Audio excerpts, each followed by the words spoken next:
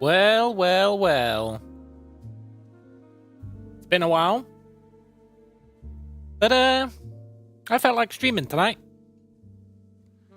And I saw that there was a detective game on the old Steamaroo. So I figured, why not, eh? Let's check it out. You know, I tried to stream at the weekend, I think. Maybe Friday. But my ISP was screwed. They only fixed it yesterday. Which was kind of jank. But all good now. Hello, Viper. I have indeed been well. I've just been very busy. Not with anything interesting. Just boring IRL stuff. But yeah, I've been good. British ISP. Yeah, man. I don't know what was up with it. It's happened a few times now. It happened, So it happened at the weekend. And then it happened just before I did my last streaming session, actually, when I was playing Cairn. I tried to stream that one day and my ISP was fucked as well. It's so annoying. I don't know why. It's been stable for like 7 years. And then suddenly over the past month or two, it's just been shit in the bed. But I checked on the website and it said, oh, the issues have been resolved now. So hopefully that's true. I guess we'll see. We're going to try this game, the Ratline, which is like a detective-y game about hunting Nazis, I think. Like after the war, I think. I think it's about like not Operation Paperclip, but in a similar vein. You know, like how after the war, a bunch of Nazis kind of fled to South America. So I think this game is about kind of tracking them down now. Maybe now. I don't really know. Haven't looked into it too much. But it's supposed to be a kind of detective-y game, kind of like the Root Trees Are Dead, I think. So, should be pretty good. So, let's have a look at the settings. You know how it is. I don't expect many settings. Hints. We don't need no stinking hints. Phone auto dial. You know what? That just sounds like a nice time saver. But it might be a spoiler, so we'll avoid it for now. Noir mode. Ooh. Wonder what that does. Well, presumably it just makes it black and white. Which means, if you can make it black and white, there's going to be no colour-related clues, presumably. Otherwise, that'd totally fuck it, eh? And then the audio. I haven't touched these. It's very weird that there's a dog slider that does nothing. Starts off zeroed.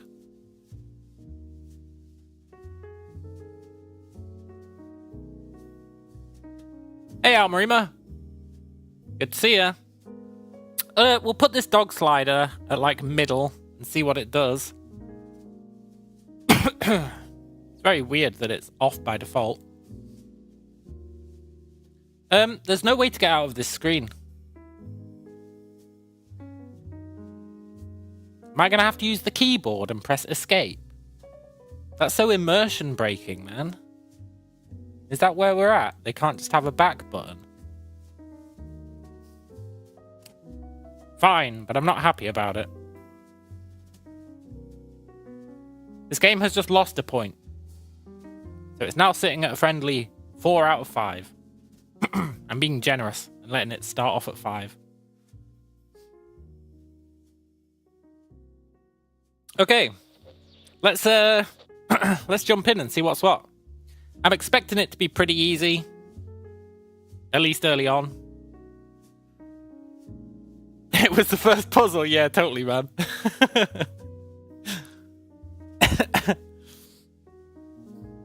Hopefully it's quite difficult.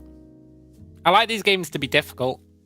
It's tricky, because if they're popular, chances are they're not going to be that difficult. So, you know.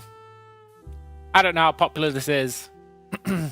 Let's jump in, New game.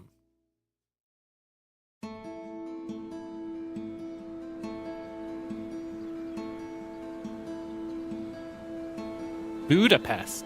Ooh.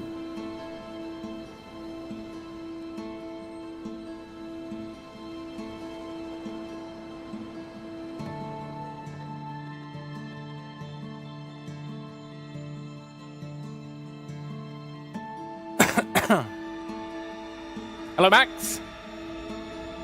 Is this a Moon Logic game? Oh my god, that's loud. Jesus Christ, that's loud. What the actual fuck, man? I don't know how loud that was for you guys. But that just blew my head off. And then the rest of the music's really quiet. What the hell, man? Shit, I wasn't paying attention to that. There was a church and it was smashed up. Now we're in New York. You'll be wanting supper, Mr. Perlman? No, thank you, Mrs. Mahler. Soon, boy. Soon. Just one last case.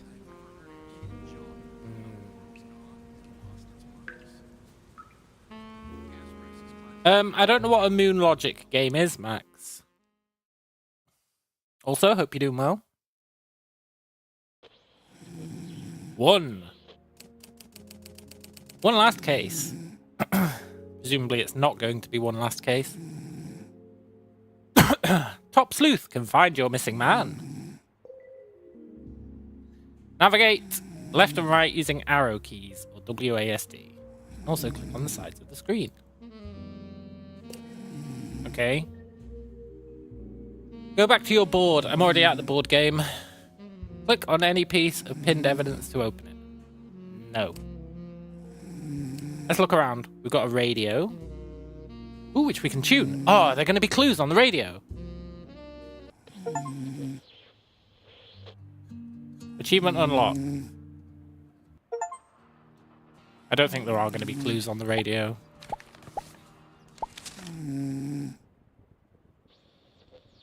I think it's just choosing what your background music is. Also, who's snoring? Why is there a rat? Check answers. So we've only got 2 screens. I guess it's the dog snoring. Achievement unlocked. You petted the dog. Is this a Moon Logic game? That comment is bugging me. Is that the company?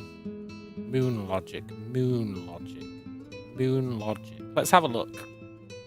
Owl Skip. It's an Owl Skip game. Okay. We can click on the window. Got a safe. Why would we want to open the window?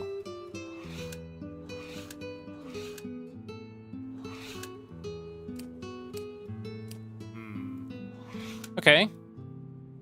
Right, I want to look at this stuff first. It's a style of game with stupid puzzles. Is it? I've never heard of that. Is that like the old point and click games? Where you'd have to do something completely arbitrary to progress. Italian bishop found murdered. Body discovered in front of altar. May the 1st. Bishop Vincenzo Tura was found brutally stabbed to death in the early hours underneath the altar at St. Matthias Church, Budapest. He was probably a Nazi. Authorities have not determined the cause, although the ferocity of the attack may suggest ideological motives. No, that's not true. Why would the ferocity of the attack suggest ideological motives? They might just be a psycho. They might have had a personal grudge with the guy. Scrawled above the altar was the word Ratline. Please continuing to look for leads. Okay. Yes, I get it, game. I know I can click on the evidence. Please stop. Assign a photo. Open a piece of photo evidence. You can click on any person to assign them to your suspect.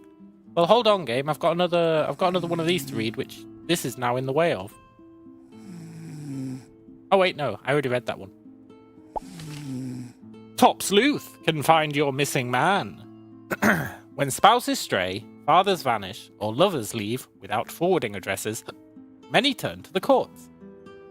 But for those seeking answers with a bit more urgency, Saul Pearlman remains the city's quiet constant. A veteran of the private investigations trade, Pearlman is known for his calm demeanor, sharp eye, and unmatched success rate in locating the absent, whether romantically, financially, or legally inclined to disappear. More recently, his talents have been put to use by the NYPD in Queens, where he's assisted in several fraud investigations. According to sources, Pearlman's meticulous approach has helped identify multiple suspects now facing formal charges. I just follow the facts, Pearlman said. If that leads to someone dodging rent or running Ponzi schemes, so be it. Everyone's hiding something. It's just a matter of looking in the right filing cabinet. Why can't we fully close this window? I only just noticed. It has to stay open a bit.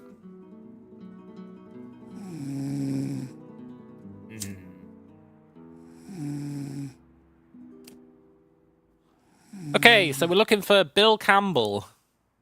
Well, I'm assuming his forename is Bill.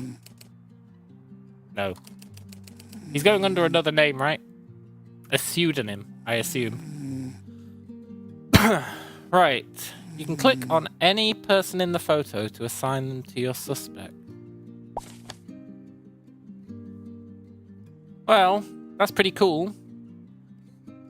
You can drag headshots from this photo to identify targets. Yeah. That's pretty cool, but we don't know anything about this guy. It's probably this guy. Maybe it's this guy.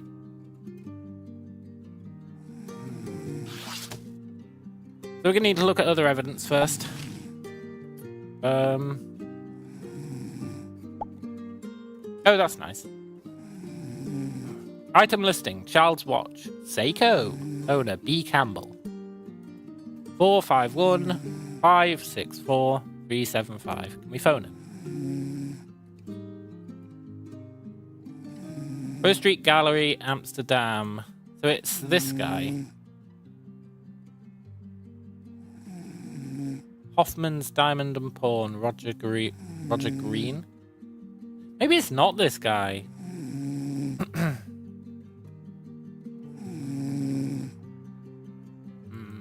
Need more intel. Local bus tours, a hit. Oh, I understand why there's the dog slider now.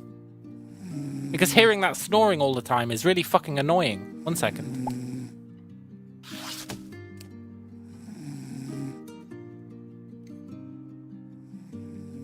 That's better.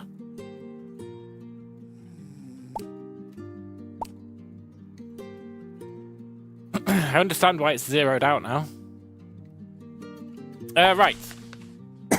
Local bus tours, a hit. It's from March the 4th. Since hitting the road earlier this year, Camden Bus Tours has been steering visitors through the sights and stories of our fair city. I'm blown away by how many folks are hopping on, says proud owner and sole tour leader Peter Giacometti. Business is booming, enough to get a mink coat for the wife, a unique watch for his son, and fixes to the old bus. They even received a special visit from their sponsor, keen to inspect the side of the bus and take a photo. Clearly the tour is a smash. I loved every minute of it, said local pawnbroker and friend from neighbouring burb, Collingswood, R. Green. Me and Mrs. Green can't wait to come again. For tour bookings, please call Peter. 451 564 375. Okay.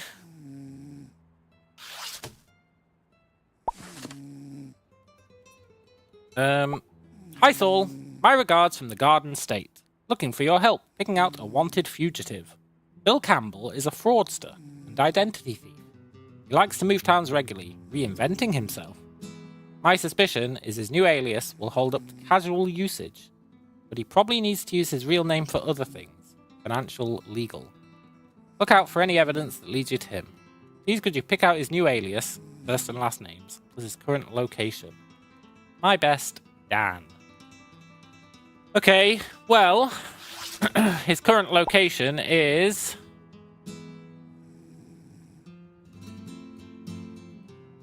Camden, right? If he's in this photo, which he must be. Camden, New Jersey, I assume that is.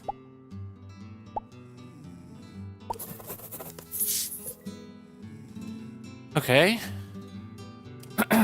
Open the glossary using tab. Okay. You know, there's a lot of quality of life things missing so far. Like, if I press tab to open this, I think you should be able to press tab again to close it. It's just not true. You have to find this little button, which is not reliably in the same place in every screen. For example, here it's in the top right. I mean, here it's in the top right. There was an example that I just pulled up where it wasn't in the top right. It was here. Not in the top right. It's actually down here. Why? Why? That's all I ask. What's this for? Linking evidence together? Moving evidence. Okay. Kind of. You not just drag it around? No. Right. So. It would interfere with their artistic vision? Yeah, I guess so.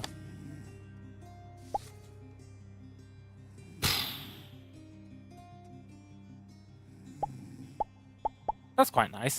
I'm not sure why you'd ever want to scale it down, but that's quite nice. Ah, if you want multiple on the screen at once, you might scale it down. I see, I see. Right. This kid has lost his watch. Look, he's got a little bit of untanned screen. Untanned skin. Which definitely implies that this is our man. Right? Because of this bad boy.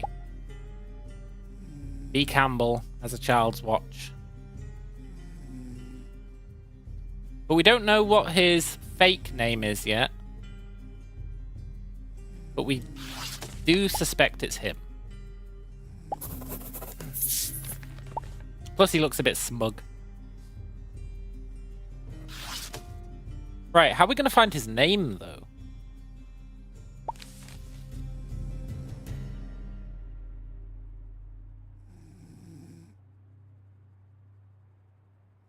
Oh, this is how we find his name. The phone number's the same. His name is Peter Giacometti. Phone number's the same, right? 564-375. So he's Peter Giacometti. Ooh. Peter?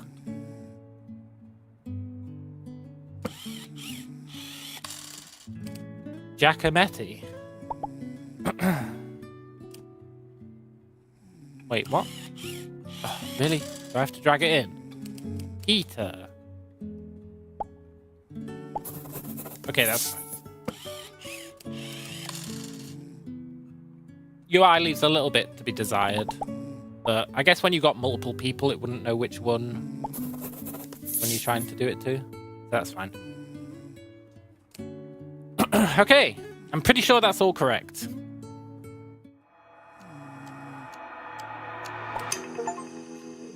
Nice. Fill in the blanks. Oh, this is like that other game. Golden Idol. Dear Dan, I tracked down Bill Campbell in Camden, New Jersey. He's been running bus tours. Ah, yes, he's been running bus watch. What the hell, man? He's been pawning buses. No, he's been running tours under the name of Peter Giacometti. Seems the tours haven't been doing all that well, as he's been pawning items, including his son's watch, to a man called Green. I thought they were going well. They were a hit.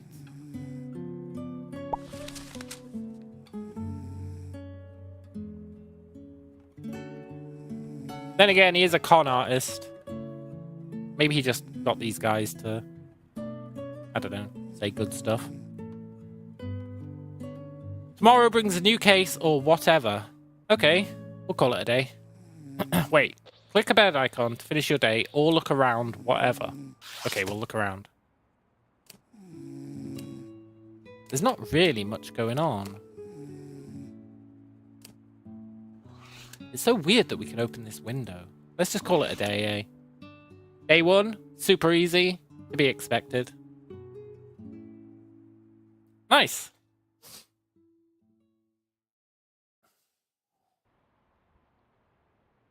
I mean, that fill in the blanks was kind of a joke.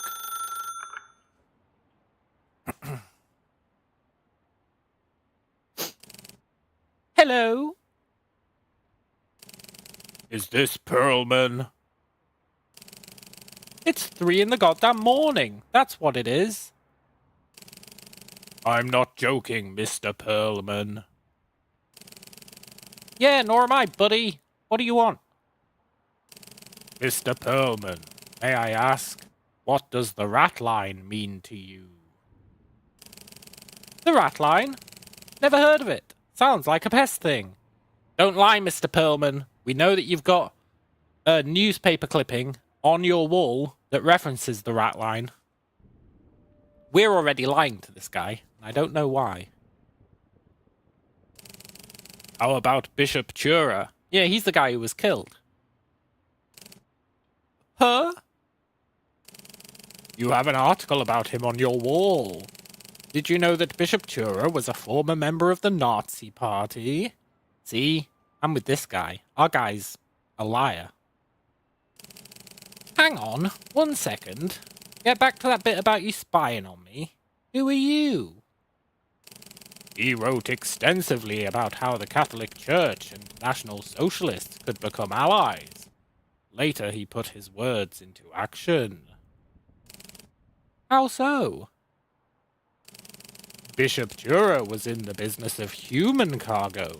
On the night of his death, he had on him a list of Nazis he smuggled out of Italy after the war. A list? That's what the Ratline is. A passage to freedom for the perpetrators of human misery. Chura was a key helper. I guess that's like the standard class way out of being a Nazi. Whereas Operation Paperclip was like first class or whatever. Fair enough. How did he manage that? He used his influence to remove them from prison, hid them in his monastery, secured documents, and arranged transport. Capable guy. What does this have to do with me? Mr. Perlman, I must be brief. We have a list, but we need an outside source to help us. You are well known as a top sleuth. Ha! Buddy, I don't know who you think you're talking to, but come on, buddy. Our guy is so full of shit. I mean, so's the other guy. He's like, I must be brief, and he's been talking forever. Do you want to go after them, Mr. Perlman? These Nazis, these killers, many of them live comfortably, growing old and fat. They believe they're beyond our reach. And this may be our last chance. We'll start feeding you names. Each case, you'll receive a dossier. When you're done with one, the next will follow. This is standard in video games. Hey, just a second. Wait. You know, we can do a retainer. This won't be cheap, but I can work something out.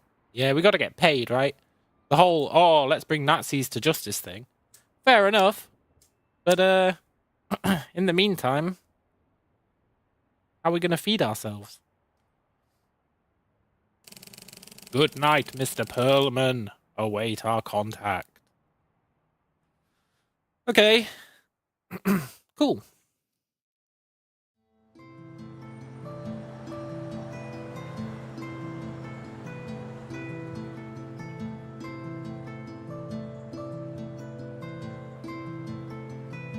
Scheiße! They got the Perlman on us.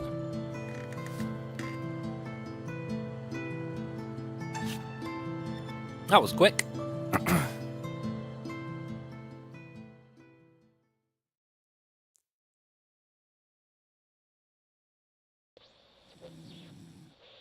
Two. Marathon men. Ooh. Nein, I just want to run the marathon.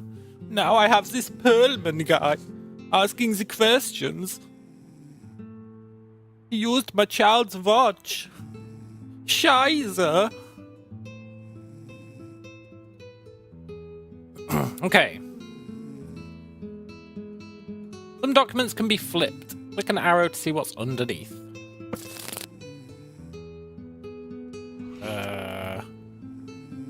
See, look, now it's on the left. What the hell, man? Their artistic vision sucks ass. I don't appreciate it. I wonder which items can be flipped. Probably this photo. Yeah. Ooh. That's going to be some identifying mark. Why do we need to call Diego? Okay, we're after Ralph Schultz and Fritz Schultz. Cool. We'll call Diego when we need to, but I'm not letting the game tell us what to do. Mr. Perlman, this is your first case. The Schultz brothers. Wanted since 1949. It's believed that they fled initially to Seville, then on to South America. It's possible they are not anymore identifying as brothers, but as some other close family relative. Contacted an associate in Buenos Aires to assist you. His name is Diego Rodrigo. Best of luck. Maybe one of the brothers is Diego Rodrigo. Possible. I mean, these two are clearly the brothers, eh? And we're going to know which is which because of this scar. For sure. And these two, I believe, had a matching symbol. Yeah, they had a matching symbol. This hemisphere. Semicircle. Thing. Dear Friedrich, I heard you're shipping out tomorrow. My undying love for my two blessed boys. Please make sure you and your brother shave your beards before then. You must be the only men in your unit who look so slovenly. Also, tell Ralphie to wash his face daily to stop infection. The dental exam results came back. I am so proud. When the war is over, you can follow in Ralphie's footsteps. Love, Ma. Okay, so this guy... I assume infection is the wound. So this guy must be Ralph, who is probably a dentist. And this guy's the other guy, Fritz. Scheiße, he noticed my scar. I think now we might have to phone Diego. We're a bit low on intel when it comes to like their names and stuff. But at least we know who they are. Right, let's find Diego. Diego Rodrigo, tailoring. 091 342 900.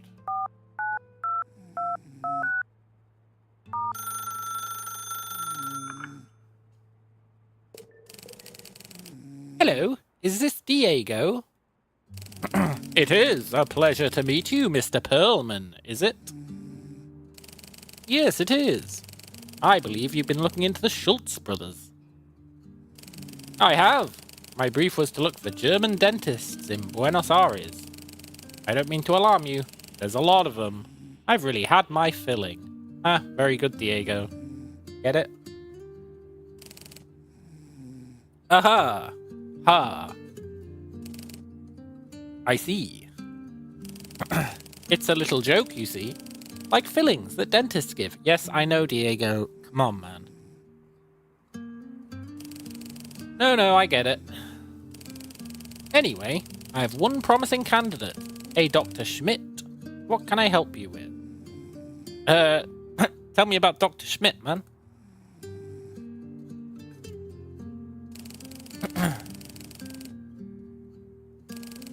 Dr. Schmidt is a practicing dentist of some renown.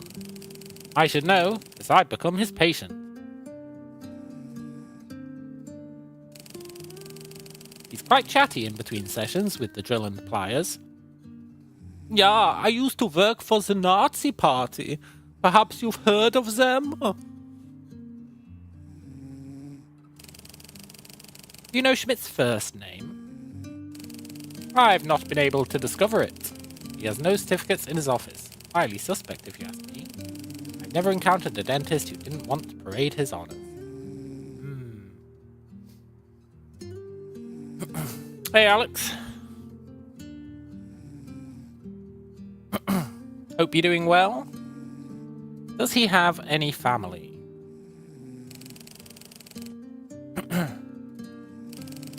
He speaks fondly of his older cousin in Canada. Apparently, his older cousin pioneered a rather celebrated new technique called an oranoctomy. Dr. Schmidt also claims to have played a role. Yeah, I'm good, man. Just been busy, eh? But I am indeed good. Apart from the fact that my internet keeps breaking every time I want to stream. But I got lucky tonight. You know much about it? Oronoscopies? No, but Nico, a charming fellow patient from Paraguay, spoke highly of the same procedure. How are we going to track his cousin, a dentist in North America? That's our job, buddy. Dentists in Canada need to conform national certification. They're likely have retrained. I'd suggest speaking to the National Dentist School and taking it from there. Thanks, Diego. Does he have any distinguishing marks? Yeah, he has a scar. He almost certainly has a scar. Apart from the beard, no. Oh, okay, so it's the other brother. So Schmidt is the other brother. Thanks, Diego. This is a detective-type game, yeah. I appreciate your war on dentists. The gums of Navarone, if you will. Come on, Diego. We're hunting down Nazis here. It's no time to joke.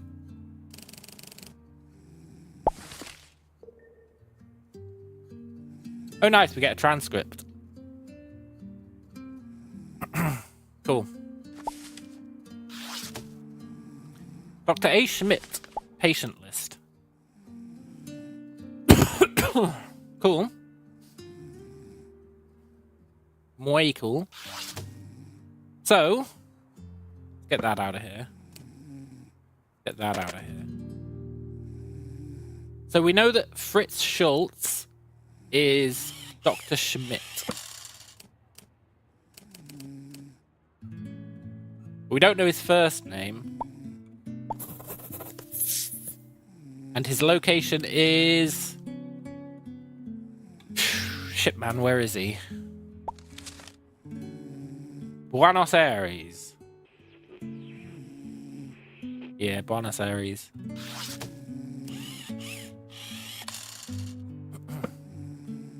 Buenos Aires.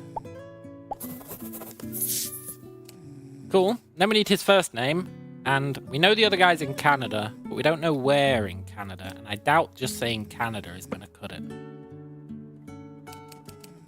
No. He might... No, he's not going to be in Canberra. Isn't that Australia? Maybe it's not. Right, what did he say? Oronectomies. Oronectomies. Oronectomy.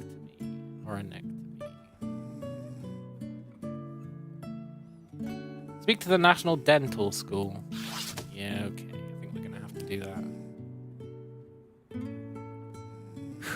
Where's that other thing we got? Oh, here.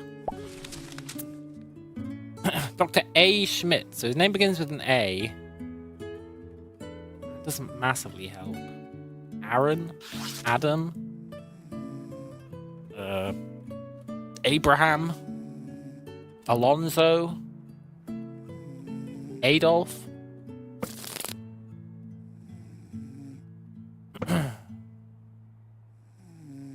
It might be under C, actually. This game gives you Flash Games era aesthetic. Yeah, I know what you mean, man. It does definitely have that feel. The graphics are very Flash-esque. With that thick outline. It's like uber Flash-esque. Let's phone the Canadian Dentistry Org. You know, I might turn on auto dial.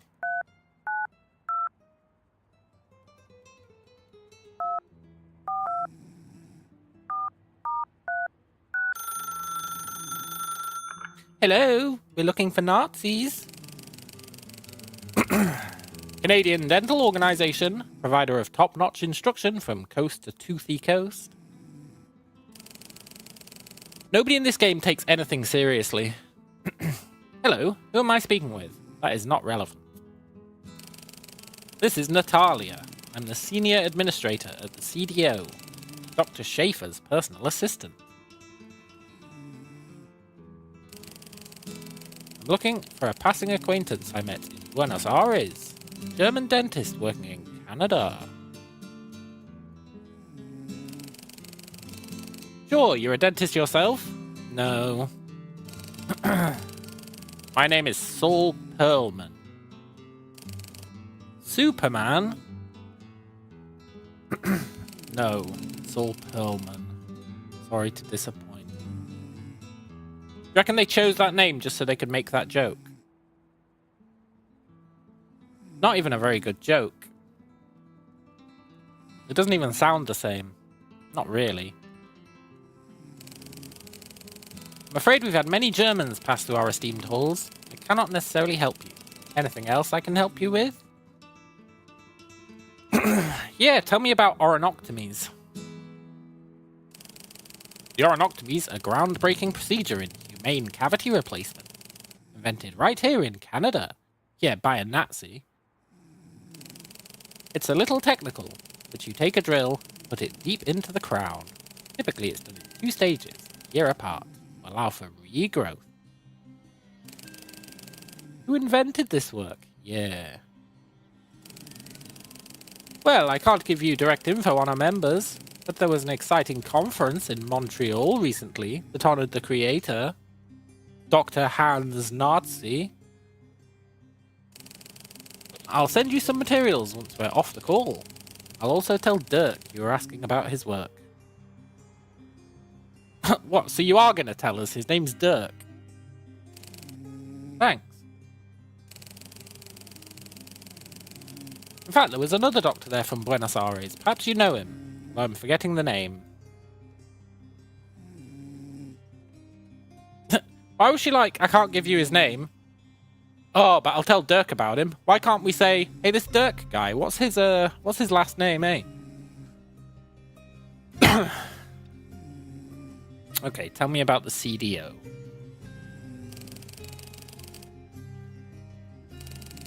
We're headed up by Dr. Herring. He's out right now. The CDO trains and certifies all dentists who want to work in Canada. We work with a variety of student dentists, as well as mature expatriates who want to work here. Where do your expatriates come from? Nazi Germany? Oh, everywhere. England, France, Argentina. Lots of South Americans, but very few of them native. I bet. Thanks. Okay, why do we care about Natalia? Isn't she just a drone of the government? She's just a government drone, right? Maybe she's banging the guy. What about you, Natalia? What's your story? When you're a hammer, everyone's a nail, yeah. Truthfully, I want to be a folk singer. Do you listen to folk music? No! Do you have anyone in your ranks who listens to German music? You mean Bob Dylan? Neil Young? No, that's far too commercial. I do a lot of traditional Canadian working songs. We got a little commune out of town. This pays the bills. Thanks. I also sing a lot about the danger of candy. Okay. You should speak to my friend Beth. Okay. That's all for now. I don't think you actually helped us much. Apart from Dirk. And you gave the contact. Thanks for the tooth and nothing but the tooth. Wow. Every single person we call just makes bad joke after bad joke. Like, come on, man. We're trying to hunt down Nazis here. Well, I guess they're Nazis anymore, but they used to be Nazis. You have a good day. Yeah. Okay. So his name was like Dirk, right?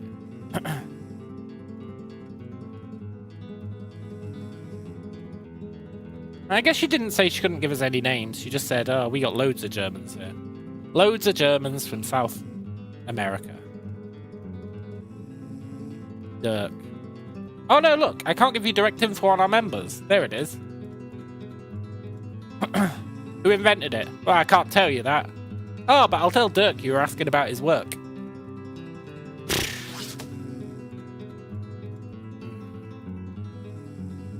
Who looks the most Nazi-esque in this photo? That's the wrong thing. There's a very clear, very, very clear winner as to who looks the most Nazi-esque in this photo.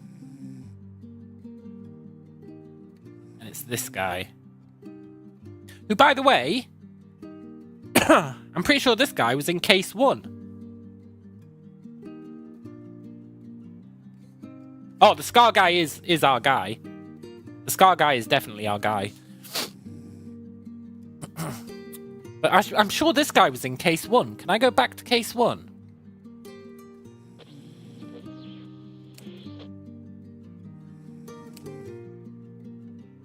Look! Same fucking guy.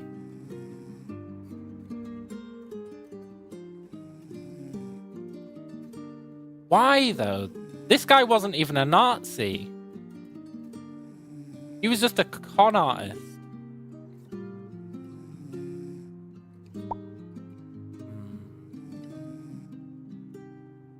That's very interesting. Anyway, this guy is a... Okay, we do care about a lot of this. But... we know that this guy... Oh, we probably need their modern pictures, eh? That's his modern picture. Ralph Schultz, whose real name is Dirk something.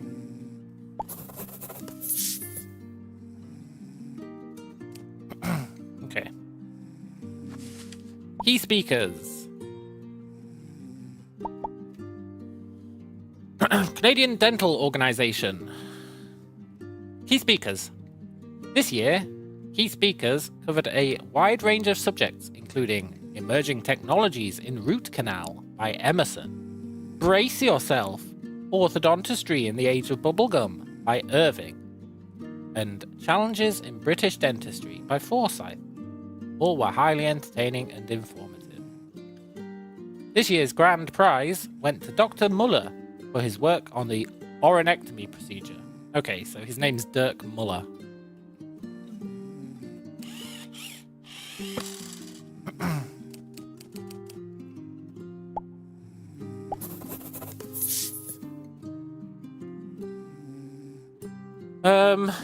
I couldn't have done it without my brilliant cousin Alex. Oh, screwed the pooch there, buddy. Big mistake. So we got Alex. We don't know his last name. Or do we know his last name? No, we do know his last name.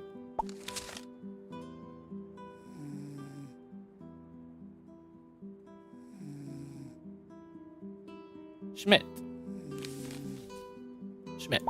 Yeah, Alex Schmidt. Cool. Now, we do need to know where this guy's from. That's like, we need this guy's modern picture, I think.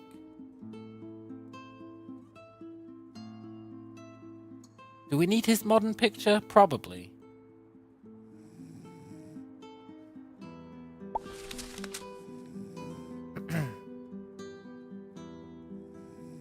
I don't think it's him. I don't think he's in this picture. Also, remember this? When I flipped it, it had the semicircles. What that means?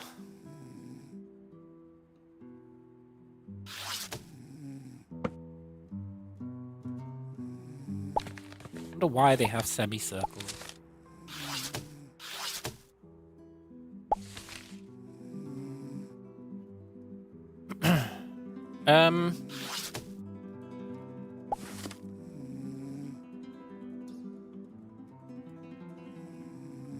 We need a picture of the guy.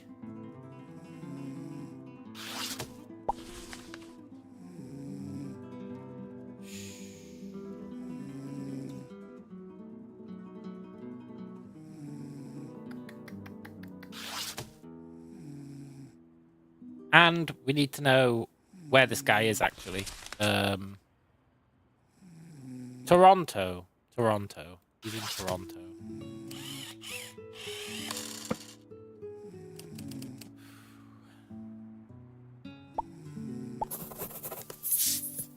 Cool. But I really feel like we need a modern picture of the other guy.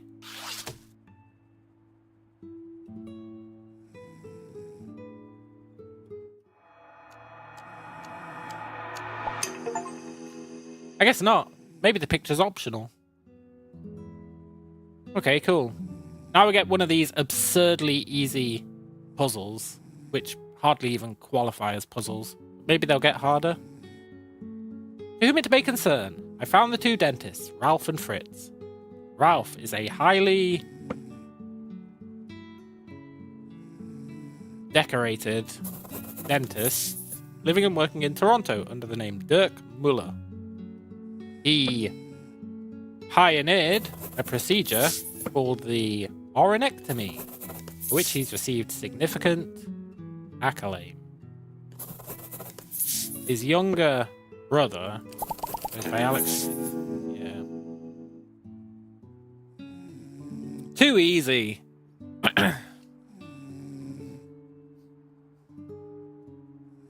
Let's call it a day.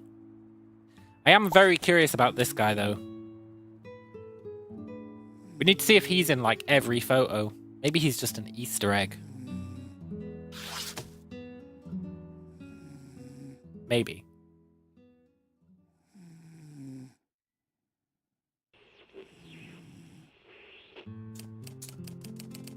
The French Collection.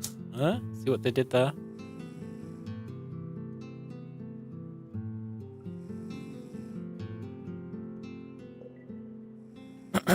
Access the library archives. Your search tool can now search the NY Public Records Library. Cool. But why would we do such a thing? Okay. We're after Wolfgang Fischer, Anneliese Hoffmann, and Helmut Schlosser.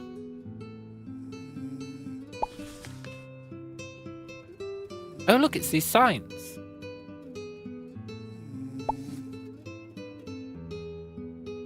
HSDFRG.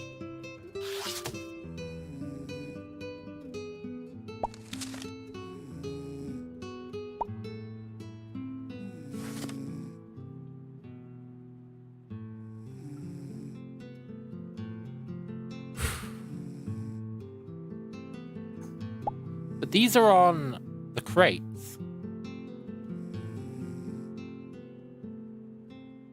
Oh, this way up. So that's HS.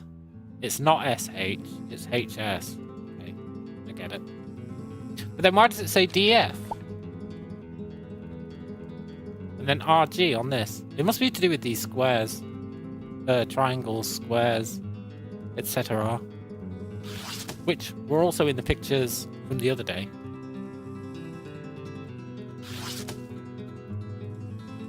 Okay. First up, we've got our letter. Mr. Perlman, we're now on the trail of Anneliese Hoffmann and her lackeys, Helmut Schlosser and Wolfgang Fischer. The daughter of a wealthy and well-connected family, she's a target of utmost importance. We've secured you access to the archives, a wealth of searchable documents that may aid in your investigation. That's cool and all. But according to this, it's just the New York Public Records Library. So which is it? Is it Public Records, which I would have had access to anyway? Or is it something you had to secure me access to? Make up your mind, game.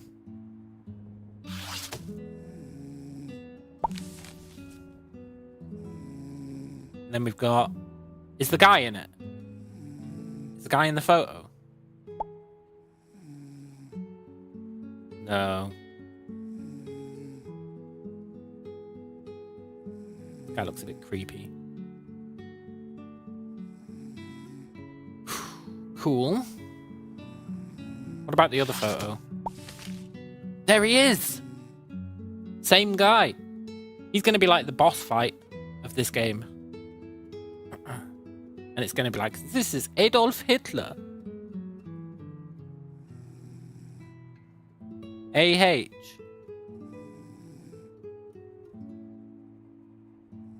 He came up with a cunning disguise. He shaved his head and mustache. That would actually be a great disguise for Hitler. Get rid of your hair and mustache. Nobody would know who you were. I don't know what we'd be searching for in the archive. Nazi. Well, it was worth a try. Okay, so we're a bit low on intel here. Except that we can probably call Helico and Partners.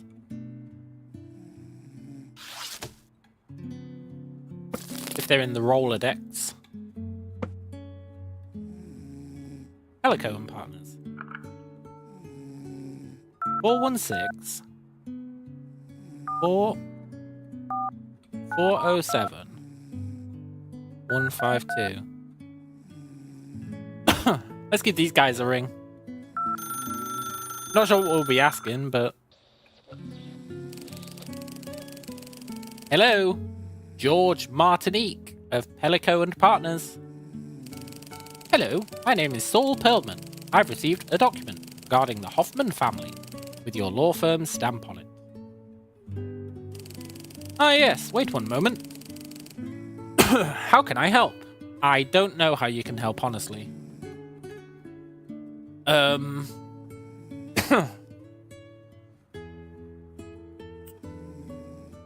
Yeah, what do the symbols mean? Part of the photo contains coded symbols. I can't help with that, but you should have a look in some archives for anything you've seen in the picture. Just check if you've seen these symbols before. Wow, thanks, George. That's real handy.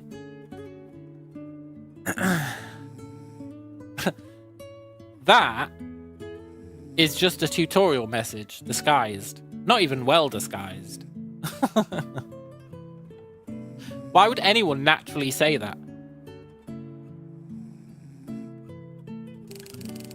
Thanks, George. Okay. What can you tell me about Schlosser and Fischer? Yeah. Helmut Schlosser was high up in the Austrian command chain. Very tall and handsome man. He was also vain and cruel, capable of days-long rages. Damn! Days long? As in multiple days? That's crazy. That means he was angry, he got tired, he went to bed, and he woke up angry again. What the fuck, man? I don't think I've ever been angry for like more than...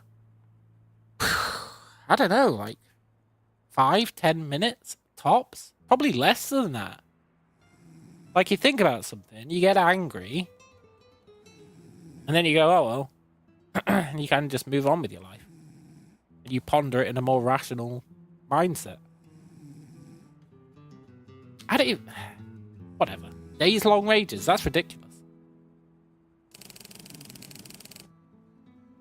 Not your typical Nazi then. Yeah, they were known to be pretty calm. Very good. Oh, we were being sarcastic. There are stories in the archives of him beating up his servants, kicking his dogs. All qualities that endeared him to high military command. I just don't think that's true.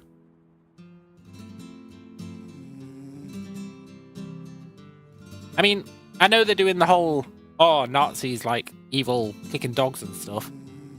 I don't think anyone kicking a dog would endear them to military command. Surely military command would be like, what the fuck, man? But nein, wir are Nazis. We love people kicking dogs. It's a bit on the nose, in my opinion. And Fischer? Fischer's a murkier figure. Mustache Man liked his dog. Yeah, exactly. Exactly. If anything, they'd have been like, don't do that when Hitler's around, buddy. You'll get us all shot. Fischer's a murkier figure. He was a close friend of Schlosser, but less so with the Hoffmans. He wasn't at Annaliese's and Helmut's wedding. Oh, okay. I think he was deeply in love with Annalise. You got a love triangle going on. Well, not really a triangle. I've gleaned from some letters that this was mutual. Oh, it was a triangle! Well, not really.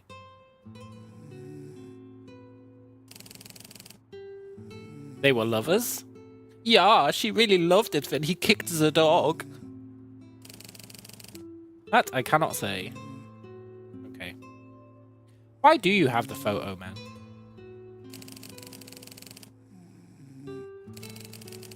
Mr. Perlman, do you know what a private archive is? No. No? Maybe we're lying to him. Obviously we do. We're a detective. Say there's a very rich family, for example the Hoffmans. They might wish to have a place to store the enormous amounts of documentation stemming from their personal affairs. Somewhere confidential. Yeah. Proof of business malfeasance? Sometimes, but also more personal affairs. All out. Legitimate children. drug problems, identities. I'm struggling to follow. Our guy is such a fucking dumbass. He's struggling to follow. We asked him, why do you have this picture of, like, these Nazi guys? The dude's like, oh, well, do you know what a private archive is? It's like where families and stuff keep all their, like, dirty secrets and stuff. And our guy's like, what? What's that got to have to do with why you've got this picture?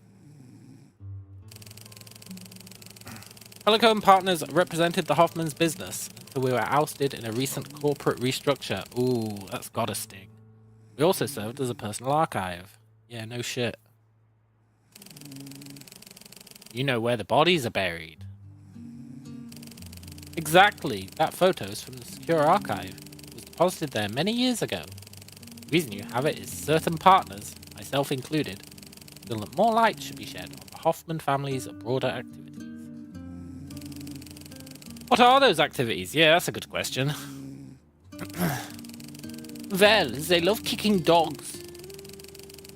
The Hoffmans run cafes, restaurants, stores. I've met a number of their regional directors. They have surnames like Rodrigo, Cervelli, Giro. What do you think their accents are? I think they might be German. German. 9! Austrian, you idiot! Didn't you know they come from Austria, not Germany? Alex says, your German accent's very good and funny. I don't know how accurate it is. You are smart. They all have strong German or Austrian accents. Yeah. And are roughly 50 to 60 years old. What, every member of the family is roughly 50 to 60 years old? You think the Hoffmans are hiding people inside their companies? Maybe the Hoffmans are people. I do. Including family members. No, that's where they draw the line. They won't hide their own family members. That I couldn't say. What was the restructure about? That's a good question. Corporate restructure. I think there was a big scandal. I heard little. It was all covered up quickly. Oh yeah, sounds like a big scandal. After that, a lot of people were moved around and we were cut off. Oh yeah, there was this massive scandal. Oh, biggest scandal you've ever seen. Yeah, I didn't really hear anything about it though, and it kind of went away really quickly. What can you tell me about the Hoffmans?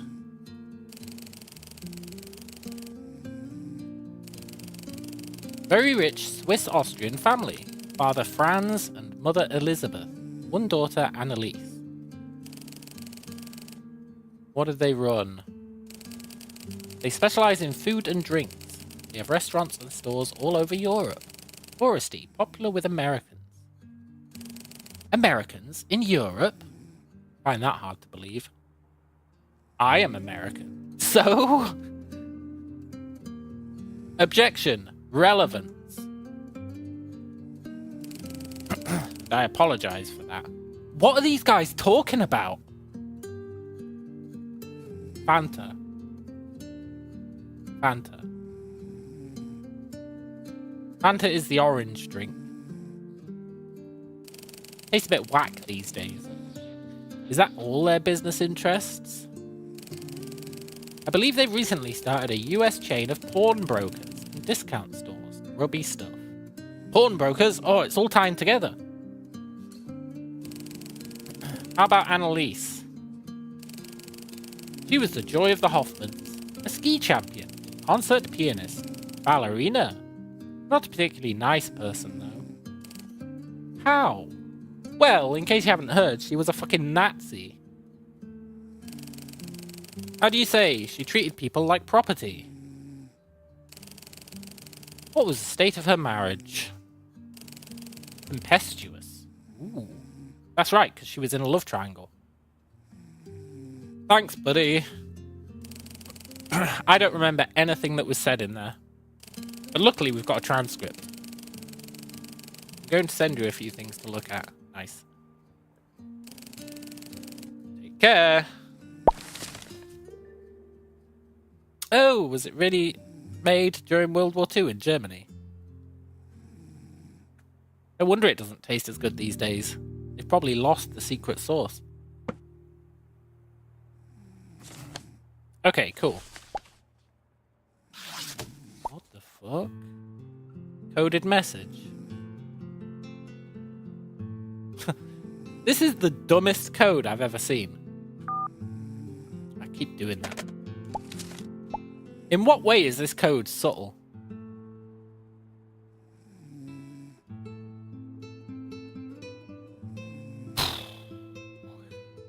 If I had to guess, for each of these pictures, it will decree which letter in the word to take. For example, in envelope, you will take the first letter. For sure. For sure you will. Because it has to.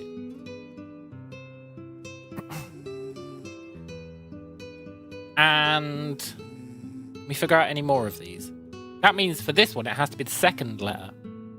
O. Okay.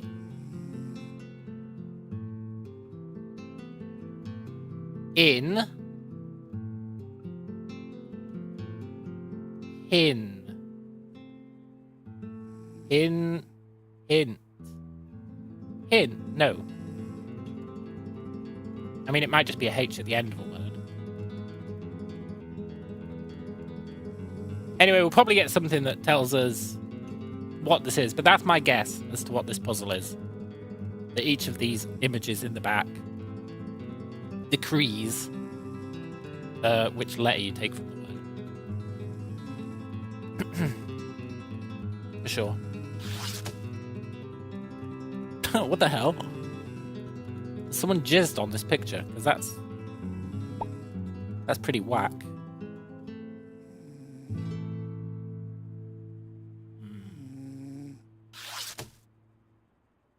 Wow, she gave us loads of info. Dearest Annalise, I'm sorry to hear about Helmi. We can handle arrangements, but you need to leave Europe as soon as possible, yeah? We have new opportunity that could provide you with some cover. The first name, however, will have to stay. Why? Please take care. Your cousin, the young Master Kunst, inquired after you. He is terribly fond. What a shame this all is. Of Ma and Pa. Why would her first name have to stay? I'm sorry to hear about Helmi. Helmi. Helmet? Is that like his nickname? Hoffman Enterprises. Corporate structure. Now we're talking. Hey, Hans. Great to see you too, man. Okay. Corporate structure. Ian F. Hoffman. Okay, we've got loads of names in this one. Hoffman Diamonds and Pawn to be determined. Interesting. The Crusty Loaf. Green. Green was mentioned somewhere else. Also, page 1 of 2. We get the second page. No. What are they hiding?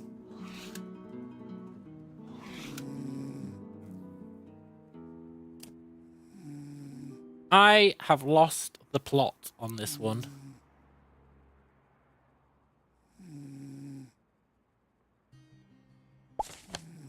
This conversation was so long.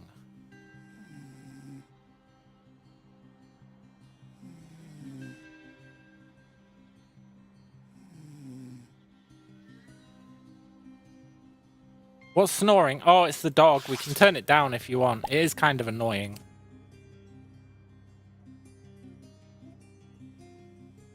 No. The dog. There's a dog slider here and it starts off at 0. But if you move it up, you just hear the dog snoring all the time. We'll put it like ever so subtle.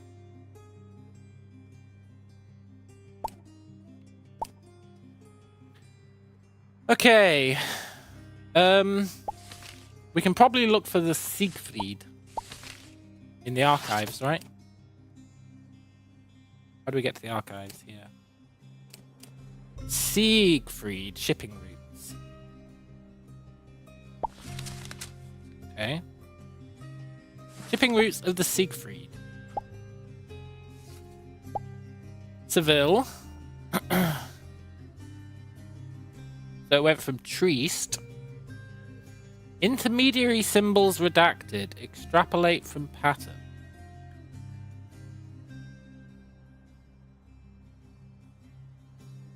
Oh, okay. So it's how many sides it has. I get it. I understand, sort of. So, this would be a semicircle. This would be a triangle. This would be a square. And this would be, well, it is a pentagon. So that's how you know where something's coming from, is the symbols. It's the amount of sides it has. Did that put it on our board? No, that's mildly irritating. Can we put it on our board? Yes. Good. Okay, this board is going to get hella full.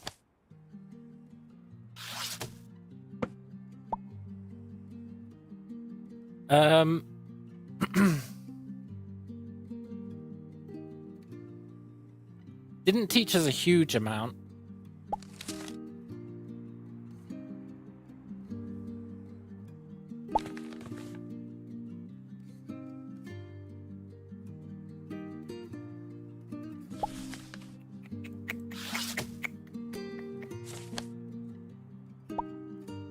Hey, look, he's with the priest. That's probably that priest guy who got murdered at the start.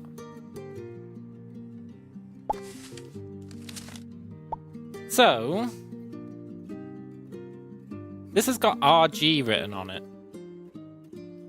And WF. Maybe that's like...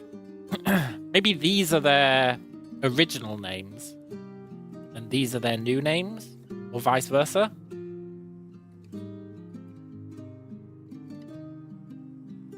I could believe that. AH, Annalise Hoffman, became HS. Then there's a HS up there as well. Helmut Schlosser. Okay, cool. So this is their pre-rename. Prior to the rebrand. This is their Nazi name, let's call it.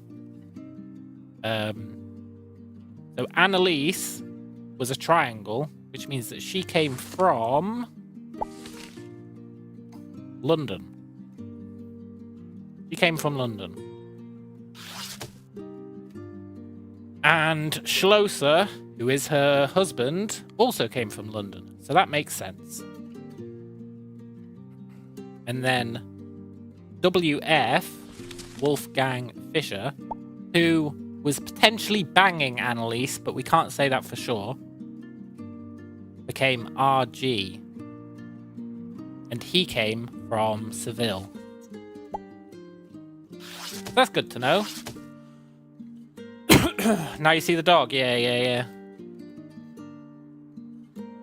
You can click it. I don't know what the deal with this is, other than that this is almost certainly Annalise. Otherwise, why would this exist? But it won't let me drag. Why has she got weird blue veins?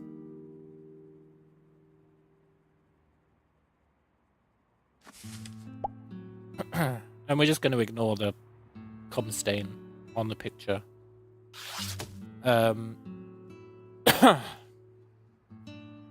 She's infected, yeah, maybe. And then we need to figure out this as well, which I think I have figured out, but I can't be bothered to take the time to figure it out. Mescaline addict. I don't really know what mescaline is. I don't know. I feel like I'd be in a better position if that conversation with that dude at Pelico and friends hadn't spent so much time talking shit. It really threw me for a curve. Right. Let's figure this out, right?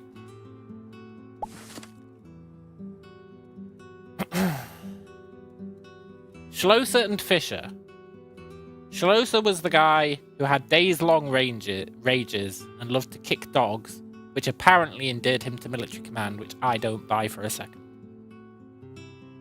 Funny if there was just a picture of a dude kicking a dog. It's like, oh, that's Schlosser. Fisher is murkier. And yeah, he wasn't at Annalise and Helmut's wedding. Does that help?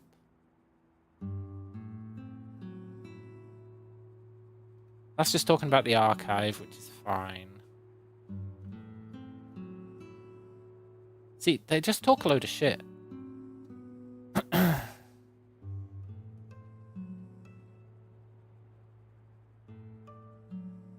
So, this is what he's talking about here. Their regional directors are Nazis. When they have surnames like Rodrigo, Savelli, Giraud. So Savelli is probably a Nazi. Faust is probably a Nazi. Ferry's probably a Nazi. Giraud's probably a Nazi. Gomez is probably a Nazi. That doesn't really help us. Right. The Hoffmans. I feel like if we start with the Hoffmans, we'll be able to really crack down on it. Annalise, we know for a fact,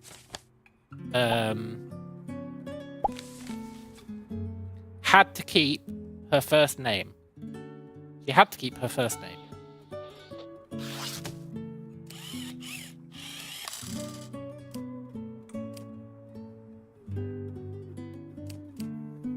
Monster. Am I on forename?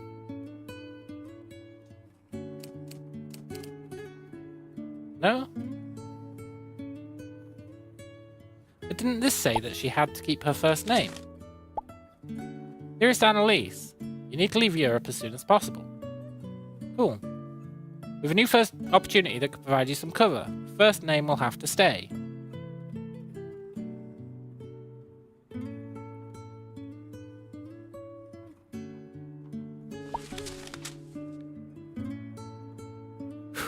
Your cousin, the young master Kunst, inquired after you. He's terribly fond. Is that implying that Wolfgang has renamed himself to be called Kunst? Oh, has she done like a double dip? Has she renamed herself twice? So it's not her first name has to stay.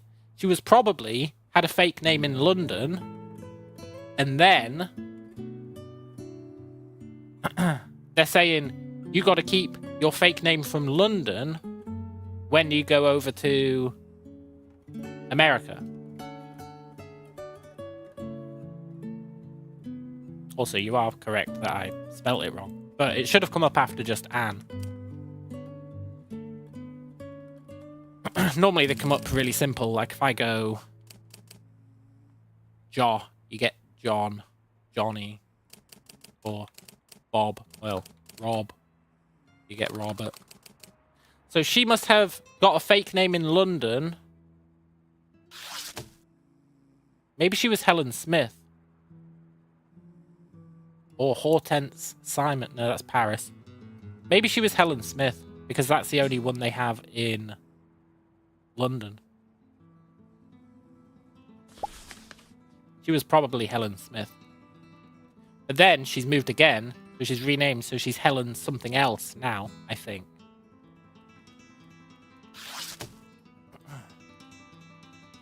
Although, who the fuck is Eva?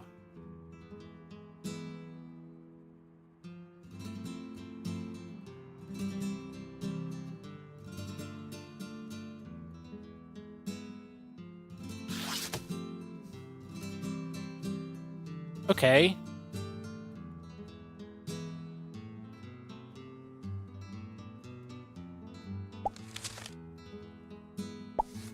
HS, Helen Smith. But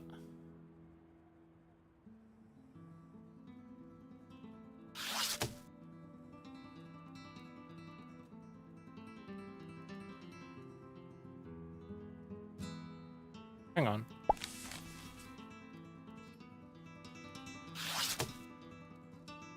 But this is when it's coming from London, right?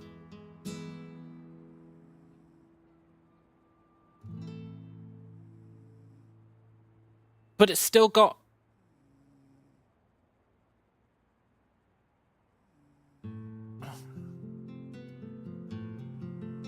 I don't get it.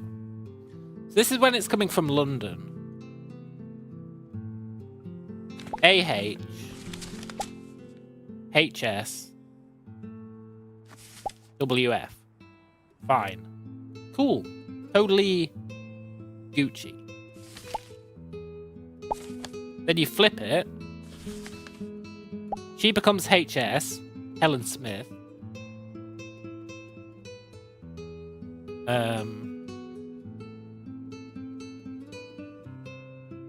He becomes DF. And he becomes RG.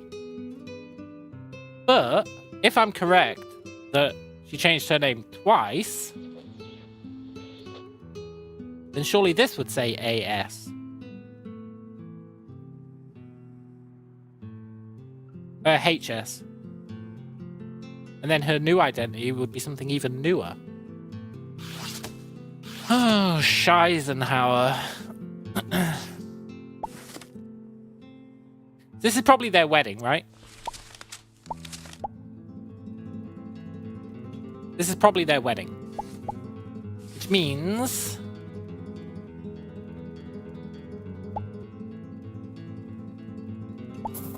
you're probably Annalise, who was married to...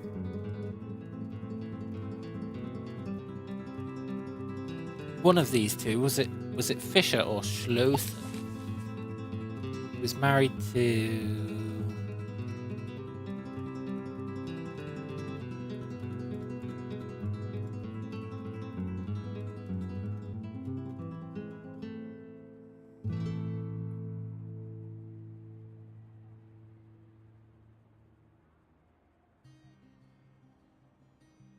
Schlosser.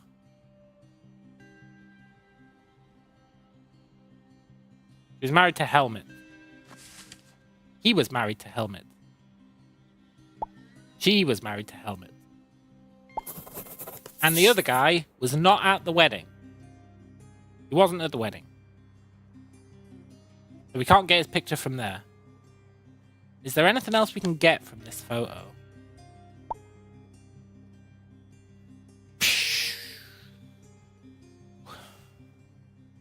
She was way too eager to be, like, in the center of the frame. This guy was holding her back. Like, no. This is their day. So this must be E and F. Not that that matters. This is like Gollum trying to steal the ring. So I think this photo is literally just to get us these, right? Then we need to find Wolfgang. But then what is the purpose of this picture?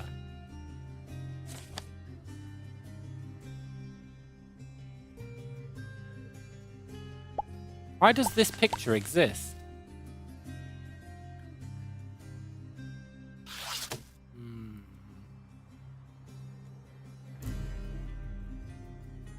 Right, I'll be right back. And then we need to try and figure out this code.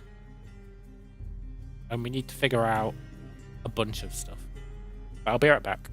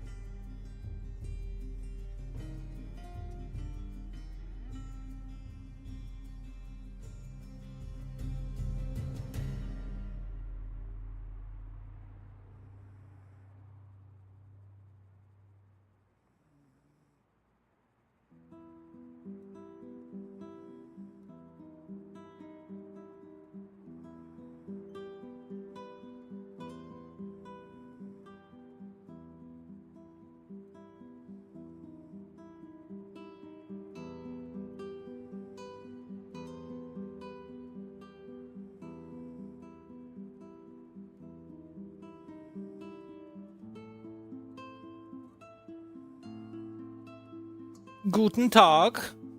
Mein Name ist Helmut Schlosser und I love to kick dogs. I would like to work for the army. You like to kick dogs? We are impressed. That is impressive. That's what this guy says anyway. He loved to kick his dogs, and they endeared him with high military command. Right. I feel like once we get one of them, we're going to get the rest. How are we going to figure out that code?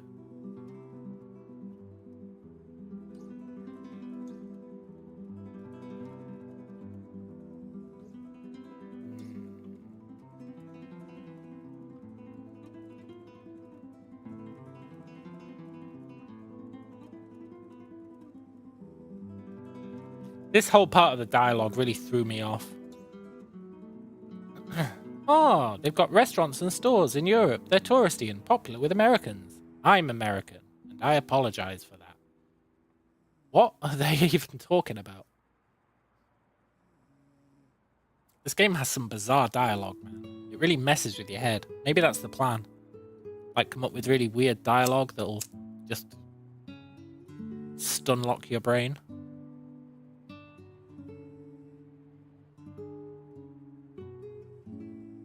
Right. So that's probably her and her daughter.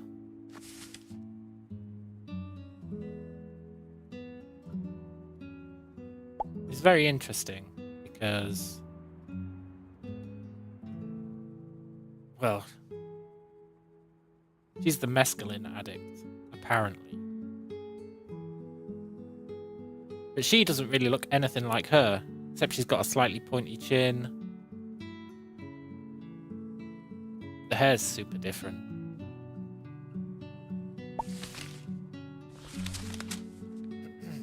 But it's got to be her, right? Although in a game like this, I would expect it to be super on the nose, and her to be wearing the same necklace in both.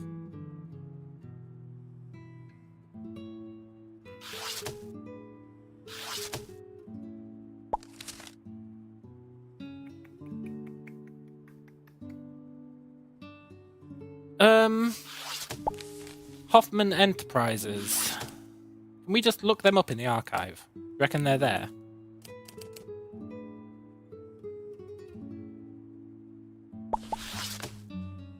There's the restructuring. Let's pin that.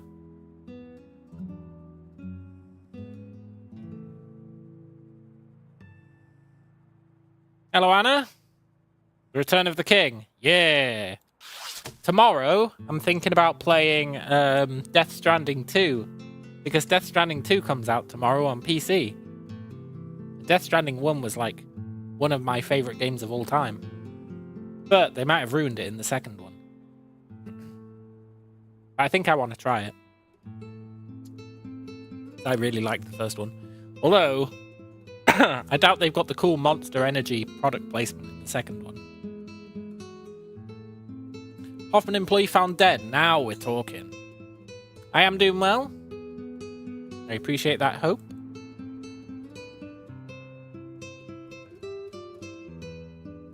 Did I change mic, or are you chipping out? My audio settings change like every stream. I didn't change mic, but I did tweak the settings on it. But that was before the Cairn streams. So it's been the same since then. How do I open this damn archive? Oh, there we go. Ah, look, it's the same people.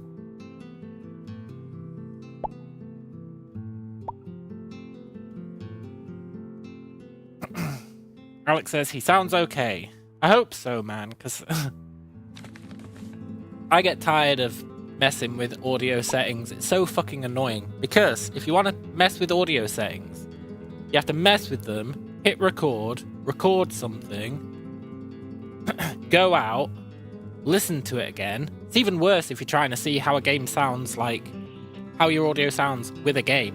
It's such a fucking headache because you have to load the game, get audio playing, record something, stop recording, go out of the game so that the audio isn't playing, then play the video of what you recorded and go, does that sound okay? And then, oh no, it doesn't sound right. So you tweak something, you do it again, and you go, did that sound better or worse? And because I've got severe aphantasia and I can't remember sounds, it's nigh impossible for me to tell which one sounds better or worse. So it's a fucking nightmare trying to, like, configure audio. So, what I did was, I went to YouTube and I said, OBS audio settings. And there was a video, and I went, right, I'll just copy exactly what this video does. And that's what I did, and that's just what we're living with. Because I can't improve upon it in any way, shape, or form. So this is what you get, sadly. Although I haven't listened to it, so maybe it sounds okay. Anna says, as a Linux user, I'm an enemy of audio. I'm an enemy of audio as well. But I'm an enemy of Linux. Yeah, I think it's probably okay. I trust the YouTube video. And I think when I previewed it, like 2 months ago, I'm pretty sure it sounded okay. Better than usual, let's say. Anyway, this is going to crack the whole case wide open.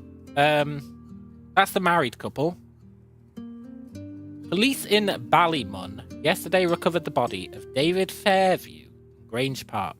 Detectives say Fairview sustained multiple stab wounds and bore defensive injuries consistent with a violent struggle. Forensic officers also believe the body may have been moved after the attack. Investigators are now appealing for information on a tall blonde woman in her early 50s who was seen in the area with a male companion around the time of the incident. Anyone with information is asked to contact Ballymun Garda Station.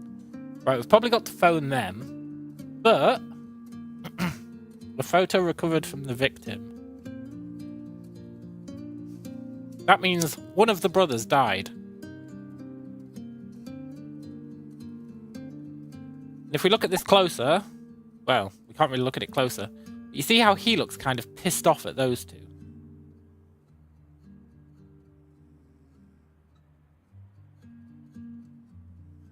First up, we can assume, I think, that David Fairview is the husband, aka Helmut Schlosser, which, by the way, we can confirm HS, because this is upside down, Helmut Schlosser became DF, David Fairview. Nice.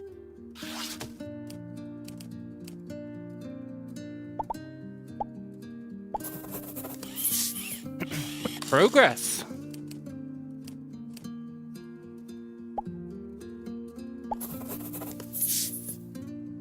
And that would make her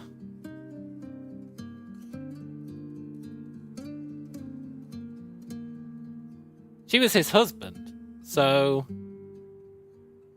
Helen Fairview? She was Helen, right?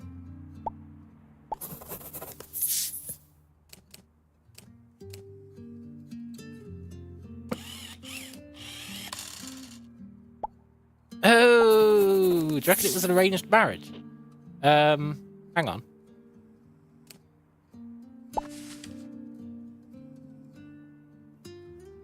We have a new opportunity that could provide you with some cover. First name will have to stay.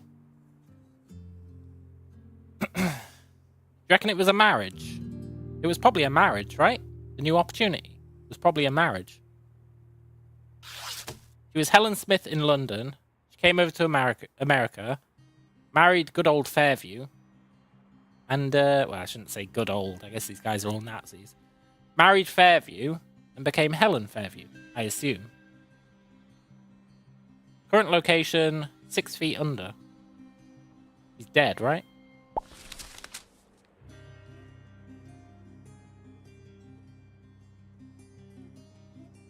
Riddle me this. Man found murdered in Dublin Park. Grange Park. Dublin, though.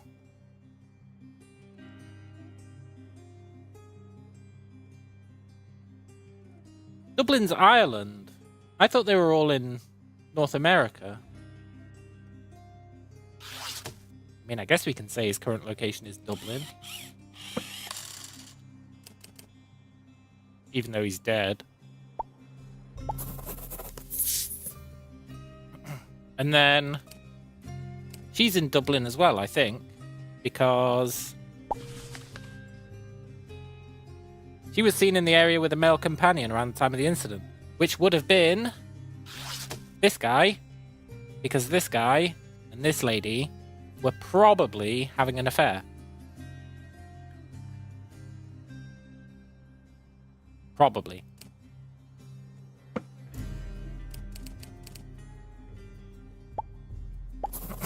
Cool.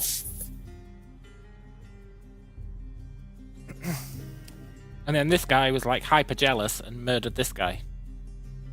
Or at least put him in the hospital. But we don't know shit about this guy. And this must have relevance, right? This must have relevance to this. The restructuring. London. Is there one of these in Dublin? Crusty Loaf. Which means the Lamplight Larder should have been restructured to the Crusty Loaf.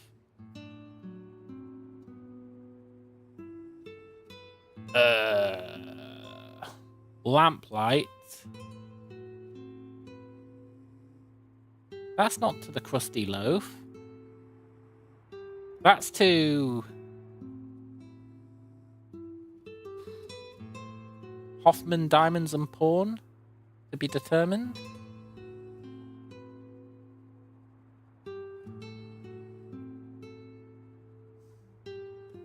I assume.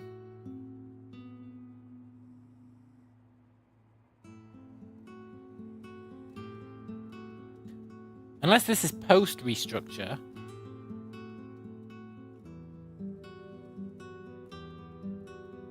When did that murder happen? Or that stabbing?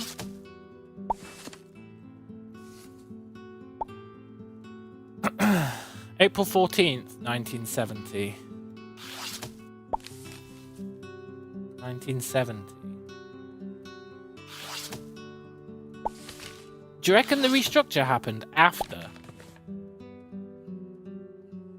I'm sorry to hear about Helmy. He got stabbed. Ahaha, it's all coming together. I'm sorry to hear about Helmy. He got stabbed. We can handle arrangements, but we need to leave Europe. We have a new opportunity that could provide you some cover. Okay.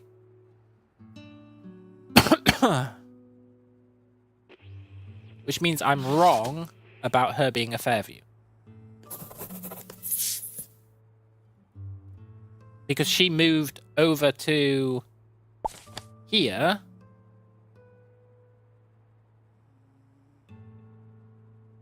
And well, she moved to London.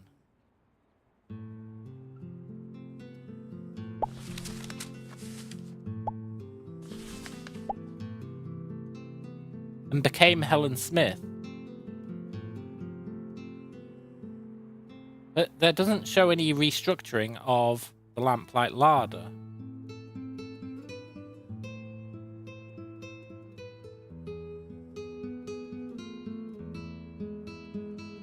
And didn't she move? No, because all their stuff is in Europe. So she's not in America.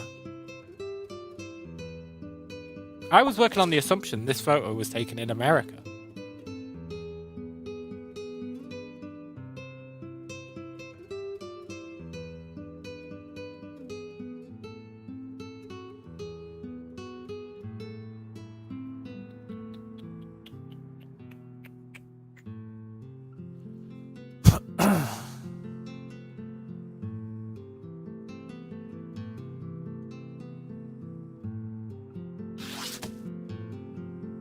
Confused.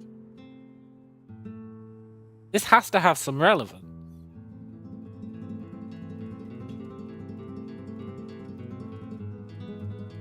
Two people went to work at Hoffman Diamonds and Pawn, which might be in America.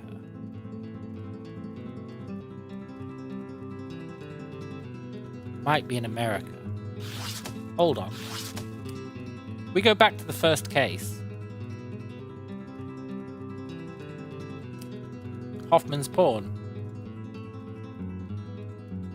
It's in Amsterdam.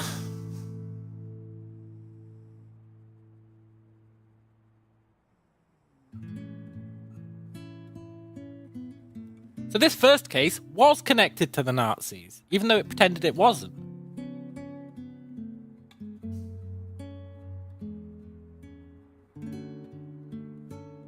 Is that her?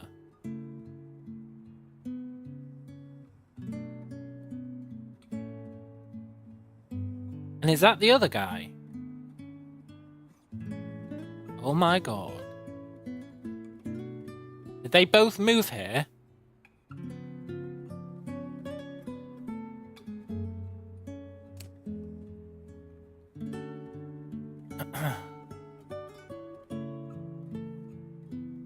They move here.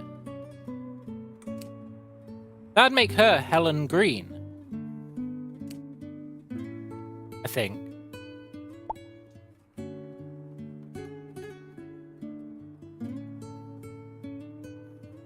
And it would mean she's not in Dublin anymore.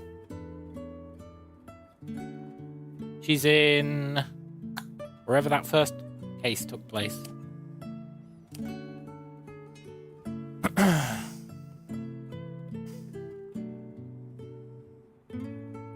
Camden, New Jersey.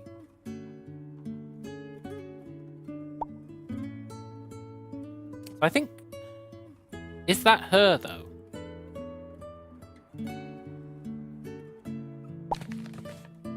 If we assume that that's her, which I think is a reasonable assumption, in all honesty. Like she changed her hair colour? Or the other one is just black and white? If we assume this is her, then her chin is way rounder.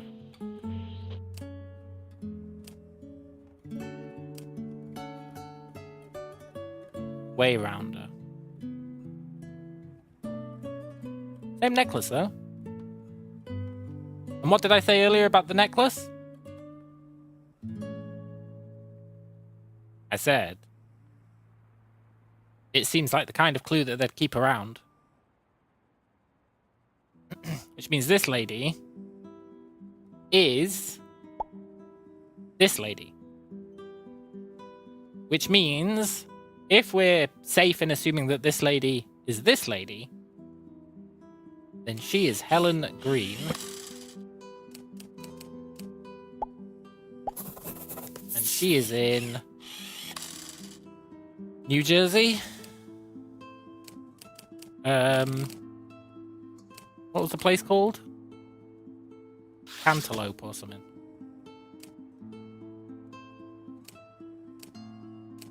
Camden.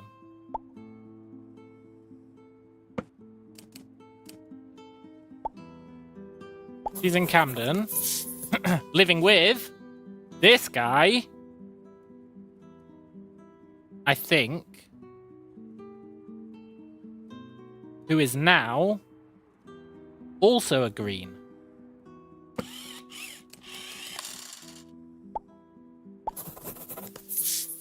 Pretty sure. And his name is Roger Green. He used to be in Dublin. It's all coming together. He used to be in Dublin. His name is Roger Green.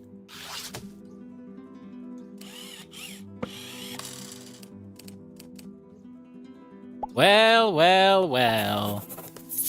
And his current location is Camden. They're living together. Now, let's add a picture of him just for posterity.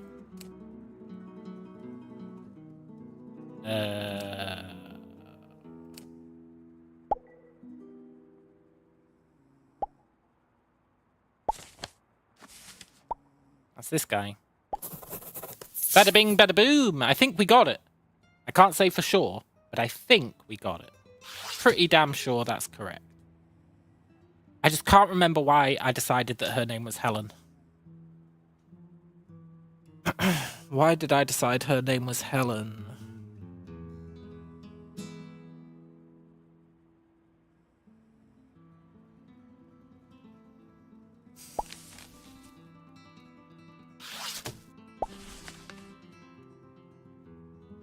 Because of the crusty bread and the lamp, I think.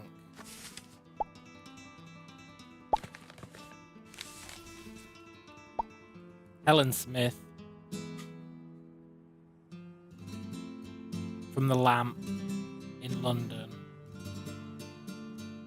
Yeah, that adds up. That adds up. She was in London, which is proven by this. AH, that's her original name, which is a diamond. Diamond means London. Yeah. Yeah! I'm confident. Now, we didn't have to use this. And I would really like to solve this, but I assume in the same way that we had to go back to the first case, we'll have to come back to this case later to get information from this. But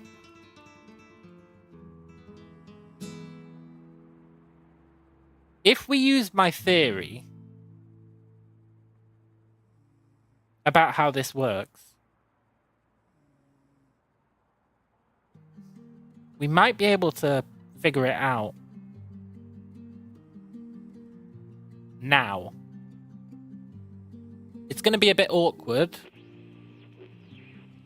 especially without like a notepad to be able to type in. But I think we could figure it out.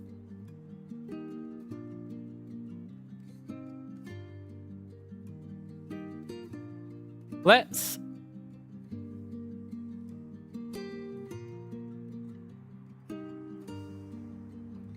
Is this gonna work?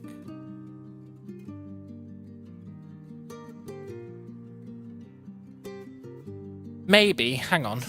Let me add...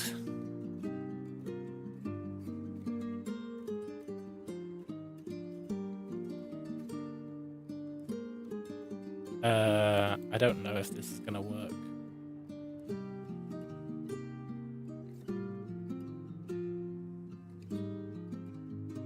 Nope. That totally did not work. Okay. What if we just do one of these? Right. Here we have the note, right? Now I'm pretty sure what this means is envelope, you take the first letter, right? I'm pretty sure.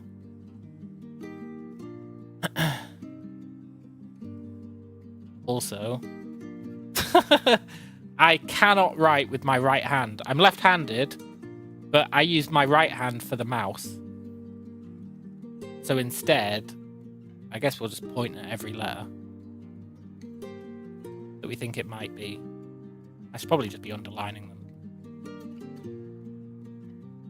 I, N, I,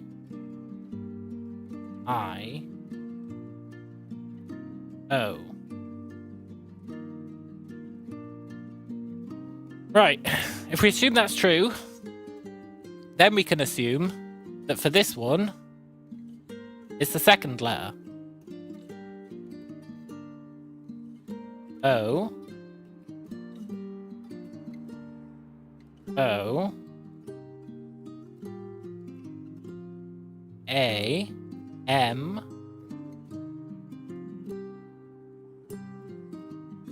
H.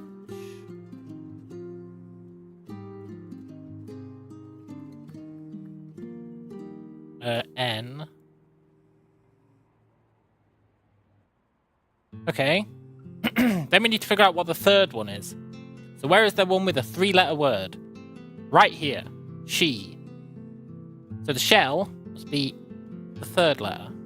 Because it can't be the first or the second.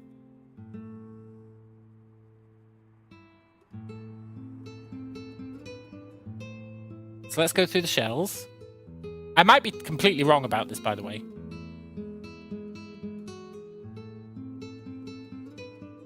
This might not be how it works at all. But it would make sense.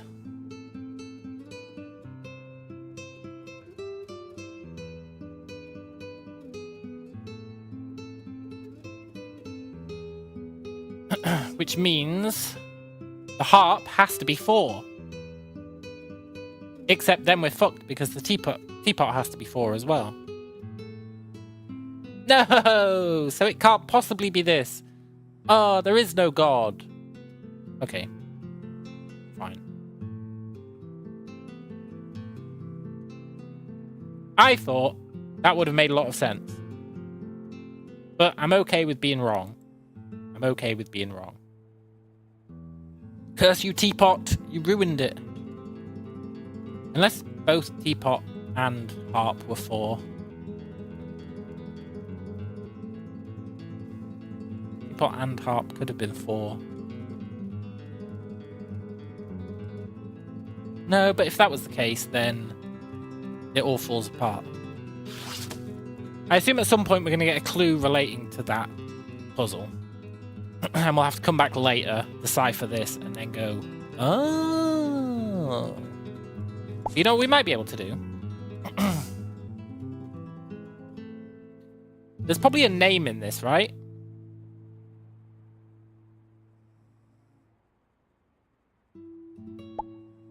There's probably a name somewhere in this. And I'm willing to say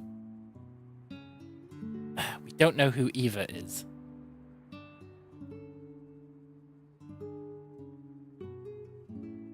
You know, if it turns out that she's renamed herself to Eva, I'm going to be very upset. But I'm pretty sure this has to be correct. Let's just end the day. Or check the answers, rather. And hope that we're correct. I think we are. I think I deduced everything correctly.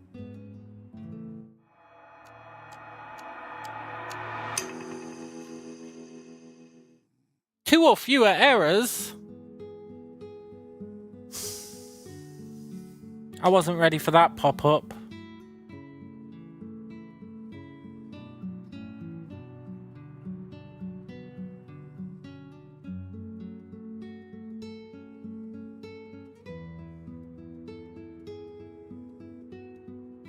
Okay.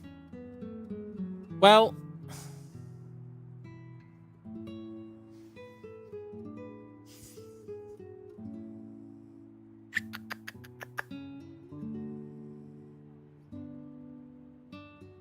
It's this guy, I think. Because if these two...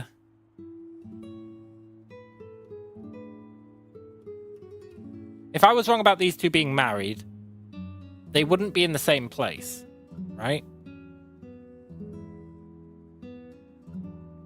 And they wouldn't share a surname. And that'd be more than 2 errors. Which means I think these two are correct.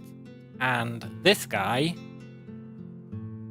Helmut Scheiße, I must have something wrong about him. For location, is dead an option? Deceased. 6 feet under. Graveyard. But we know his name's David Fairview.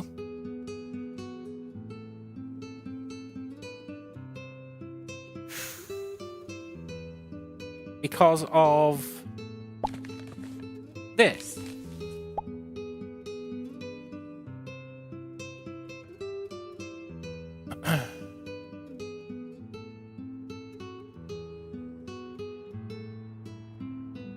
Ballymungarda Station. Let's give them a call if they're in the list.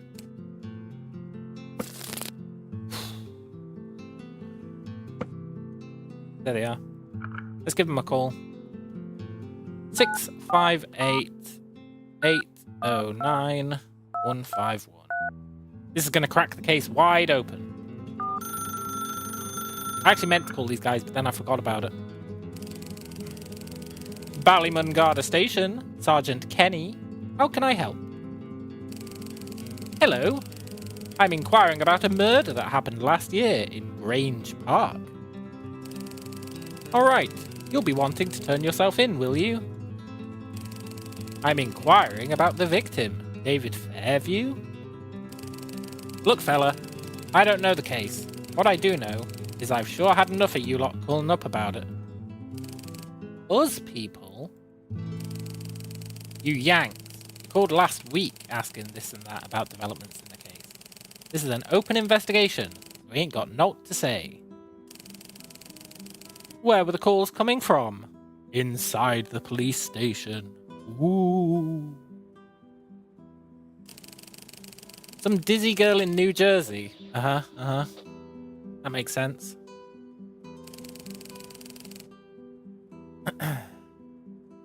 I'd really like to piss off. This did not help.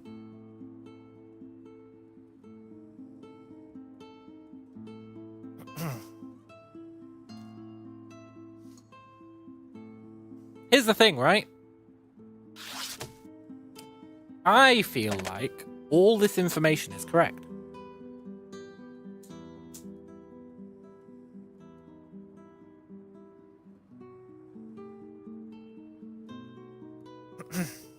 I really feel like it's all correct.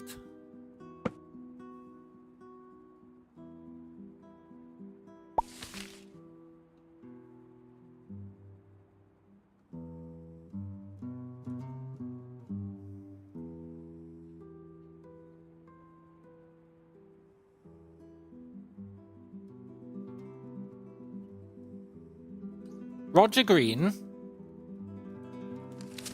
was this guy. He was living in Dublin, managing the Krusty Loaf, whilst she was Helen Smith, living in London, managing the Lamplight Larder. Right?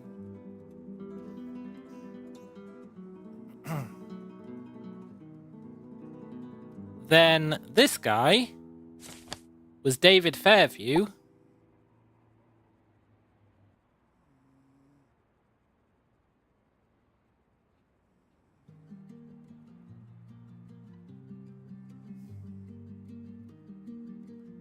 Well, we know for sure he was David Fairview.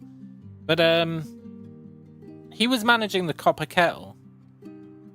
I guess the only problem with that is, wouldn't that have made her Helen Fairview? Which is what I initially said.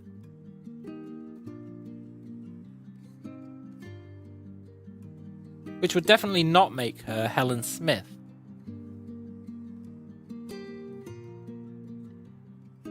But we know that these two were in London together. We know that for a fact.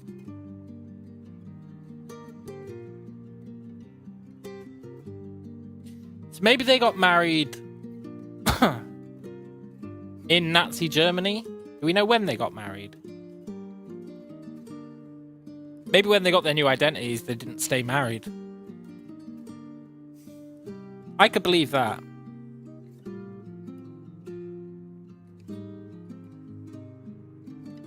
Here's the thing, right? If the answer is London here, which I'm starting to think it is, then that's wrong. Because he's not in London. He's dead in Dublin. But he was living in London.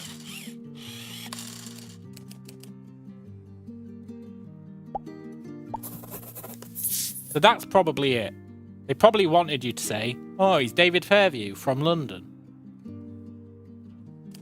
Even though he died in Dublin. I guess maybe they took the body back to London. Anyway, now it's going to be correct.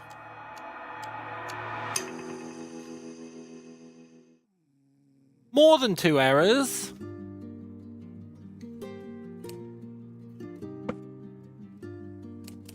Okay, so I had it backwards. They did actually think that's legit. But then what have I got wrong?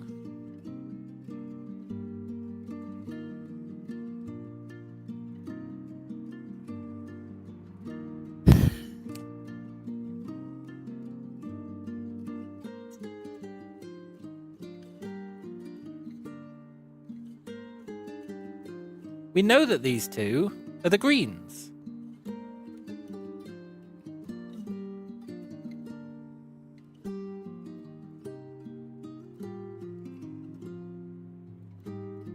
We know they're the Greens, right?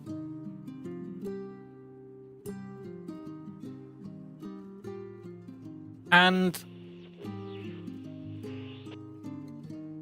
if we know they're the Greens, and we know they're living in New Jersey, Camden, which we do know,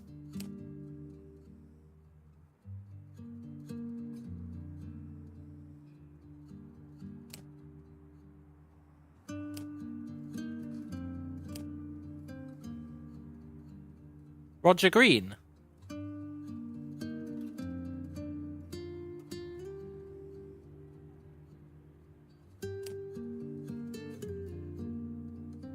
Roger Green. Me and Mrs. Green. I just would love verification that she kept her first name. But it did explicitly say that she kept her first name. In here. First name will have to stay. I'm not sure why it's talking about Master Kunst. Maybe that's going to be a later thing, where we have to track down Master Kunst.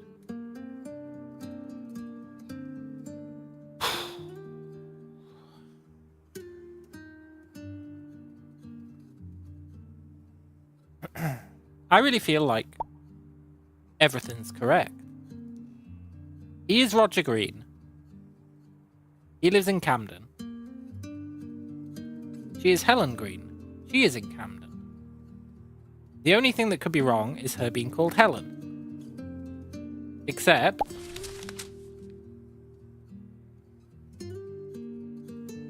that we know she ran the Lamplight Larder in London.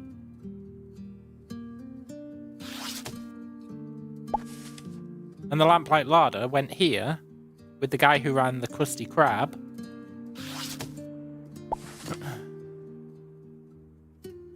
Which was the other guy. So we know that all these are correct. So if we know that all these are correct, and we know that all these are correct,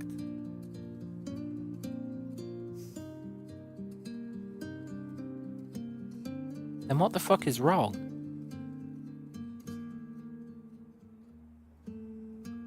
The only thing we know is definitely not wrong is this Dublin.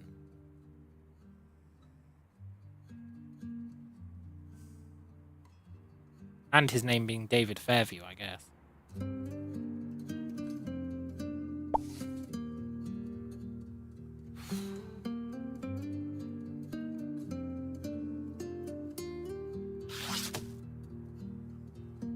Thing is, right? I don't even know what I'd change. And I'm pretty sure the pictures don't matter.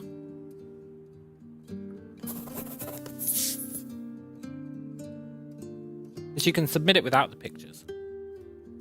I think they're just there as like a manual assist.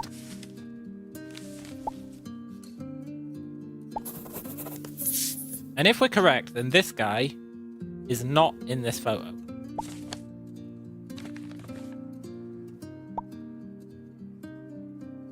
He sure isn't.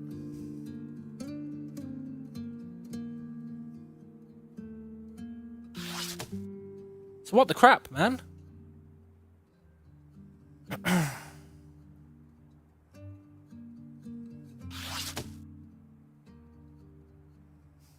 reckon we can call Hoffman Enterprises?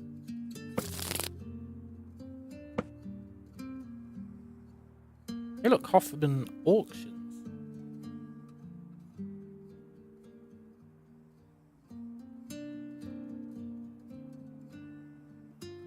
Let's give them a call.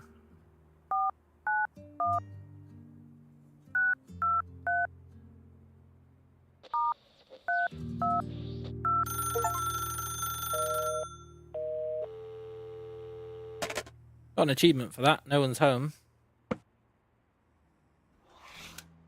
Doesn't really help, does it?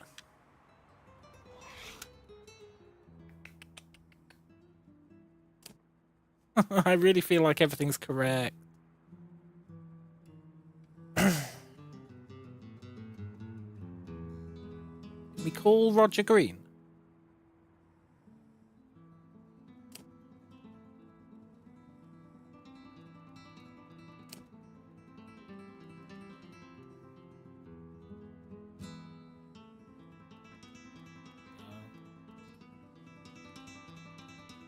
Rose Street Gallery, Amsterdam. Why is that there?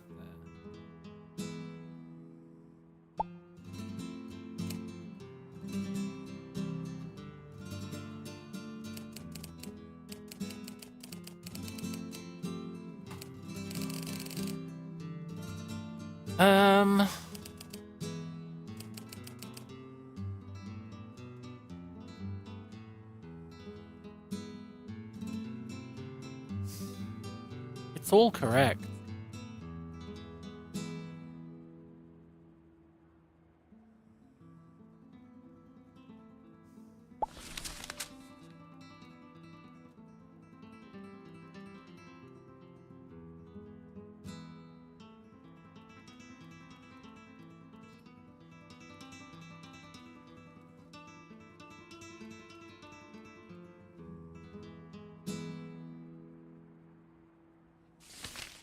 It's all correct.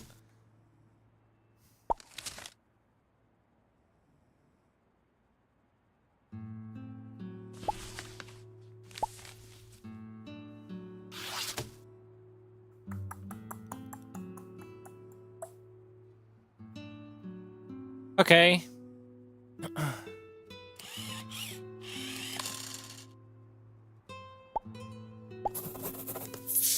I don't like to do this, but that's the one I'm least certain about.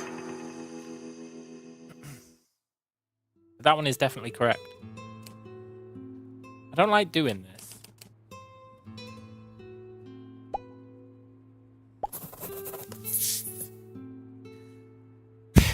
But that means that we can be fairly certain that both of these are correct.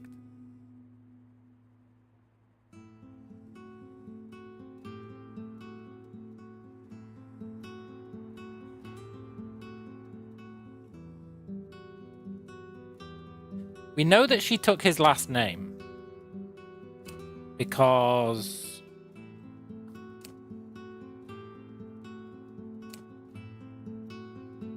me and Mrs. Green can't wait to come again.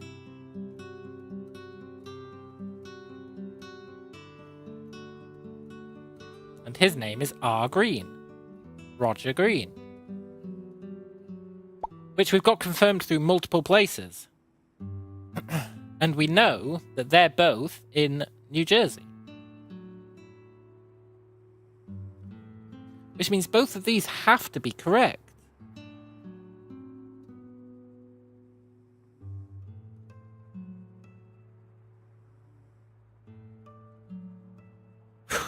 And if both of these have to be correct, and we know that this is correct, then he has to not be David Fairview.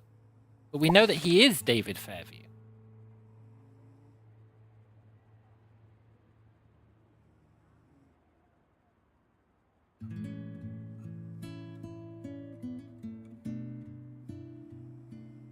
Do we know that he's David Fairview? Yes.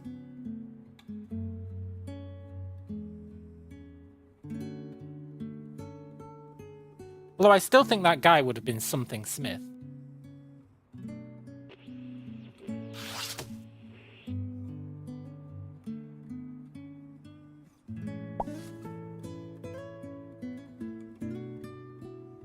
there is no male Smith. John Smith, but he's in Rome. It can't be... That just can't be the case. Because we know that he came from London. So he has to be David Fairview. Ah!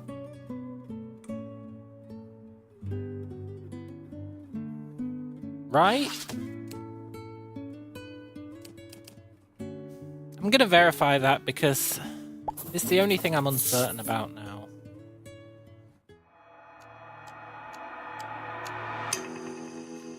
More than 2. He is David Fairview. I knew it. So this is kind of fucked up because pretty much everything now is confirmed.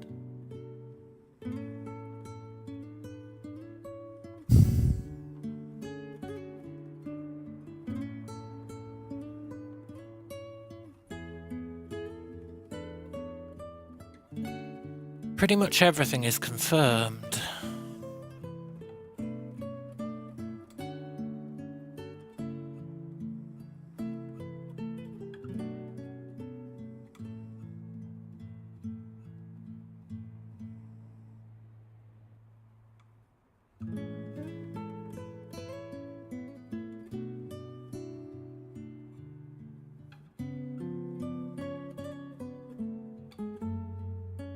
Very upsetting.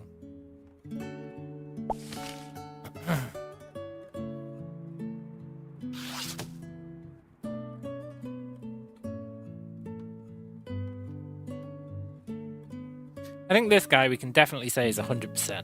But let's just verify that.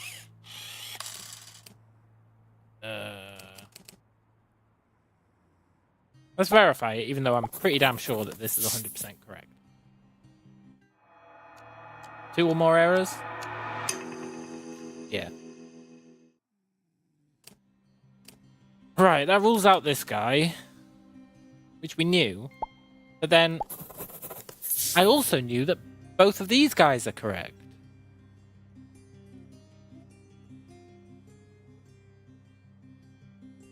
Like, they have to be correct. They just have to be correct. We know that they're both in Camden.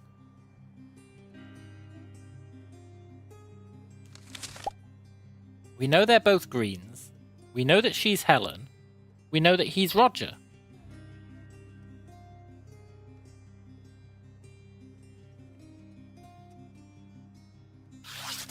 But then what does this picture have to do with anything?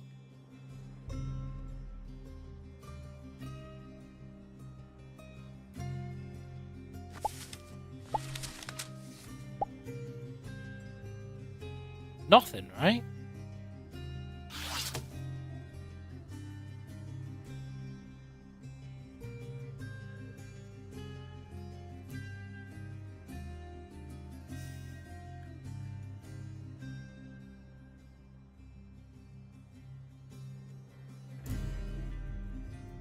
Unless it's an elaborate ruse and she's not his wife.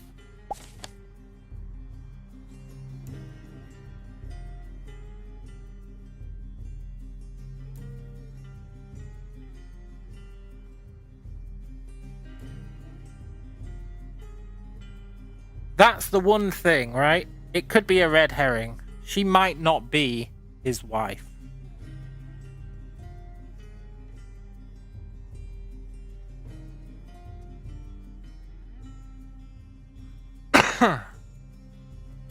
All we really know... We don't know that for sure. That's an assumption I'm making.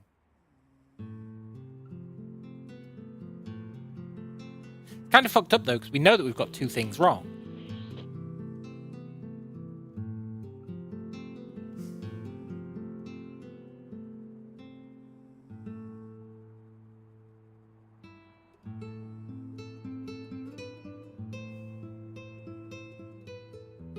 We know that he's Roger Green. We know that beyond a shadow of a doubt. Beyond a shadow of a doubt.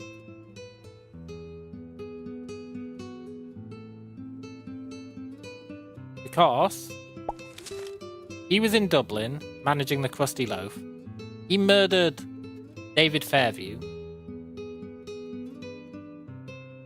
and he is Roger Green. And then he went over to New Jersey and was giving like interviews and stuff. And we explicitly saw that he is Roger Green. Like, hyper explicitly.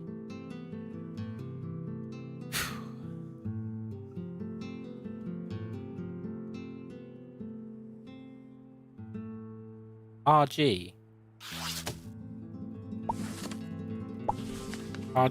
Roger Green, right? So he like has to be Roger Green, has to be. He also has to be in Camden. Has to be. Now here, if that's true, then we know that all of these are true. All of these are true. 2 of these are wrong. We know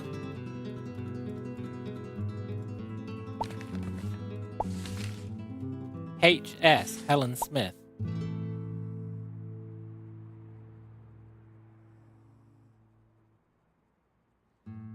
But she can't be Helen Smith, even though that's the obvious thing.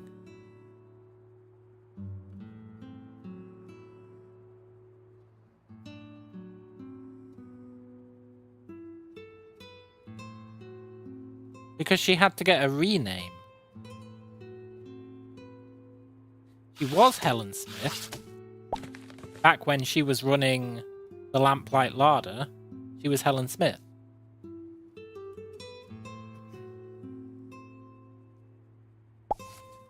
But then she moved over here with the Krusty Krab. But that doesn't mean they got married. That's the missing piece of the puzzle. It doesn't mean they got married. But she did change her last name. And kept her first name. Which we know from this. She kept her first name.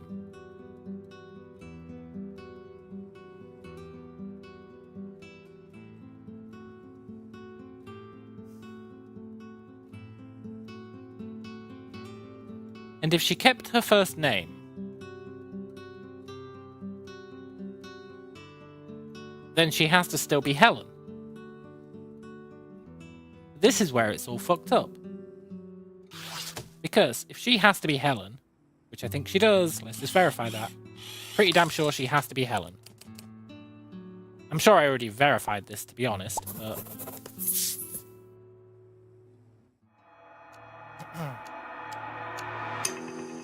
yeah. She's definitely Helen, which we knew.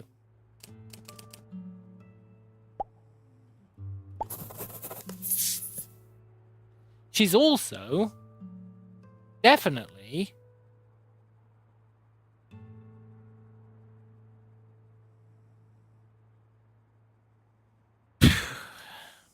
in NJ, right?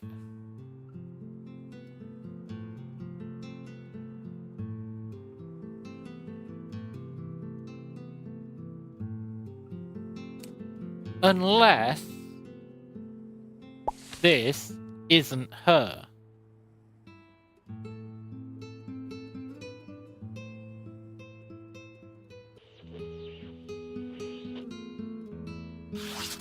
In which case...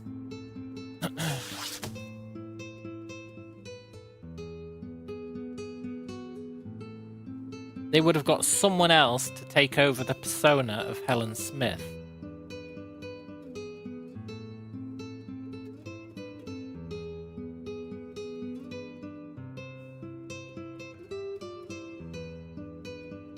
But if they got someone else to take over the persona of Helen Smith... because we know that she didn't keep it. We know that she didn't keep it. We know this is wrong. It bloody better be wrong anyway.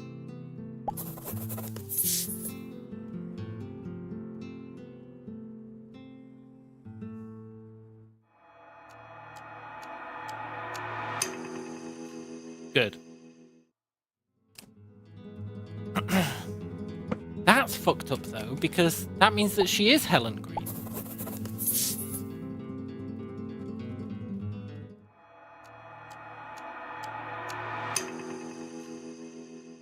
That means she is Helen Green.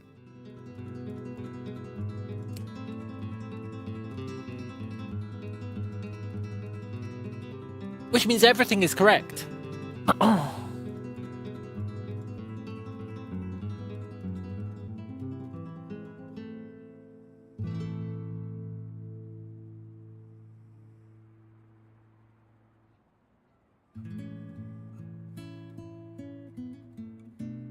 It means everything's correct. Right, fuck it, we're brute forcing this to find out which fields are wrong. I know it's dishonorable or whatever, but whatever.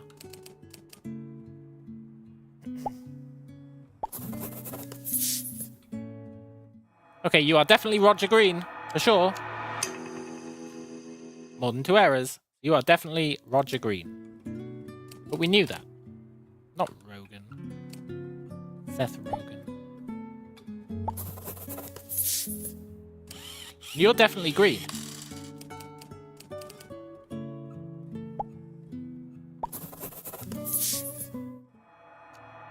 Da, da, da, da. Definitely green.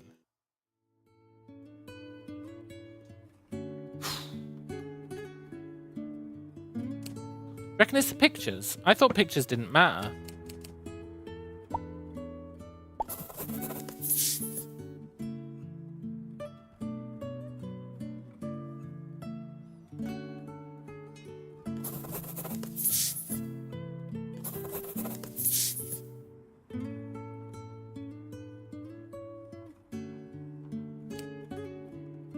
Maybe pictures do matter.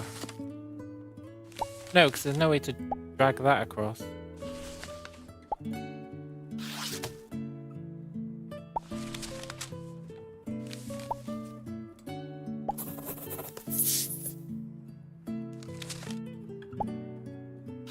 The only thing fucky about the pictures is we don't have a modern day picture of Helmut Schlosser. But I'm pretty sure pictures don't matter.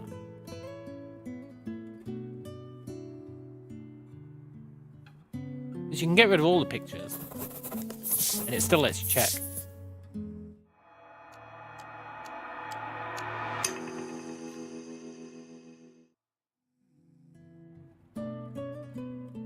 Oh my god, the pictures do matter.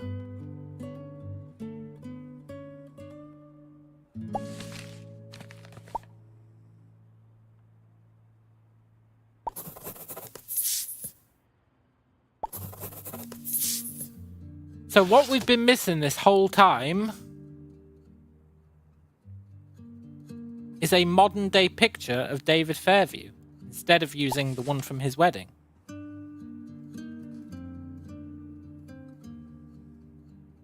And a modern day picture of her.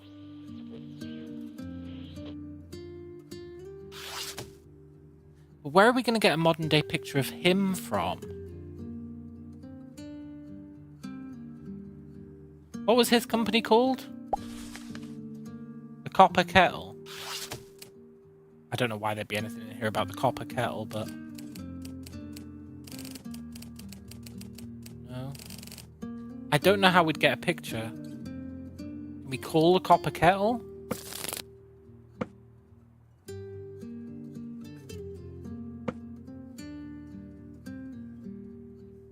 No. We need a modern day picture of the guy. I'm pretty sure that's what we're missing. If we put his old picture back in and we check, it's going to say 2 or less. Yeah. But then, if we change his name to be Robert... Hey, Brian. Good to see you, man. It's still going to say 2 or less, I think.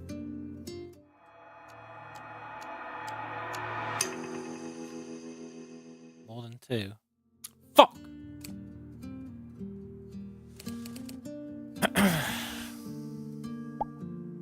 I was wrong. I was mistaken.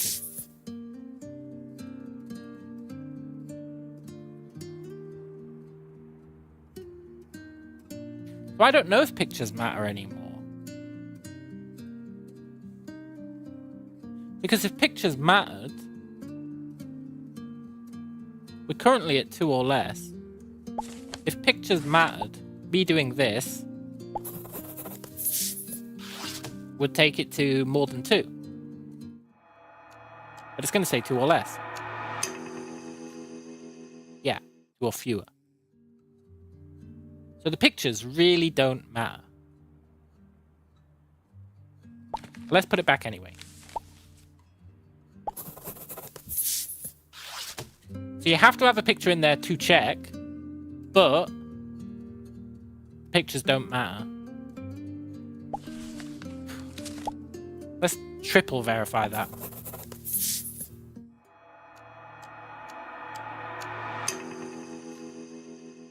Okay, the pictures do have to be a picture of the person, but it doesn't care about the time frame. So it doesn't care if it's an old photo or a new photo. Which is weird, considering he's supposed to be tracking them down. You'd think they'd have to be new photos, but fair enough. Where that leaves us is... there's 2 errors here.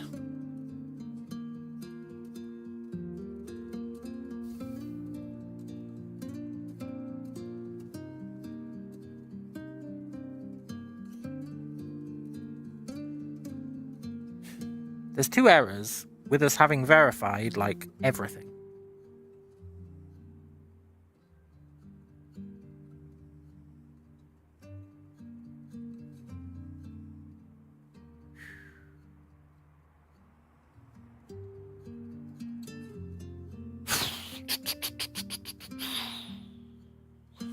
How is that possible?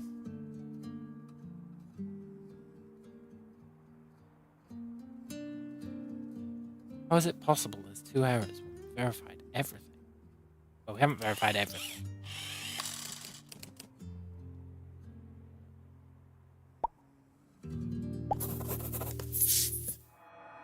Greater than 2? What?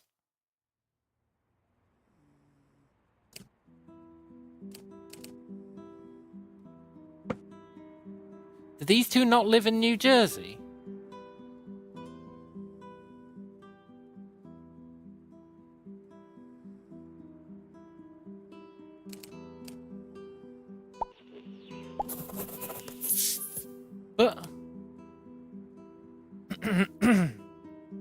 But if they're the Greens,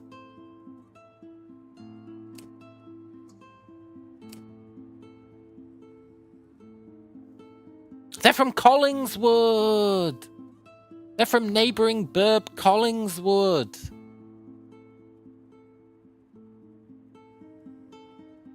Oh my god, they're both from Collingswood.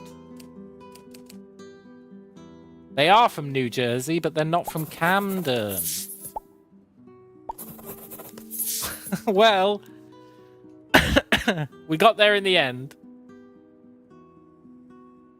Plus, we learnt more about the photo mechanics, so I'm happy with it.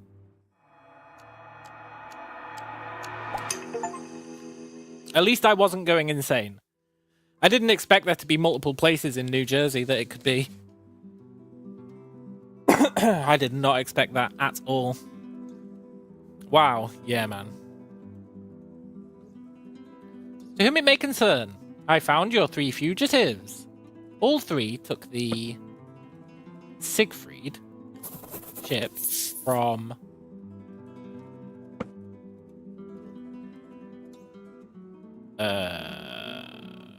Trieste to London and Dublin. There they took on aliases that allowed them to run Hoffman businesses without detection. However, it appears Wolfgang and Anneliese started an affair. This led to the death of Helmut Schlosser. Most likely at their hands. Yeah. They were smuggled to New Jersey to head up Hoffman's Diamond and Pawn. They're married and go by Roger and Helen Green. Yes! We still don't know what this is, but it's probably going to come up in a later one. We'll have to come back and look at this.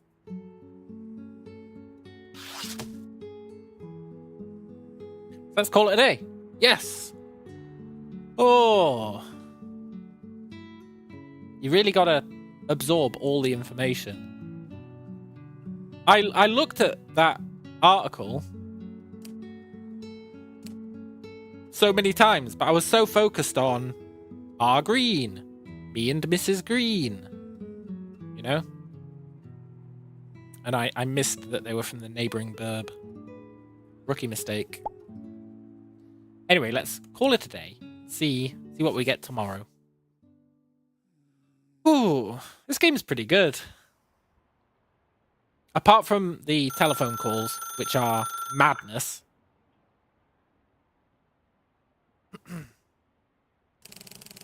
Hello, is that you again? Another 3 a.m. call? You've done well, Mr. Perlman. I tracked down Annalise Hoffman and her new husband. Turned out she iced the last one. We don't know that. The husband could have iced him. Congratulations. You gonna arrest her? Maybe we will. Maybe we won't. Oh boy, so is that it? We're done? 9. You gonna start paying me? I'm covering my own expenses here. My library card is maxed out. Mr. Perlman, we have evidence that you are in fact the Nazi. Ah, forget it. I can see you guys are as tight as you are tight-lipped. Mr. Perlman, we need you to look into some ex-Nazis based in South America, Argentina, Bolivia, and Paraguay. I already got a guy in Argentina, a dentist. This is different. These men were high-ranking Nazi officers. After their escape from Europe, certain powers chose to make use of them for their skills. Arrest, interrogation, torture. Some now head up secret police departments and go only by aliases. They were promoted. Yeah, they visit untold misery on their country's people and stifle the spread of democracy. We need to hunt them down. And have them arrested? Maybe. 9, we want to eliminate them. And if I refuse, then we will call you the Nazi. Saul, you seem to have a nice enough life. Do you really want to find out? Wow, they really are going to call him a Nazi and kill him. I see. Pleasure to meet you, Mr. Perlman. You can go back to sleep. Cool.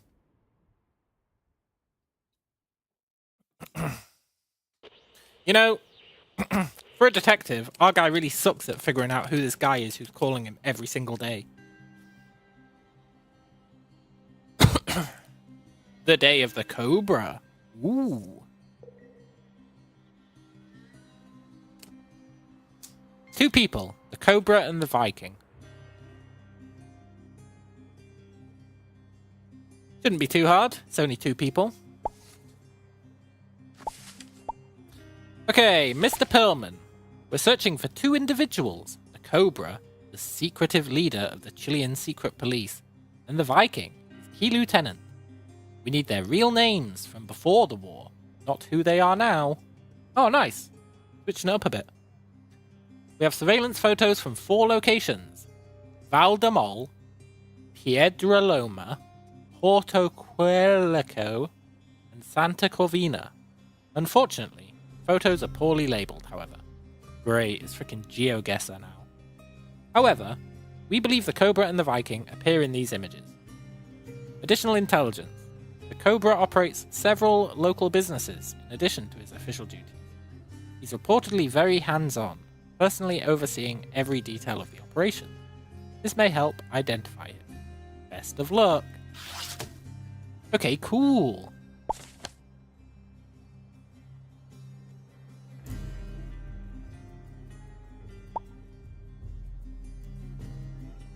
Does he have a bandage on?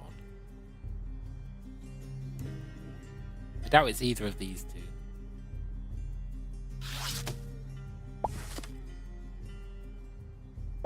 Eye patch is probably a red herring. You never know.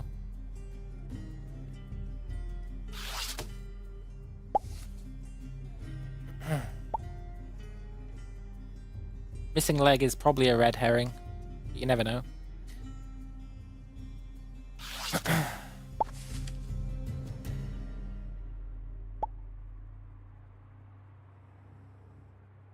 Tattoo is probably not a red herring. But you never know. Right. That's really not a lot to go on. Hey, look, it's snowing.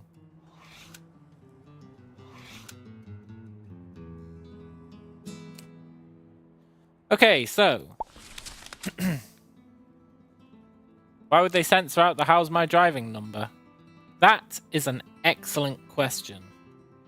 I didn't even notice that. I thought it was a bit weird that it was only 6 digits.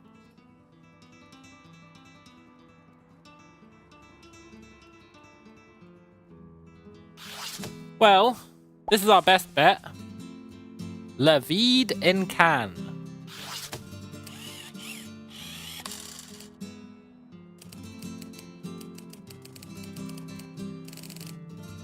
Probably in the phone book. La vide en Cannes.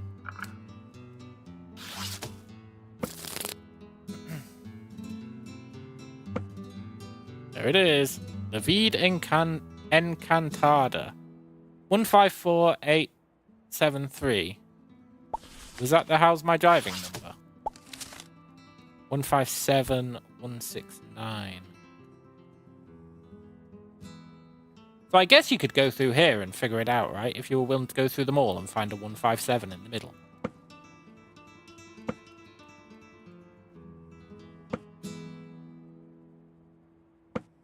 I doubt that's what you're supposed to do.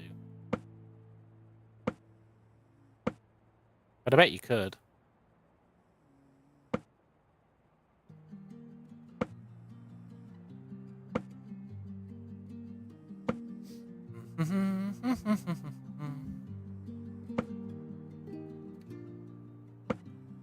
Not that many lists to look through, really. Unless I miss it, which is definitely a possibility.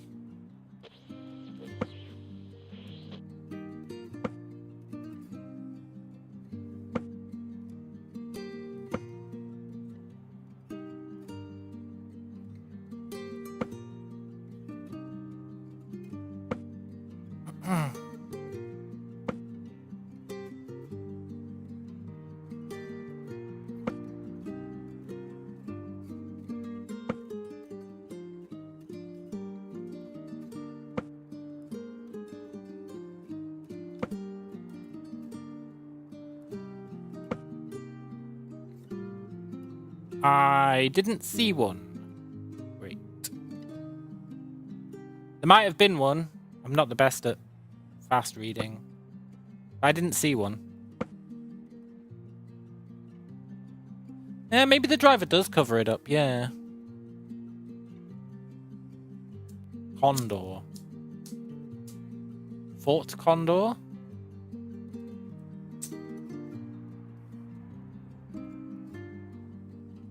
Anyway, let's phone those chodes. La vide encantada.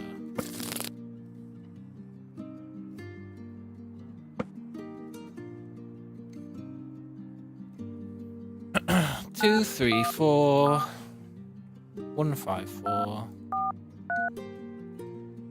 That would be in our Rolodex. I don't know, there's a lot of weird shit in our Rolodex.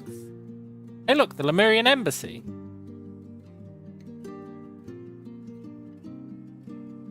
That is a Golden Idol reference.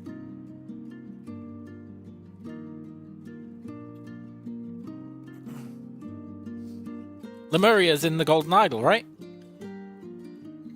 Very good. I know Lemuria's like also a mythical place, IRL, but I'm pretty sure that's a Golden Idol reference.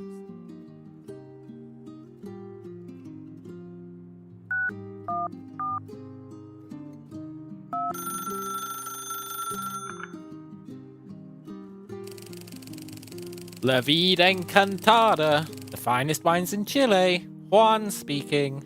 How can I help? Tell me more about your store, dude. We're a family-run wine shop nestled in the Valle de Mol. That's an area in Chile famous for its vineyards. You sound American. Have you visited? I've not. Our town is tiny. 2 stores. One run by me, one by my cousin. Only 500 people live here because it's so remote. However, we're proud to stock wines from all the key vineyards. Interesting. So they're both Nazis. Although, I guess being a Nazi isn't hereditary. How about the area in general? It's a truly stunning valley, which nestles some of the most renowned vineyards in all of Chile. You already told us that. You know, very recently, a famous travel writer wrote about us for his newspaper. Oh yes? We sent him around the Norwegians' vineyard. The one with all the feral roosters and cockerels. Lovely man. Very drunk. Sounds like a dream. I'll send you a photo I took of him. Are there any less desirable aspects of the town? What a weird thing to phone up a vineyard and ask. Like many towns, we're blighted by the presence of the secret police. In this case, outside the store, which seems a de facto headquarters. You've had run-ins with them? I've been fortunate enough to avoid their gaze. But my cousin, who runs the grocery store, was a student activist before the coup. He was not so lucky. He still bears the scars.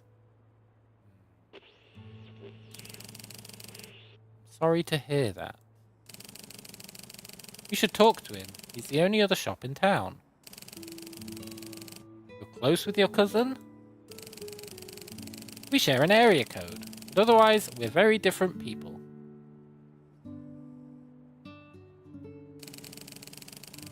Okay, so that's why it was blanked out. Bye, Juan. Juan.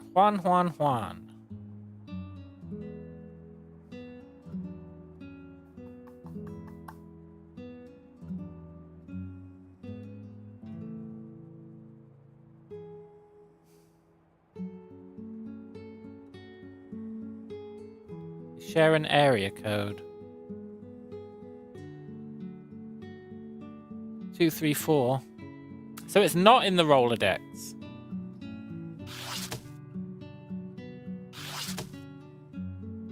Okay. So it's let's go back to that picture.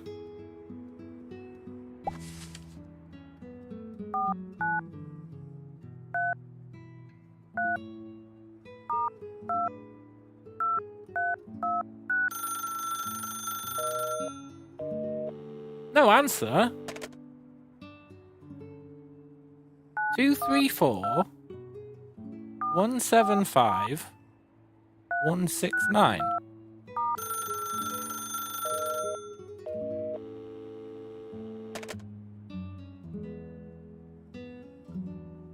You sly devils. It was 234, right? Yeah.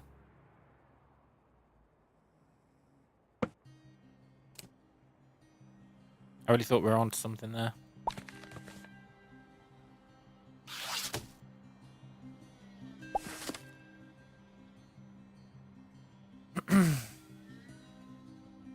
So it's Eye Patch Guy. Eye Patch Guy is one of them.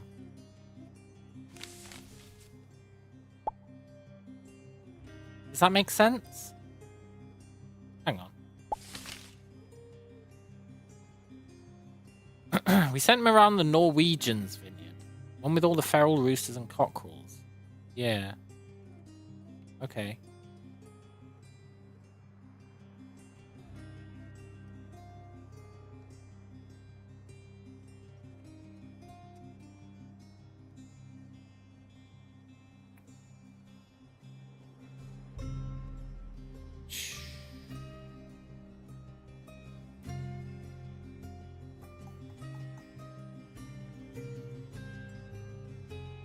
travel writer wrote about us for his newspaper. Valet de Mall.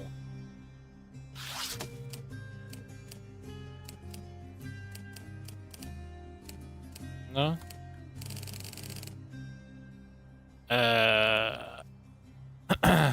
La Vide. No?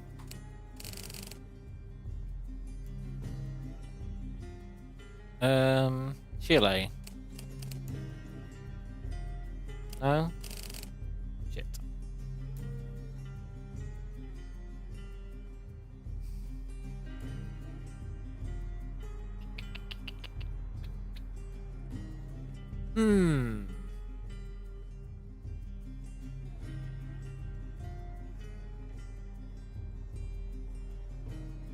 La Vide no. Okay, so what did we learn from this? Juan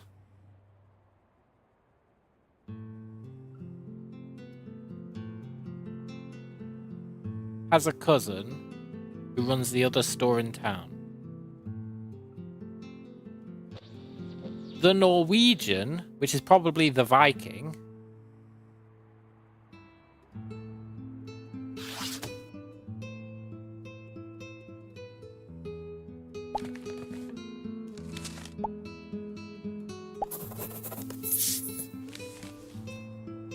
and then the Cobra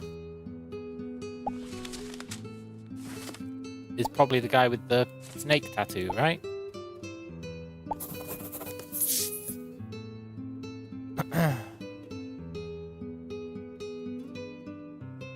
Piedra Loma.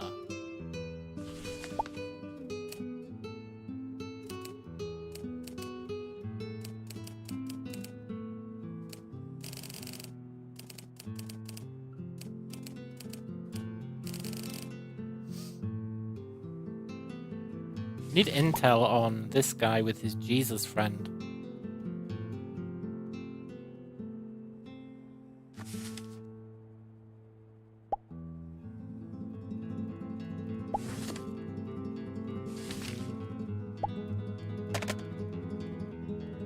What does this tell us?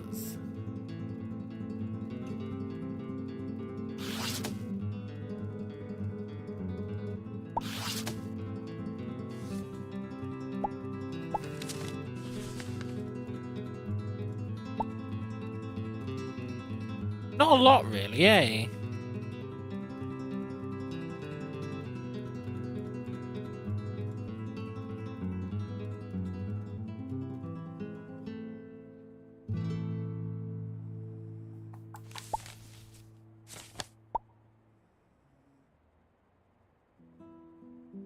What was the initial?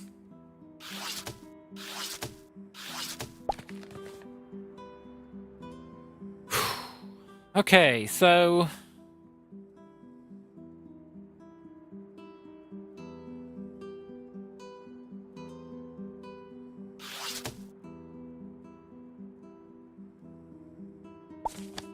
I feel like that news article is going to be important. I just don't know.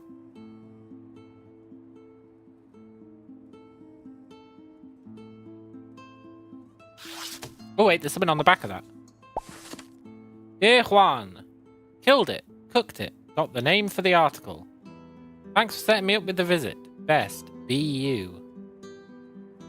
Killed it, cooked it, got the name for the article.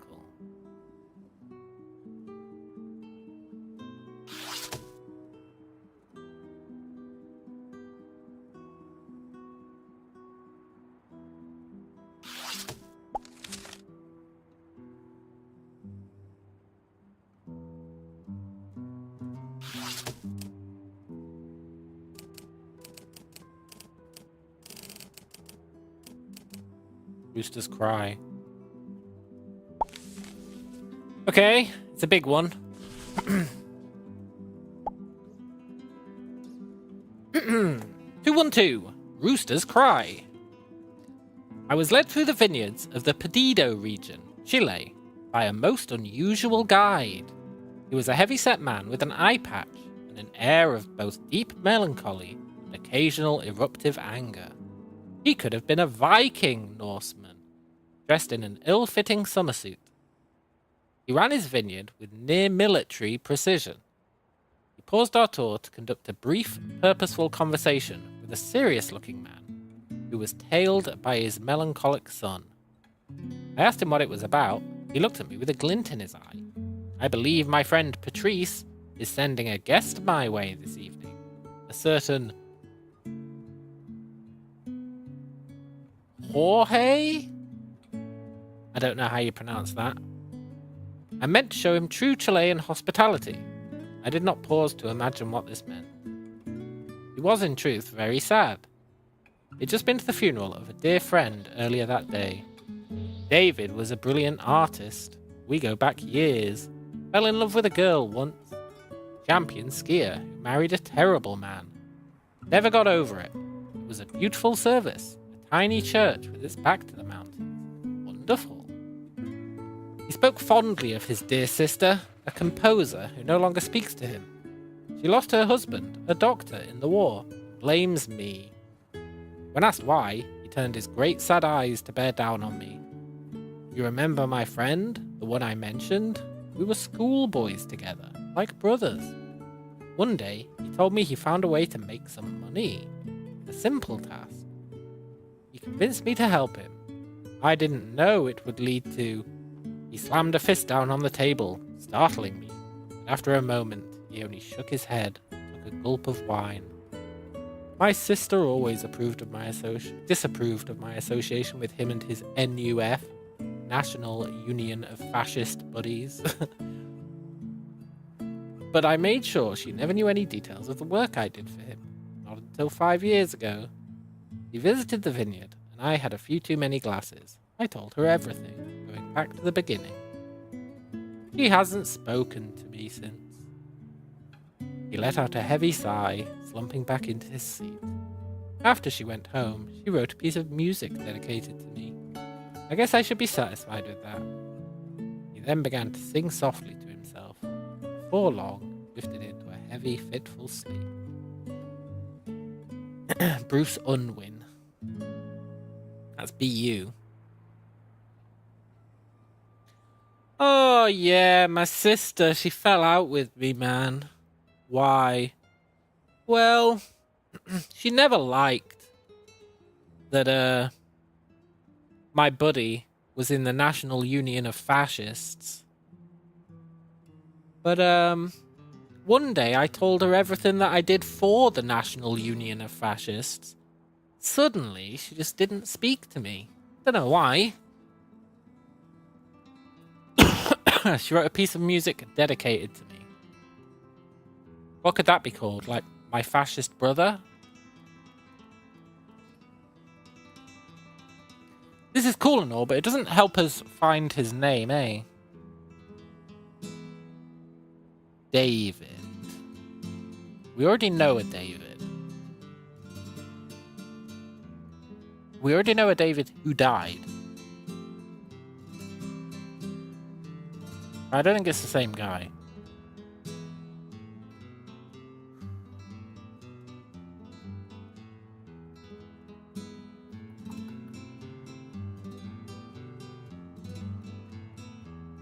I'm trying to think what threads this gives us to pull on.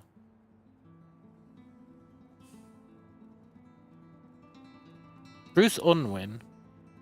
Bernardo Publishing. We can phone Bernardo Publishing and ask for Bruce Unwin.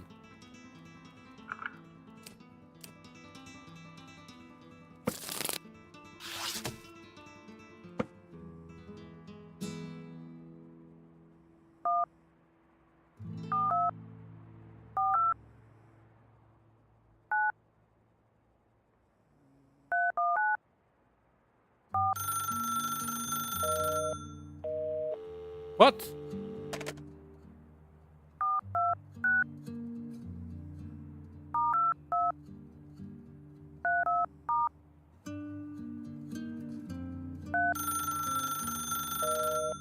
What? I was sure that was going to be it.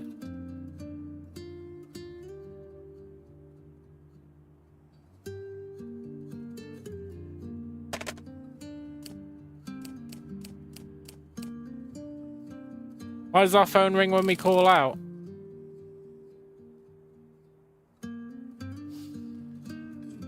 It's an excellent question. Maybe it's so that anyone in the building with us knows that we're making a phone call, so that they know to be quiet.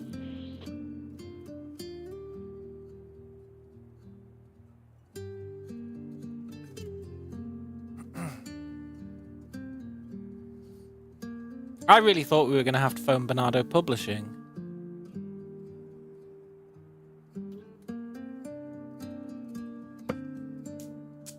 Poop. That was like my one lead.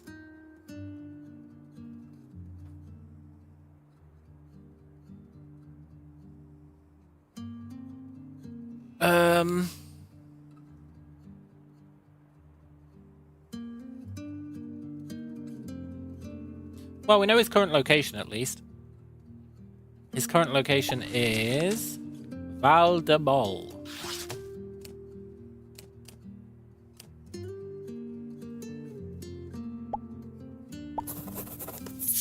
We don't know his name.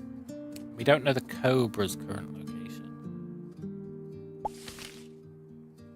Unless Piedra Loma is a place.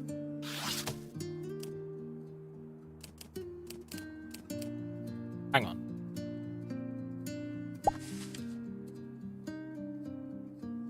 Santa Corvina's there as well. It could be either of them. Three Fishes. Santa Corvina. Three Fishes.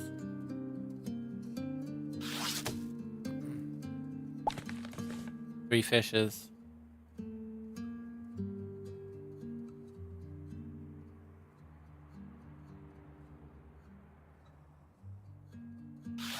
I'm not sure that helps as much as I would like it to.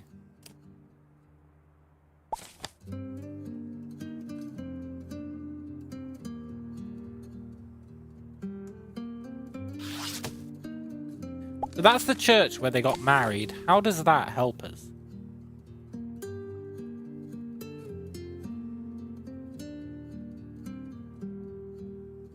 At least I assume that's the church where they got married. A reasonable assumption, I think. It's kind of like the Blue Prince mansion.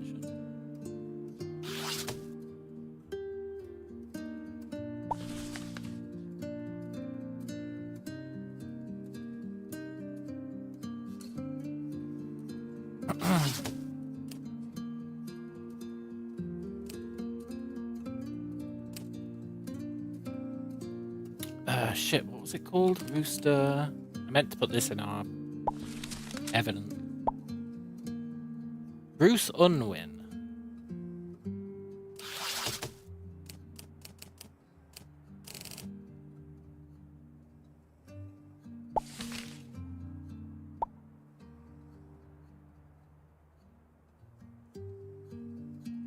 Wrote a piece of music dedicated to me. Viking? Nah, she wouldn't call him the Viking. She's from the same place.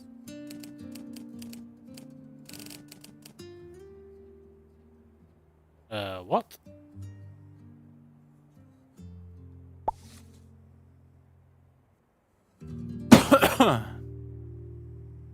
Maybe this is it. Okay. Exposition of Norwegian art set to arrive in Santiago. A delegation of Norwegian artists are set to arrive in Santiago to display the best of Scandinavian art, theatre, music, and dance.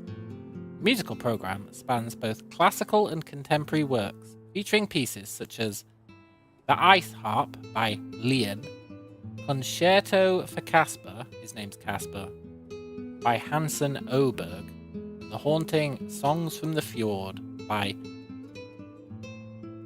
Eichland. Also included is the minimalist suite Three Still Winters by Niagard, performed by a mixed ensemble of Norwegian and Chilean musicians.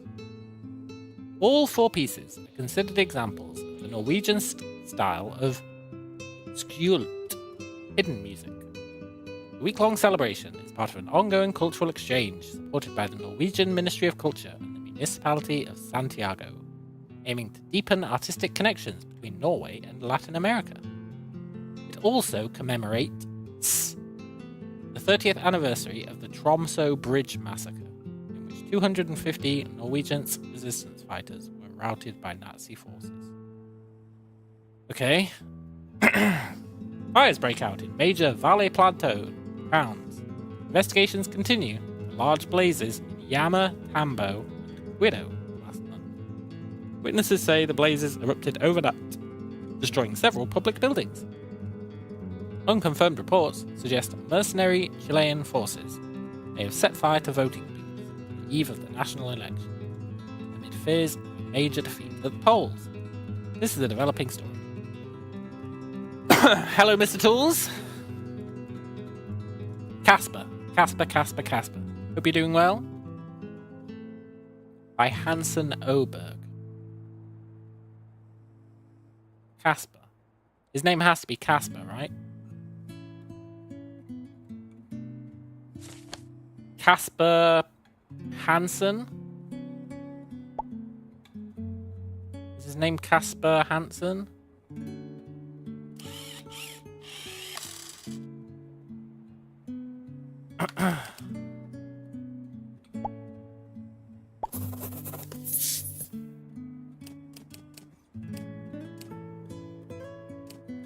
I really thought he might be Casper Hansen.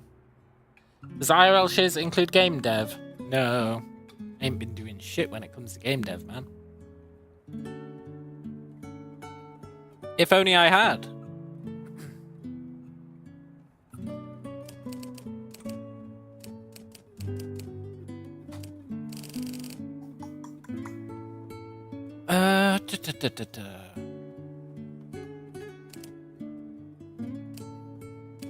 Let's read about Skjult.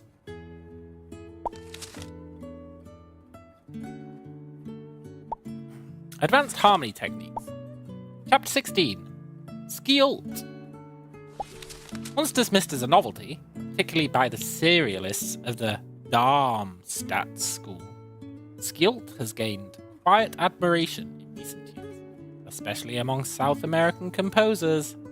A form of musical cryptography, Skjult assigns notes to letters, allowing composers to embed hidden messages within melodic motifs.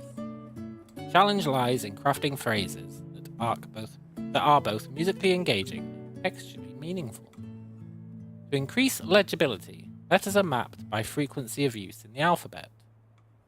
The technique is believed to have originated with Norwegian resistance groups in the early 1940s, who used concert programs to pass covert messages, sometimes dealing ammunition drops or attack plans, without alerting occupying German forces.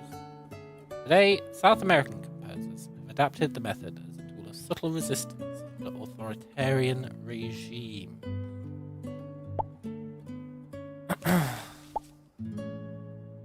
That's interesting. Can we get our hands on the concerto for Casper?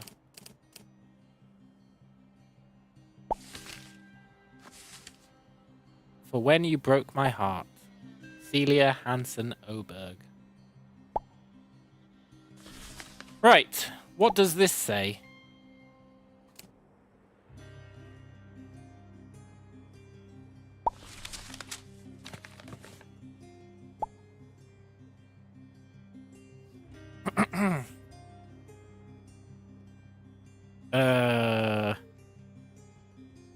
E I N Ein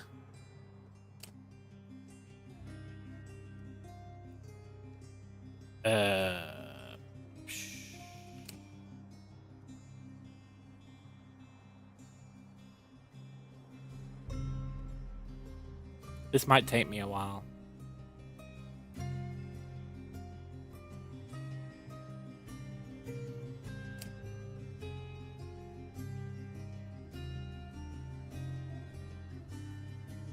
Like, it really might take me a while. Ein Asshole?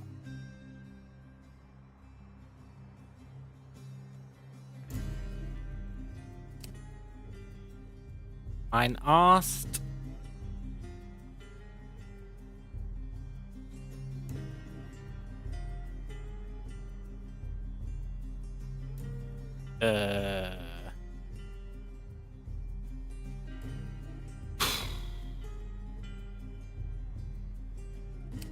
Ein asked. I feel like I've got this wrong already.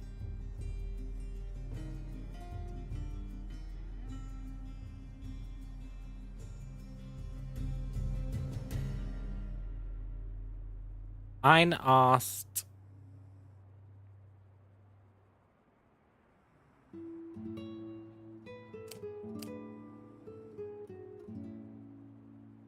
I don't know if asked is even a word. I'm just going to keep it all together for now. Ein asked. Am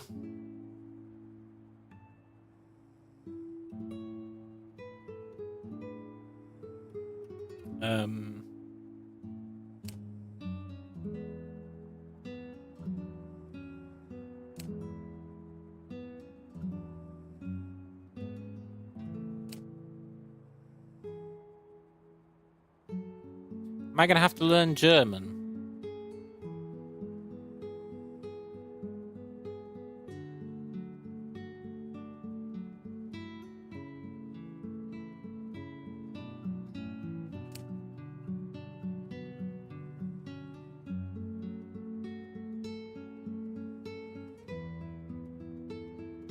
This is terrible.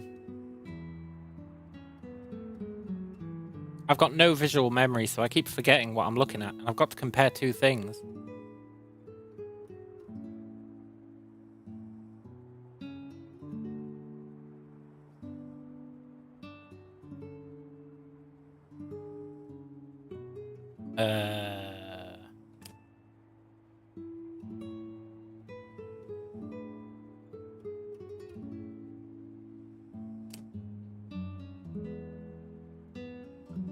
What the fuck?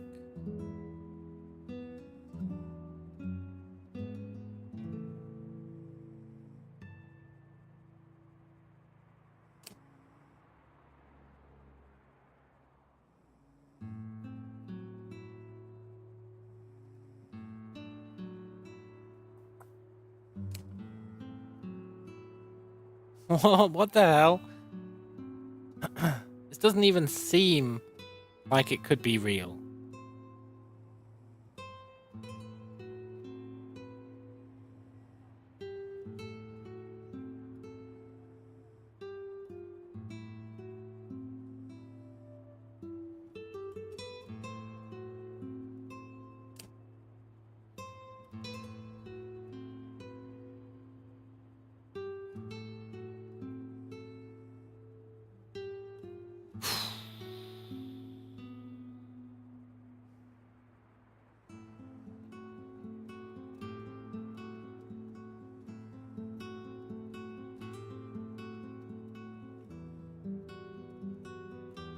I feel like I've got it wrong.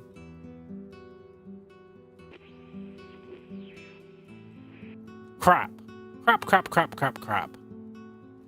Honestly, visual stuff is not my jam.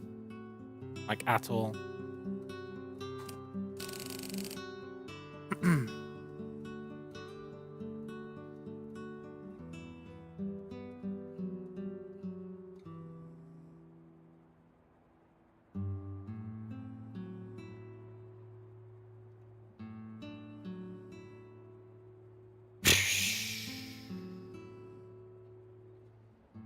Like, I find it very hard to look at this, map it to that, type it somewhere, and then remember where I was. I find that nigh impossible. However, we know that the first word is E-I-N.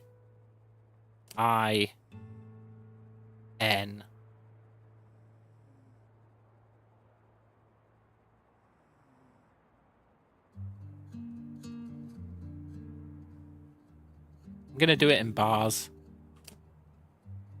That'll make it easier for me.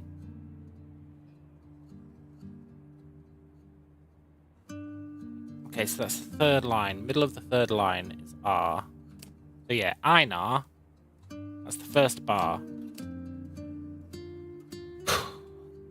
Second bar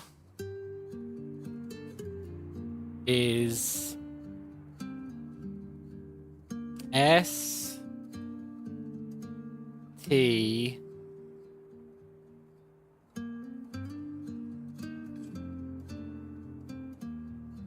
O S T O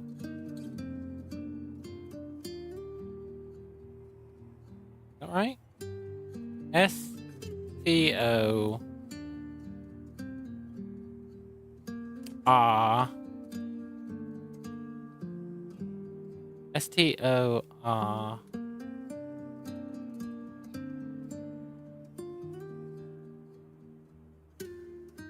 M E R. Eine Storme ist kommingen.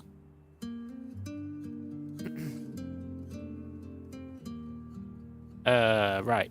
Third bar is T R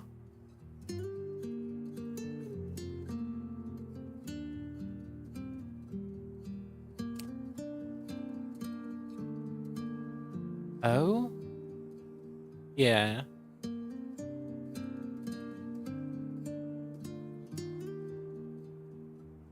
M?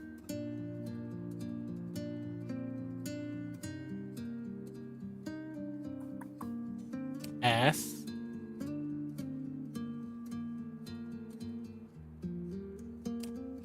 What the fuck? Tromso?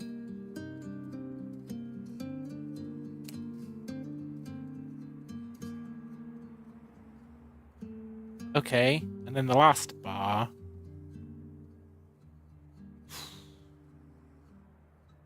Tromso. Really? Tromso. Okay. Last bar is T. Third.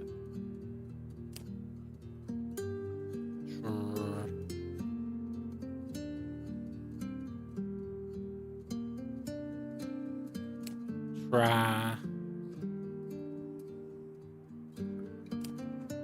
Tray.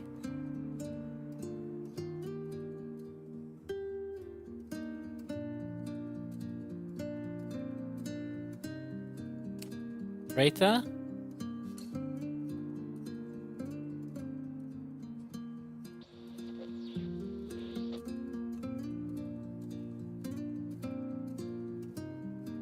Traitor. Yeah, traitor.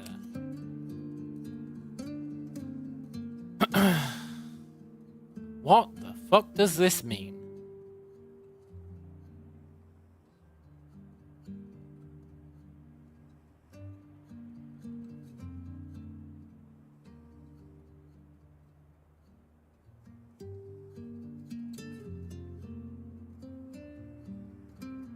I'm gonna have to do some Google Translate.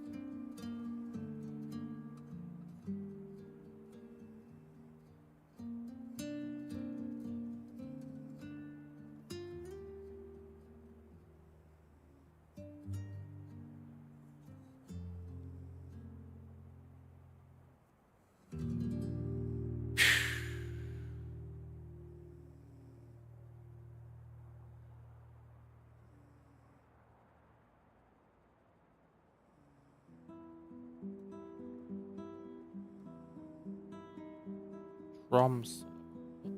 What the fuck? Norwegian to English. I feel like I shouldn't have to do this. And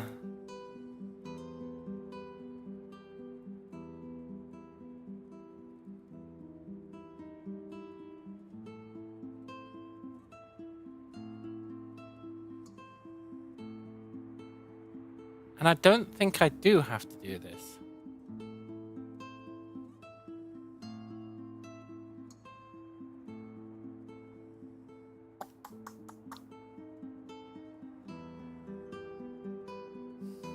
Could his name be Einar Stormer?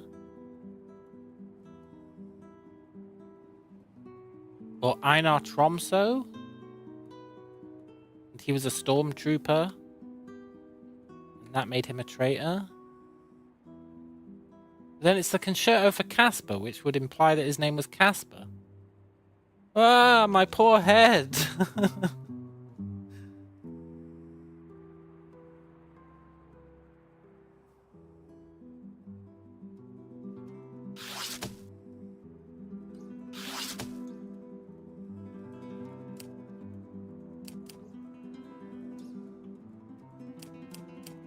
But Einar is a name.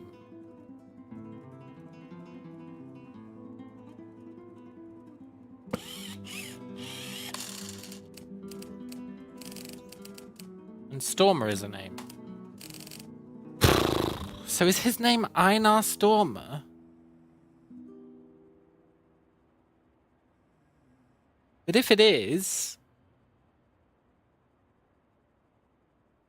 what the hell is Tromso? And... why is it the thingy for Casper? Concerto for Casper?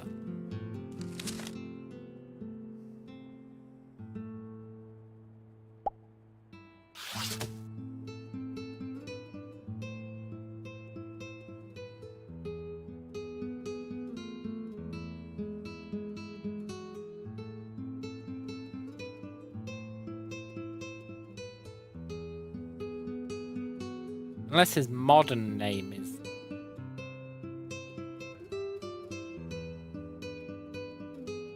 Casper.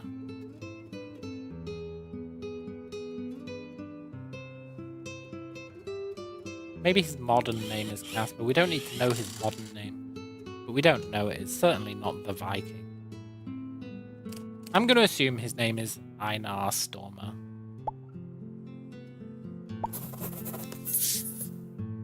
Because this is his sister writing it. She would use his real name.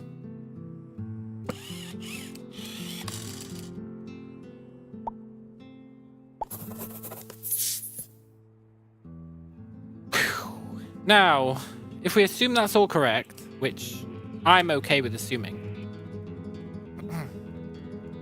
Oh, the Tromso Bridge Massacre!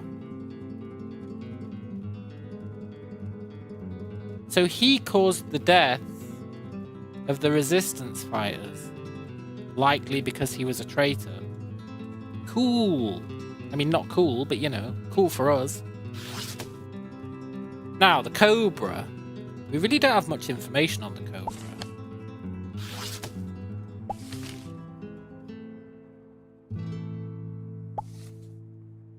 Except that it's probably this guy. Which really doesn't tell us a lot.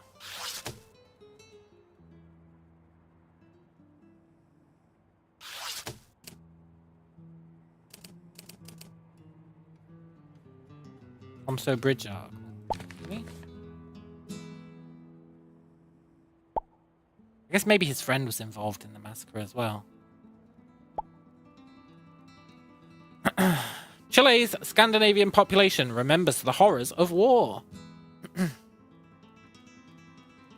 The director of the South American Scandinavian Cultural Alliance led a solemn remembrance ceremony yesterday, honoring those killed in the Tromso Bridge Massacre of 1941. The event marked the anniversary of a failed resistance operation during the Nazi occupation of Norway. On March 11, local fighters planned to sabotage a bridge east of Tromso, near Setermo, along the Bardu River. Before the attack could be carried out, their position was ambushed by a German panzer division. It's widely believed that the mission was compromised by a single act of betrayal, but the identity of the informant was never formally confirmed. Among the fallen was Andreas Oberg, a noted surgeon and husband of Celia Hansen Oberg. That's why I thought his name was Hansen. He gave a reading at the service. This was an act of bravery, rebellion, and patriotism, Hansen Oberg said. It was undone by the cowardice of one person, setting back Norway's resistance costing the lives of family members, brothers, and husbands. We can never forget. Service concluded with prayers and candle lighting held at La Catedral del Espiritu Andino. See, if she's Celia Hansen Oberg, surely her brother's name, aka the Viking, is Hansen. But Hansen isn't an option. Oh, it is. But what the fuck, man? Stormer is also an option, but it has to be Hansen.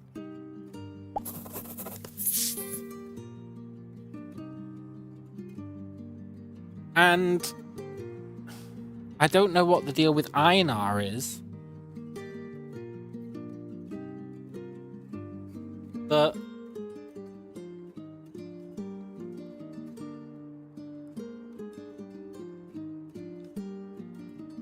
Einar has to be his name.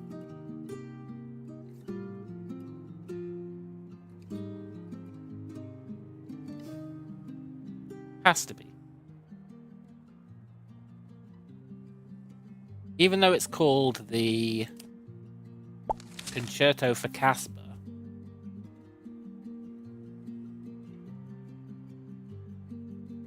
I still think it's Einar. Now, we know literally nothing about the Cobra.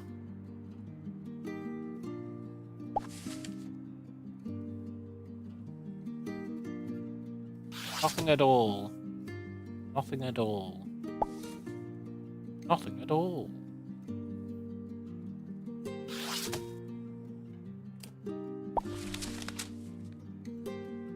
Bu-bu-bu-bu.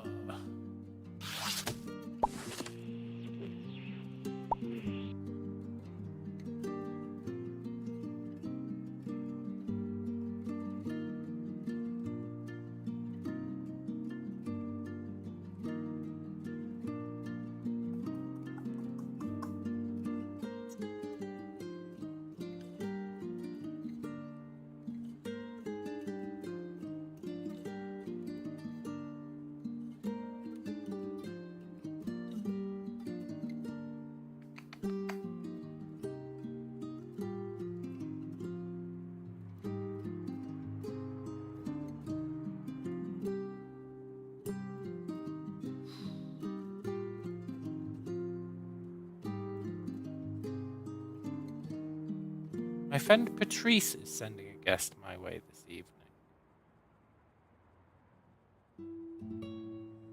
I just don't think that this guy is called Patrice.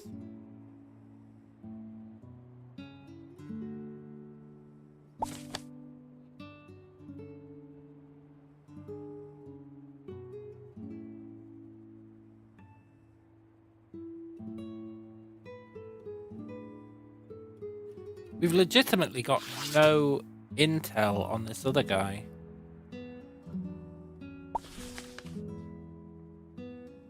Whatsoever.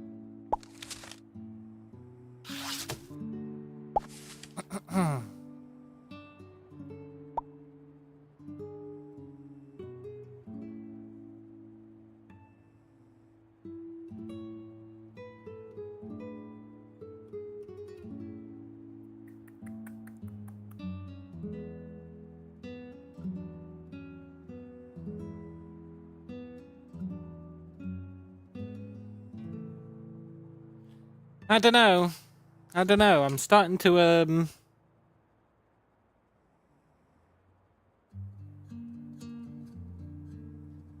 lose the plot a bit. I'm actually starting to think that he might be the Viking. And that he's the Cobra. Even though that makes no sense.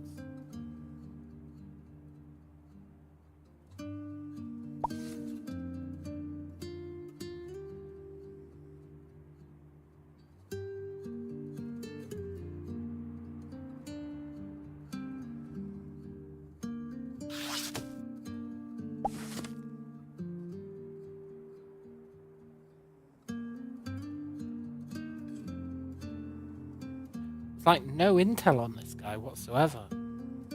Except that I think he's in Santa Corvina.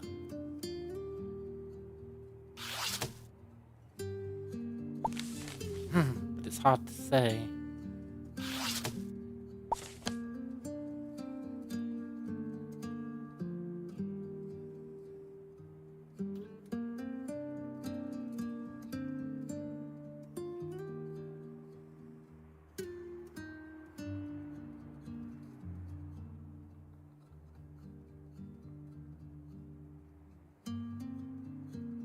Share an area code.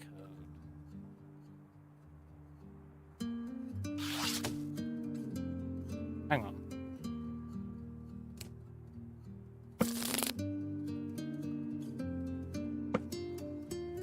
Are there any other 234s?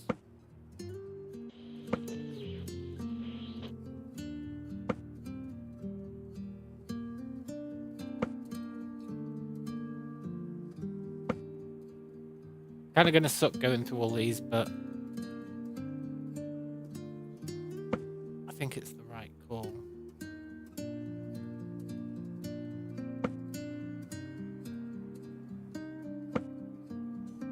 Need to talk to that guy's brother who got tortured.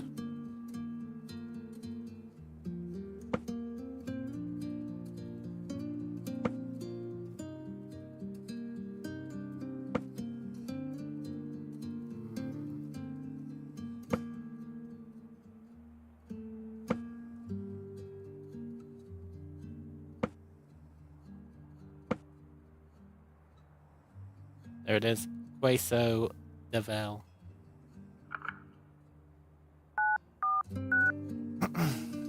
I know this isn't an actual deduction. There could be many places in that area code. But he did say there was only 2 shops in town.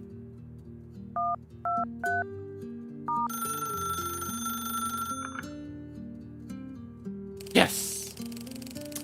Queso Devel. David speaking. Hello, my name is Perlman. I just spoke to your cousin at the wine store. Ah, yes, how can I help? I heard you got taken in by the secret police. I did, but I don't think I should talk about it. But I'm investigating the Cobra. We want to catch him. Yes, we do. You are? You know I've met him. You've met him? Yeah, I write for Libération Nationale, the socialist newspaper. We look into government corruption. We also write about important arts and cultural events to keep our readers up to date. You were arrested? We're like, yeah man, we don't care about your stupid magazine. Tell us what happened. I was walking to my house when I was picked up and put into a large van. Kind of van. One with fish on the back, I bet. White, very cold. Maybe a butcher's truck or something like that. Perhaps one of the fish vans. Santa Corvina. Yeah. What happened then? I was taken to a large brick building. I couldn't see much, but it stank of fish guts. So it may have been a tinning factory. You were taken for interrogation? Yeah, I was put in a chair. 2 guards asked me questions, first calmly, then applying blows. Every so often, they'd stop and speak quietly to a 3rd man. Cobra? I think so. He was obviously very senior. He was at a desk, just writing. Couldn't get a clear look at him, but I had my pinhole camera. Managed to get a photo. Really? So your eyes couldn't see him, but your camera could? I can see that. You can. It's far from perfect. I only heard him say one thing. Take the van back to the factory and remind me to give Chiquita his bonus. I assume this was for one of his informants, the rat. The strangest thing was that they didn't seem concerned with asking about our work on corruption. Mostly, they seemed interested in a small article about the Norwegian Arts Expo. Why? They were very angry. They kept saying, "Do you know what you've done?" Did you? I didn't. One of them, a short brute of a man, stepped forward. He was shouting, holding the printed article. He said, "You mean to betray the Cobra? You know his name." In an article about Norwegian culture. I was completely bemused. I asked them how.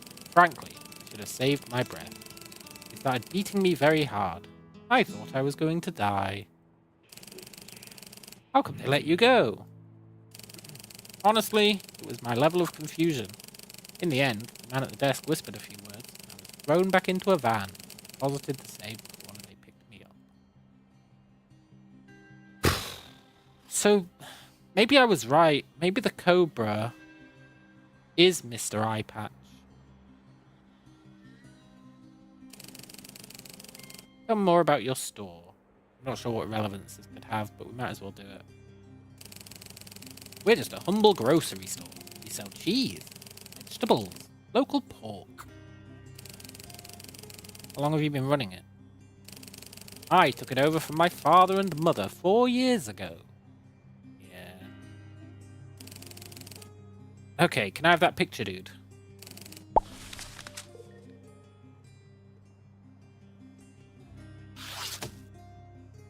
Wow, that's a really useful picture. I see why he wasn't bigging it up that much. To be fair, it shows that he does not have a tattoo.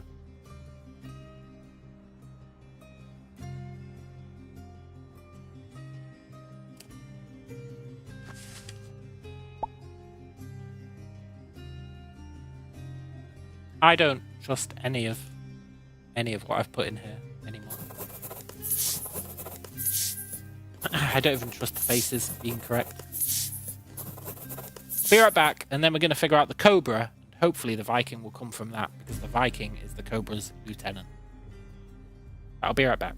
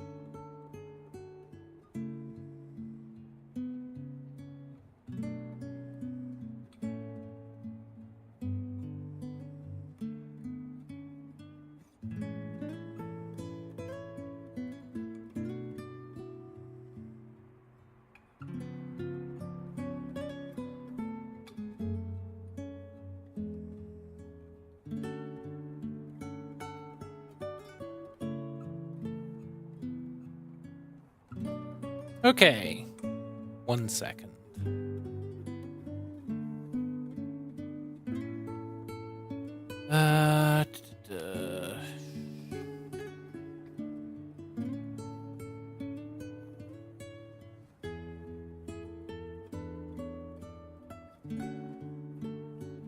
Right. So I think we've got quite a lot of intel about the Cobra now. It really implied that guy was the Viking, eh? When the dude was like, oh, he could have been a Viking. But that could just be throwing us off. It could be a red herring. There's a lot of stuff in here that's like...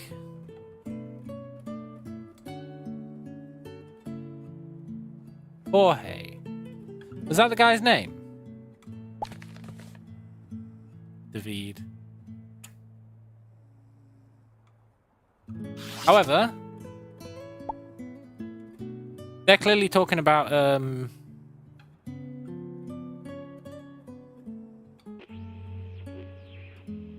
torture, right?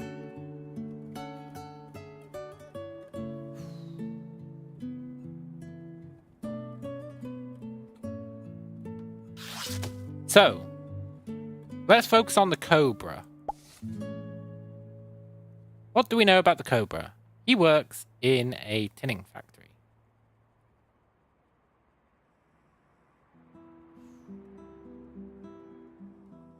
An article about an arts expo.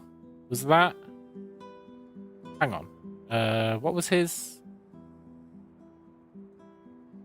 thing called? Libération Nationale.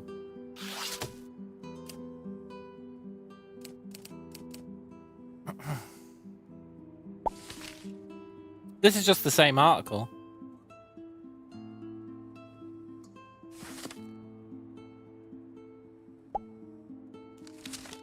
It's the same article, and the guy said, "You know what you've done? You mean to betray the Cobra. You know his name."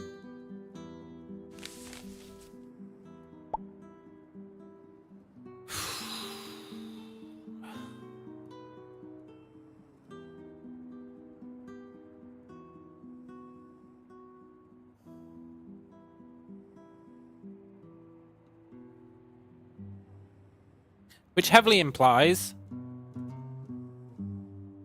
What if they're the same fucking guy?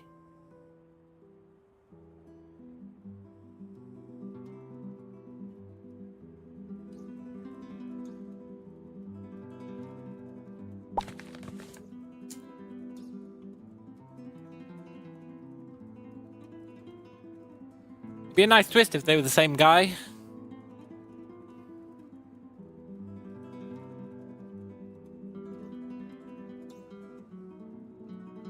Here's the thing, right?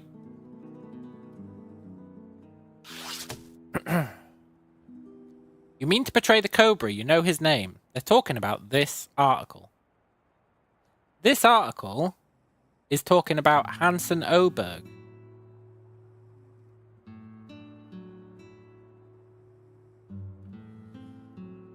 And the Concerto for Casper, right?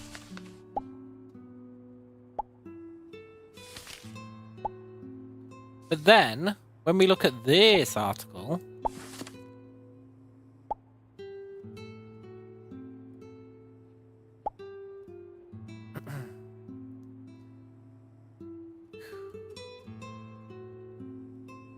they're talking about the eye patch guy who could have been a Viking.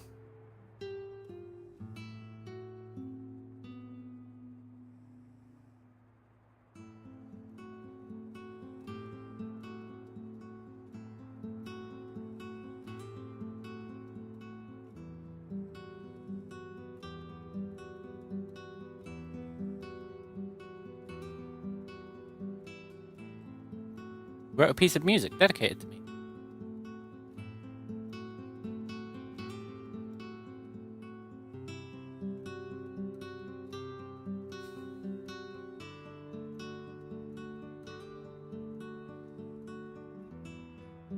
My friend.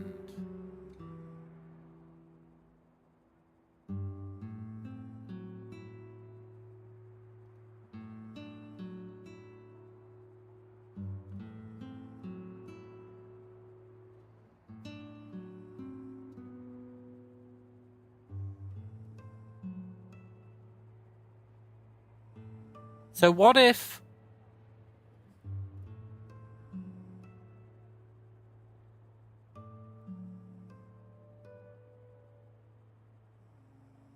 I was assuming, and this was confusing me, that the concerto for Casper... It was confusing me because it was talking about Casper, but then when you translated all this, it was talking about Einar Stormer.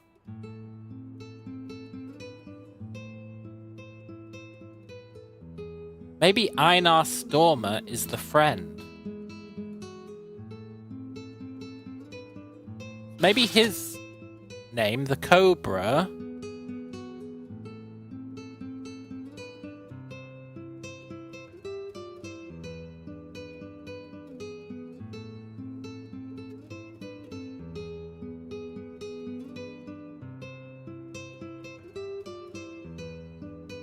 No, I'm getting sidetracked again. Because...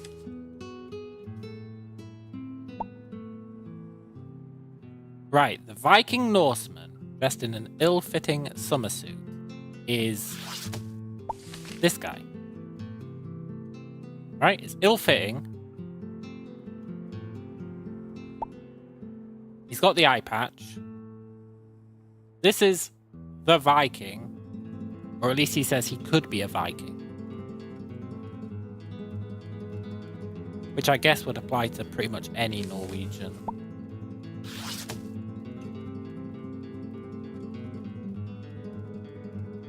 And they're both Norwegian, I think. But anyway, I think the Viking is her brother, Casper...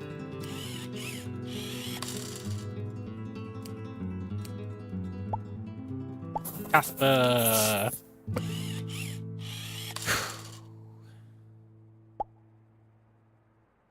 Hansen.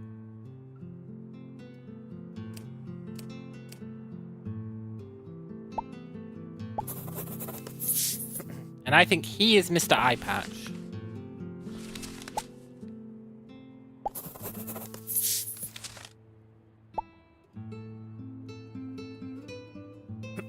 As for the Cobra...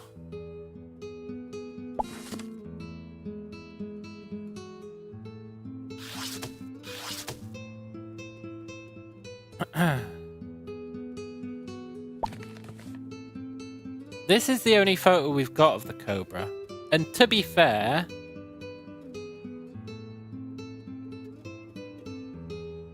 he kind of looks like he's wearing...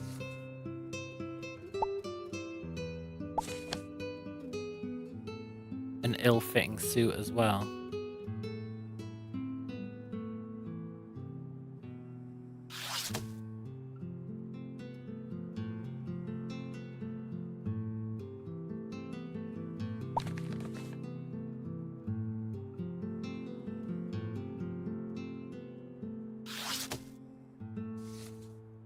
I think the other guy is Einar Stormer.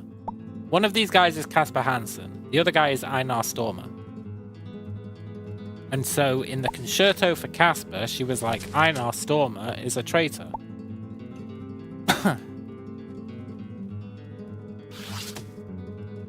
Like, your buddy is a traitor.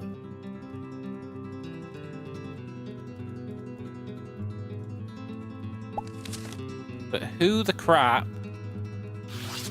out of these people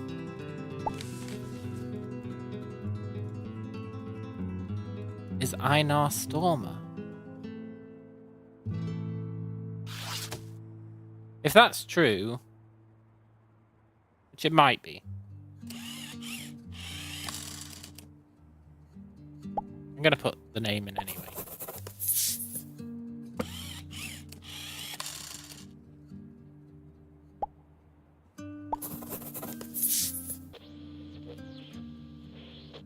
Yeah.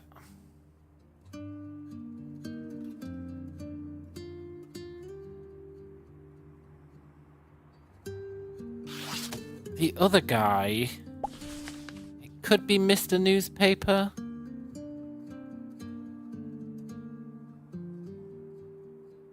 Mr. Newspaper is...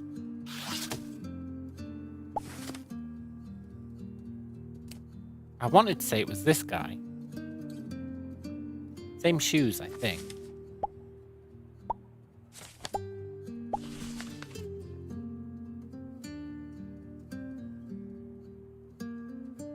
Pretty sure it's the same guy.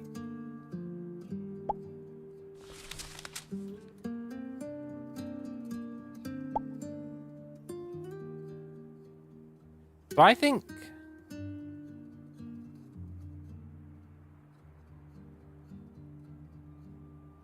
I mean... I'll be honest, he doesn't look massively Norwegian.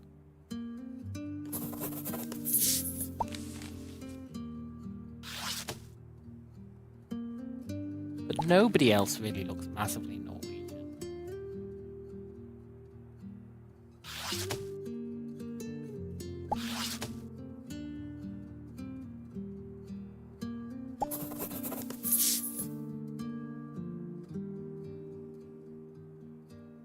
He does look like he might be a traitor. I'm not confident about any of this. I think these names might be reversed. Although I do think Casper Hansen would be the lieutenant of Einar Stormer because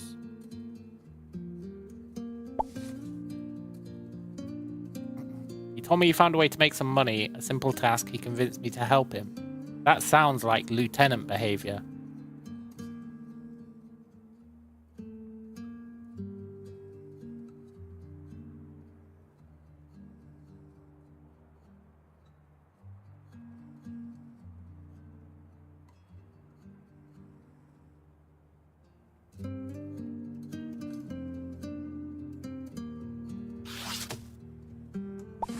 What does this picture have to do with anything?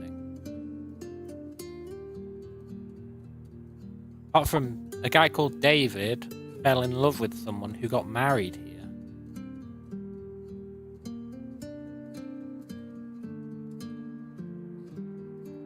Doesn't feel strictly relevant to anything.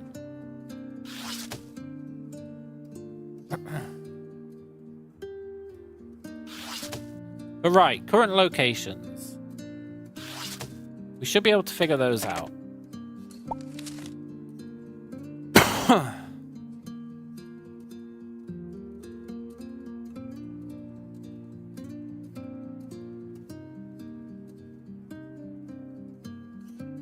This guy is in Santa Corvina.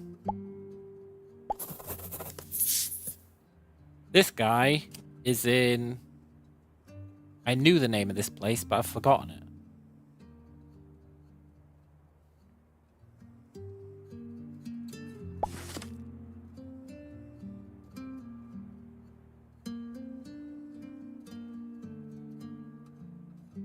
It was something de Mol, but it wasn't Val de Mol.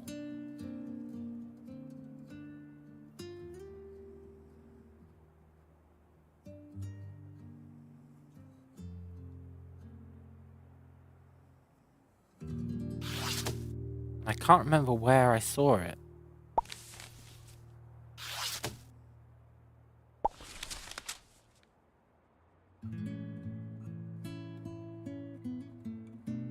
Maybe it's Perdido.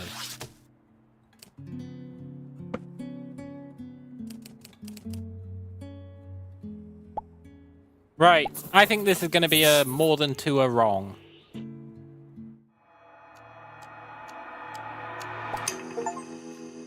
Oh my god, I was right!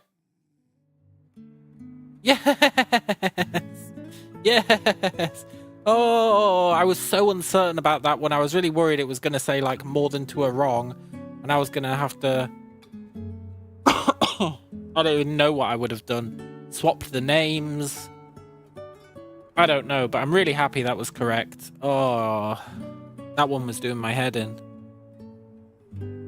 Okay, both are native Norwegians, who in their youth were involved in the Tromsø Bridge Massacre. Viking is Casper Hansen, the brother of Celia Hansen Oberg, the renowned musician, composer. He lives on his farm, vineyard, in Perdido. He sold out the resistance to the Nazis through his childhood friend. Yeah. That childhood friend was Einar Stormer, who later became the Cobra. This was known to Celia Hansen Oberg, who put his name into a cryptic piece of music. Don't know why she didn't just tell the authorities, but whatever. Cobra lives in Santa Corvina, where he runs a fish tinning factory and owns the local soccer team. Does he?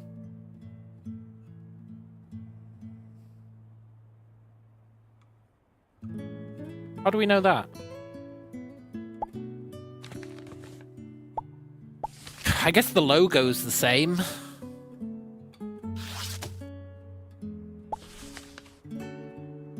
Yeah, the logo's the same. I'll allow it.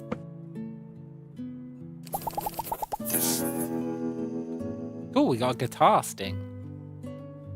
Oh, I'm so glad we got done with that day. I thought it was going to be alright at first. I was like, oh, there's only 2 people. This won't be that bad. Wrong. It's actually a nightmare. Especially that musical thing. Oh my god. Let's see what tomorrow brings.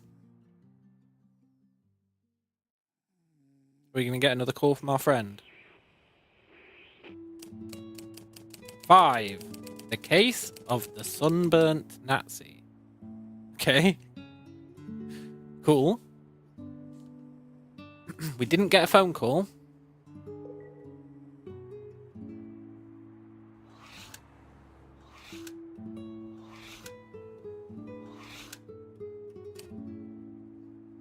Three people. The hyena, Metra, and Cuchilla. Mr. Perlman, we're looking for the Paraguayan chief of police, known as the hyena.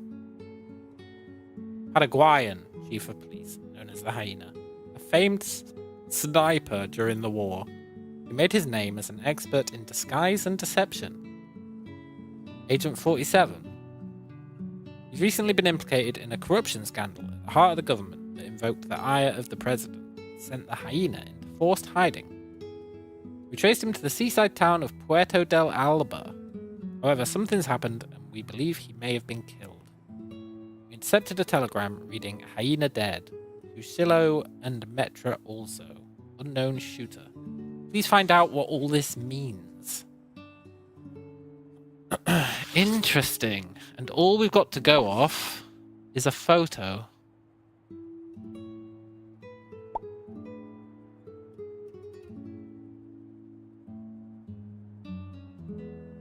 Is that same guy again?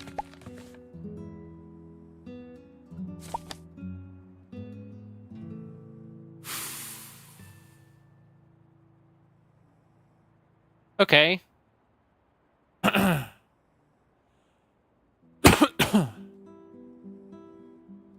Well, Hotel Azul. Hotel Azul. Let's look that up.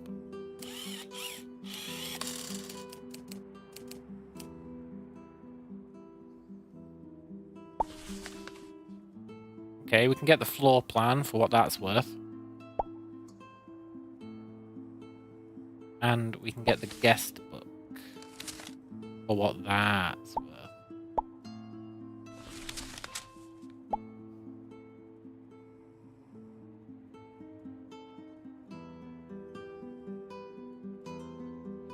Cool.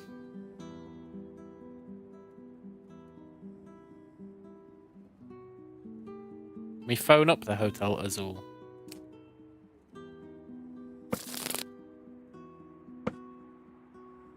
We sure can.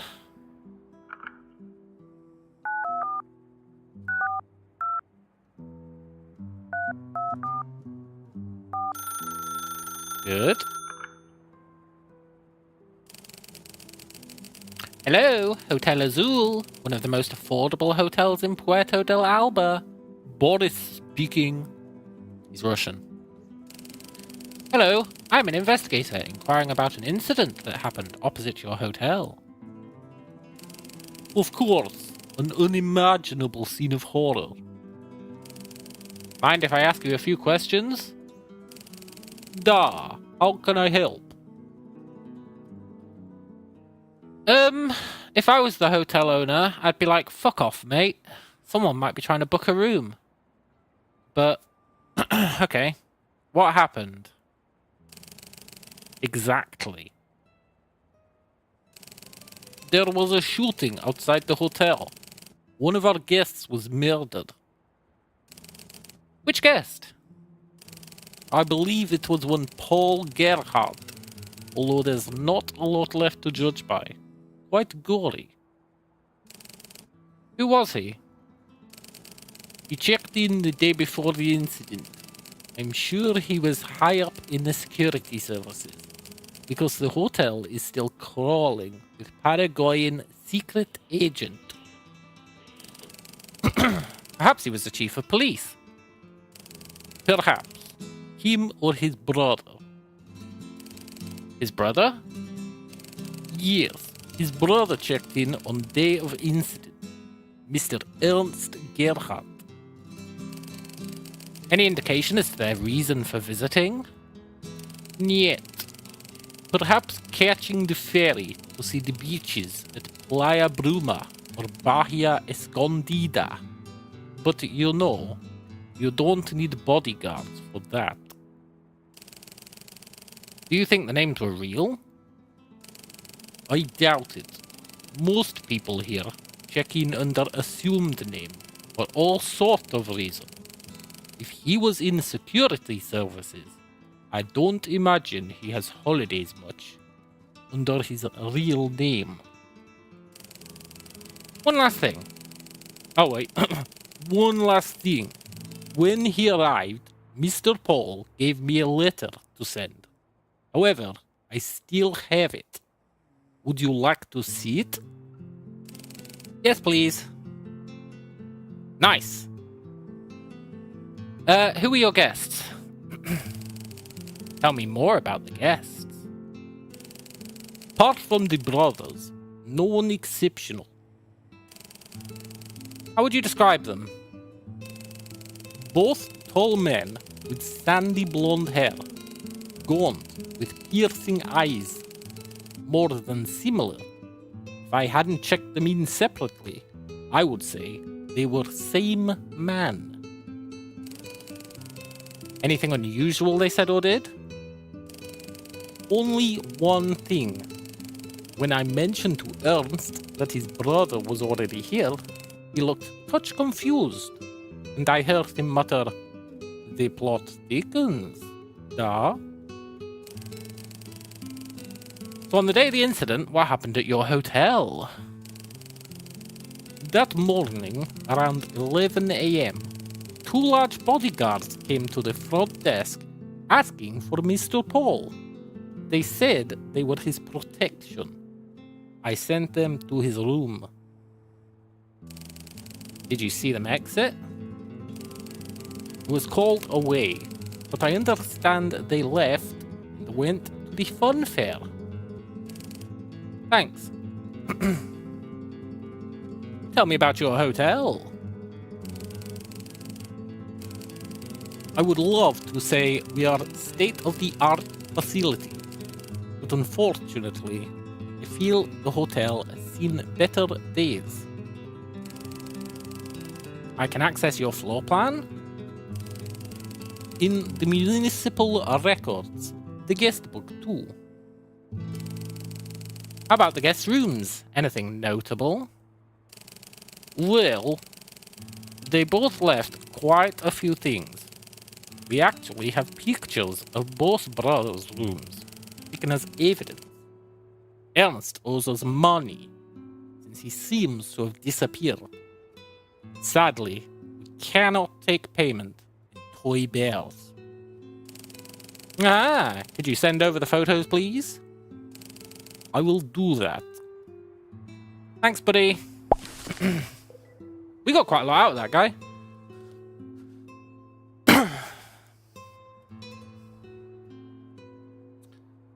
Cool.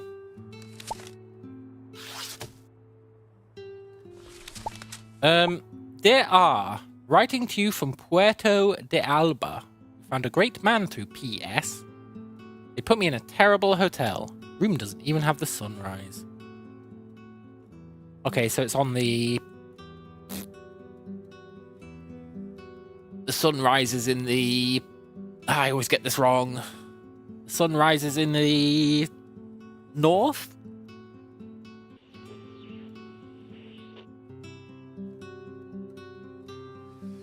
Nah, I'm pretty sure the sun rises in the east.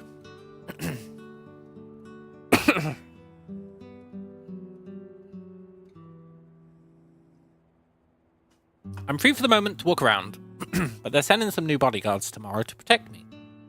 I can't risk sticking around for more revelations to come out. Time to make a move. After this, I'll spend some time at the next port until things have cooled down. In a month, I intend to return to Dr. Schmidt to complete my oronectomy. Though I've heard nothing from him recently. We can meet there. Expect word. Woof woof. Best NS. Woof woof.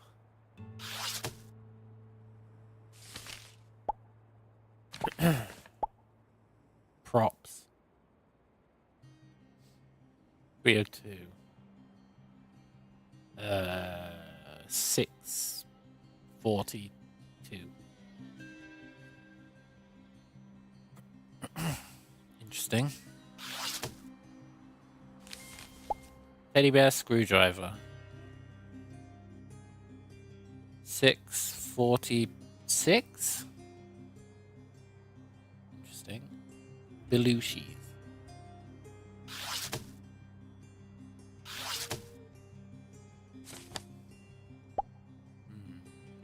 Does that guy have a cobra tattoo? Maybe.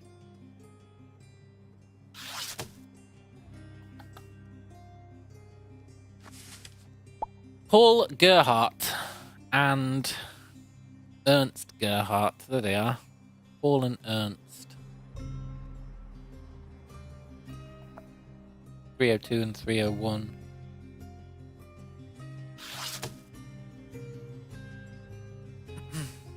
Okay. What was the name on that bear? Belushis. Already thought that was going to be here.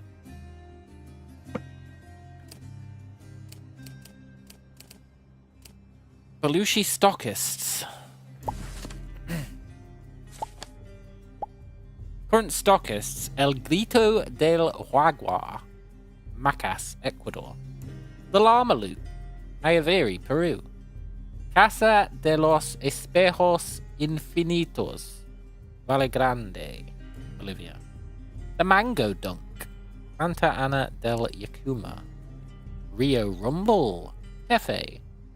The Whispering Fortune Hen. Okay, I'm not going through all these, but I assume there's some relevance. Hands of Glory, Puerto de Alba. Let's phone them.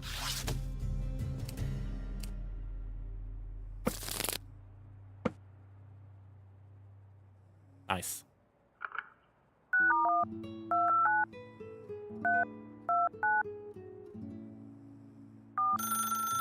This game's cool. Hello, Hands of Glory. Ronaldo here. How can I help? Did you see the man who was killed? I did. He stopped at Cans of Glory with his escorts to play and generally be seen. Pleasant man. Why do they keep saying the man who was killed? In the picture, there's clearly two dead guys. Quite the opposite. I was chatting with a tourist couple who wanted to know how to get to Las Rocas del Sur and San Venturo. He steamed right past them and demanded to play. How did he do? Honestly, he did terribly. Couldn't hit a thing. It's like he was half blind. Nothing like the day before. Twins. What happened the day before? He came by the stall on his own, no escort, and nailed every can on the first shot. What did he win? A teddy bear. He won a large bear. People often get that? Ah, I didn't even know it was possible. Still, I guess he got lucky, considering his next performance. What happened then? I saw him moving around the market, then toward the seaside exhibits. After that, I heard 3 shots ring out in quick succession. A lot of screaming. You saw the shooter? I did not, but I think it came from the lighthouse. My brother went up there after. A photo. I'll send it to you. Nice. I wonder how they're sending us the photos. This game's set in the 70s, I think. How about his bodyguards? I knew their type alright. Filthy insurrectionist Lazarosas. Why'd you say that? I'm Cuban, so I knew straight away what they were all about. They had half Cuban, half American accents. Special forces tattoos. What does that mean? They were involved with Playa del Toro. Oh. You know, there were a lot of those guys held after their plan fell apart. Afterwards, it was said they went to South America, as no one else would have them. The recurring theme. Disgusting mercenaries. Thanks.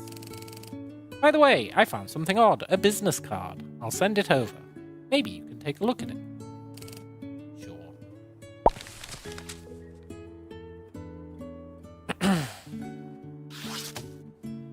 Okay. So that was the dog shit brother. Because he had the bodyguards. With what I'm assuming are the Special Forces tattoos. Although they don't look very Special Force tattoos. Maybe they are. Is that the guy again?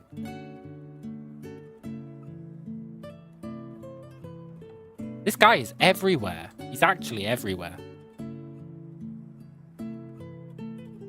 And, is that the same hat? Are those the same glasses?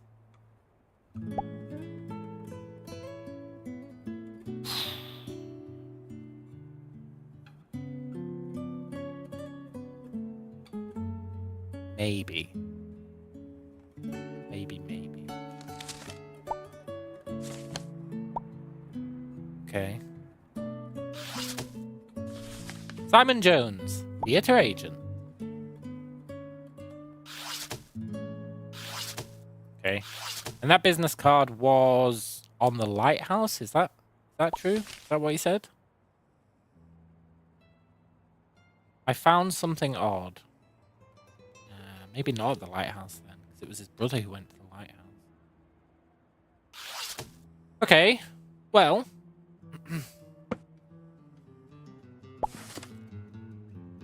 Give him a call.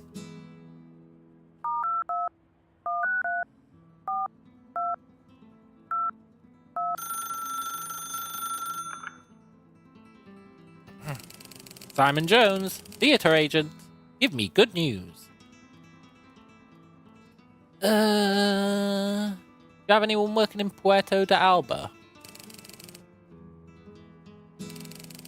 Where the devil is that? It's in Paraguay. No, I don't think so. Maybe that's where Cyril is. Cyril? Yeah, he was quite big in the tropics for a few years ago. For a hernia cream advert. You know, Rectalis. I don't. Quite striking. He was playing a cowboy riding side saddle. They had that song by Johnny Cash. Ring of Fire. That's the one. So you did see it. Call it a hunch. Wouldn't you know, I got a call from a Paraguayan film company, Pantalasur. Wanted him out there straight away. What for? Do you know, it was an experimental film. They said they had hidden cameras all around town, very ultimate. They wanted him to walk around looking imperious, like a sheriff or something. Oh, he faked his death. What else? Then there's a first-class plane ticket and a costume. Booked him a hotel room under an assumed name. Very cloak and dagger. Any idea why they wanted Cyril? The man said Cyril's character was based on a real-life inspiration, and only he would do. Thanks. Faked his death. Got them to assassinate the wrong bloke. What does your agency do?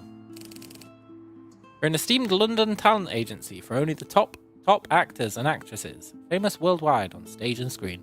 This game makes you think like, oh, he's in London. Those two Nazis were in London. Maybe this guy's a Nazi. You got to start thinking everyone's a Nazi in this game. Really? Can you tell me some of your clients? Do you know Jonathan Bailey? He did the Colgate toothpaste advert. I see. Thanks, buddy. Okay, there was something I wanted to in-game Google here. Pantalasur.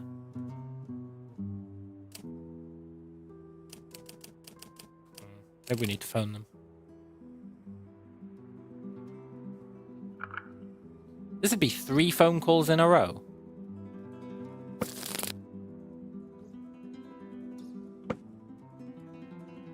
There they are, though.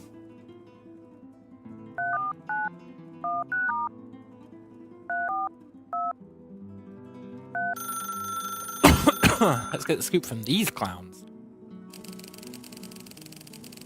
This is the answering machine for Pantalasur. The office is closed. Yeah. Fake agency. If you want to discuss film productions or speak to our director, Raul Sanchez, please call back another time. Okay. Let's Google Raul Sanchez. Nothing, huh?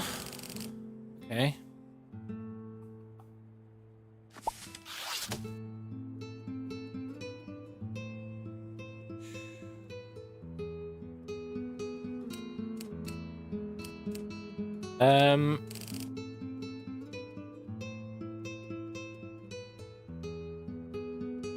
Rectalis.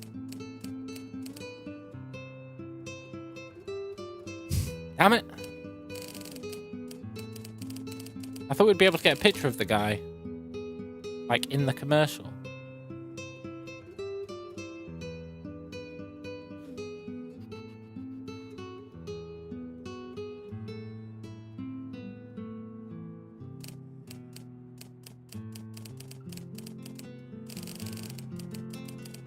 Okay. Script for experimental film. Where did we get this from?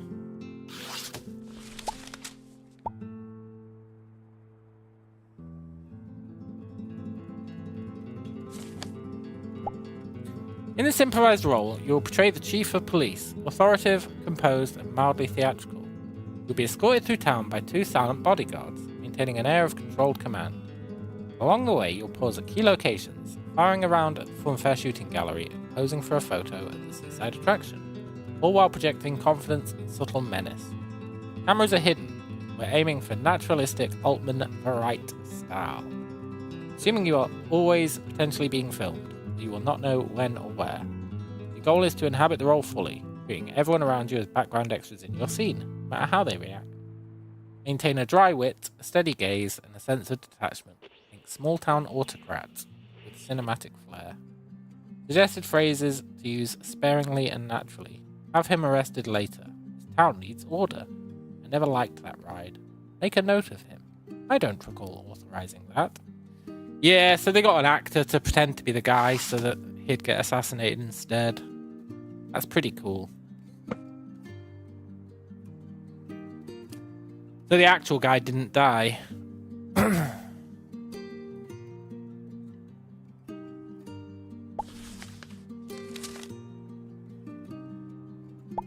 Which means...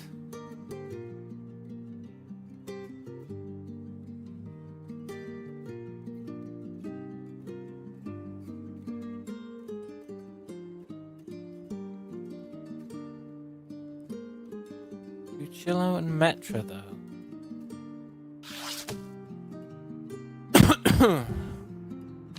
I guess they were real bodyguards.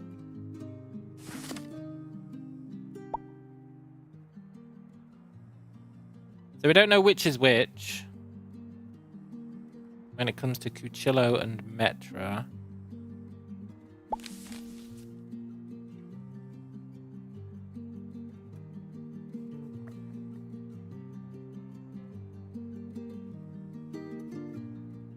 When he arrived, Mr. Paul gave me a letter to send. I still have it. Would you like to see it?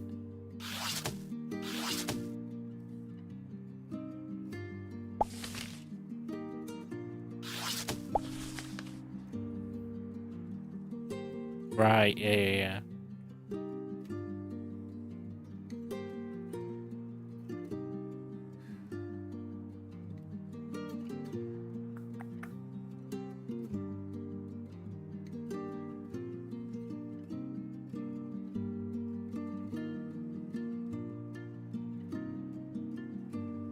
I think he killed his body double. It stands to reason. He was a sniper. Pretty sure he killed his body double. He like hired a body double to come and pretend to be him and then just murdered the guy. What did that guy say at the hotel?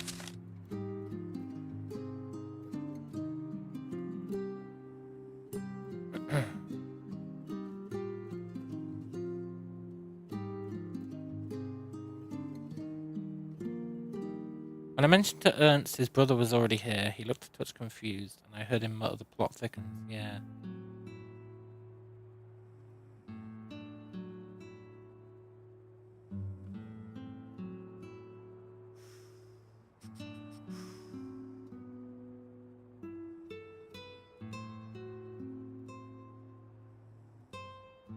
Ernst owes us money. He seems to have disappeared. We can't take payment in toy bears. But Ernst didn't win a bear.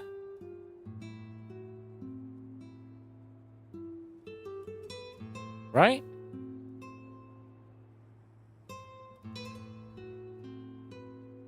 Because... didn't Paul arrive first? Paul arrived on the 4th. Ernst arrived on the 5th.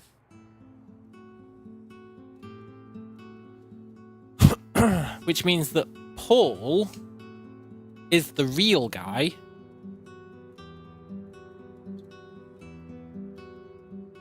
Paul is the real guy. And Ernst is the guy who got set up.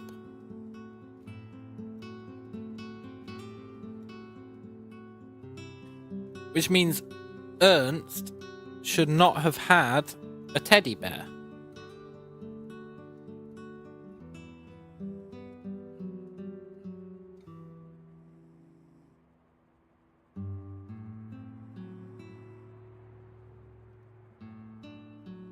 Ernst should not have had a toy bear.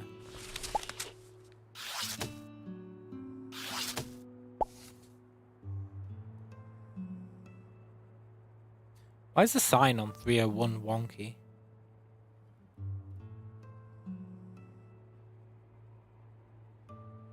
Because they were swapped? No, that doesn't make sense. 301 would be opposite 302.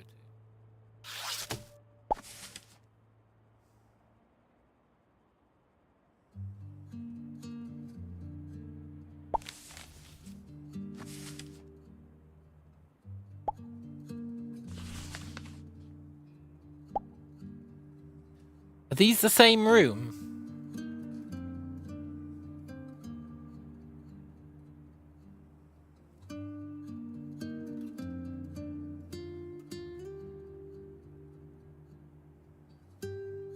Swapping would explain the screwdriver. Yeah. I mean, they're not the same room. But yeah, 302. Who was in 302?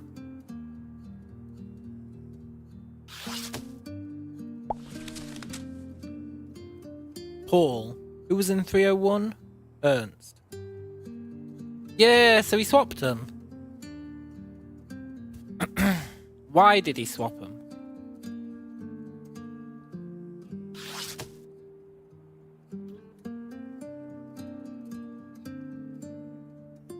I guess I was going to say so that the people who were coming to kill him would go to the wrong room. But I'm pretty sure that he killed his body double. So then what reason would he have to swap the numbers?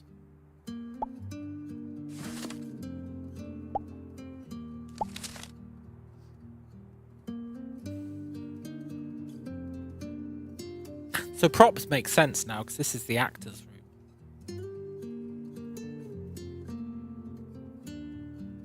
And he's got the script.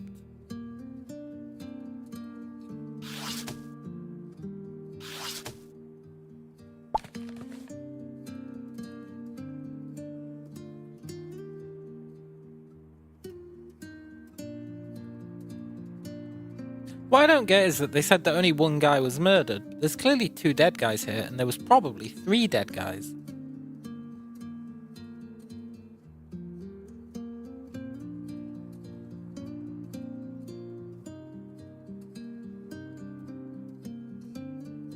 Probably.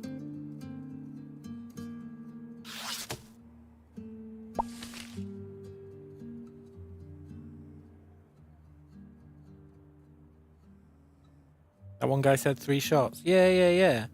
And 3 shots makes sense.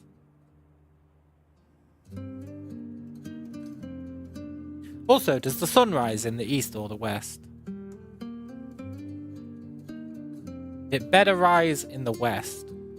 But I'm pretty sure it rises in the east.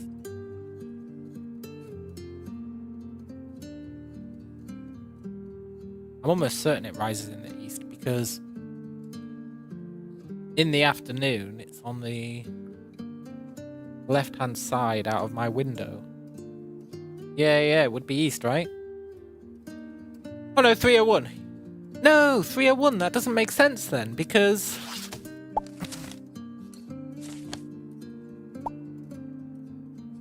unless this letter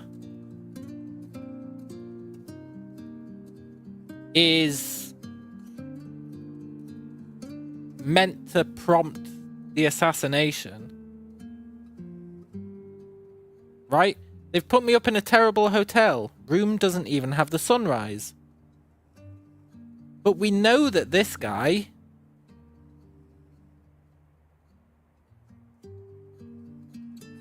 is in 301.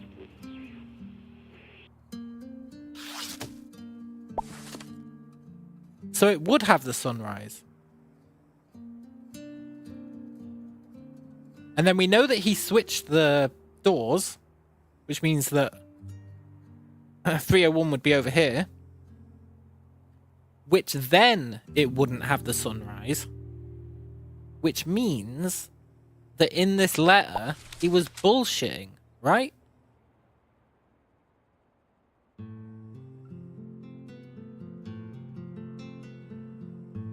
He has to have been bullshitting in this letter. Because otherwise, room doesn't even have the sunrise isn't true.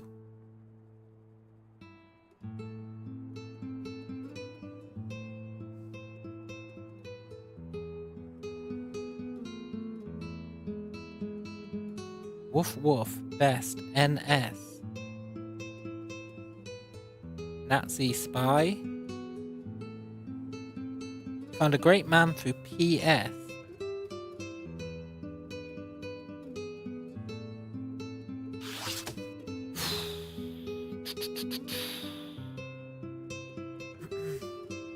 Room doesn't even have the sunrise.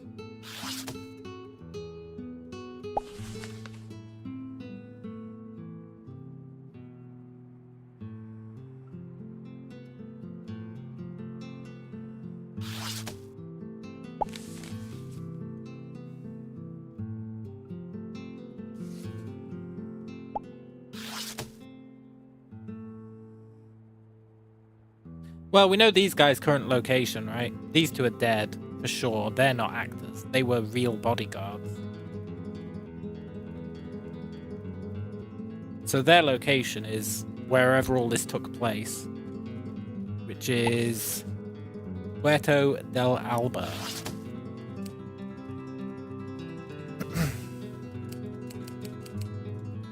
And then I would say that the other guy is in Toronto. Maybe not Toronto.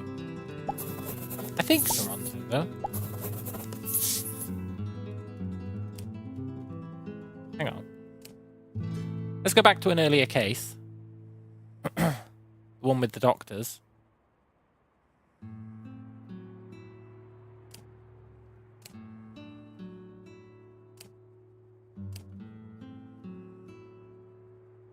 Yeah, Toronto. Oronectomy.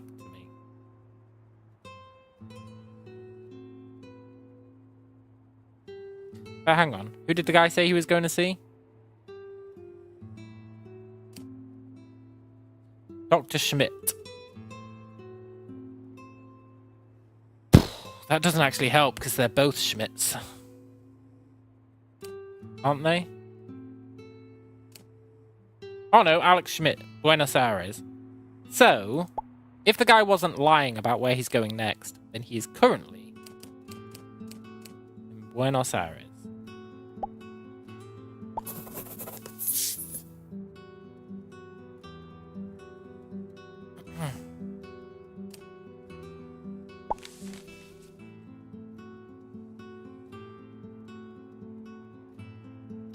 I mean, I'll grant you, it says in a month, but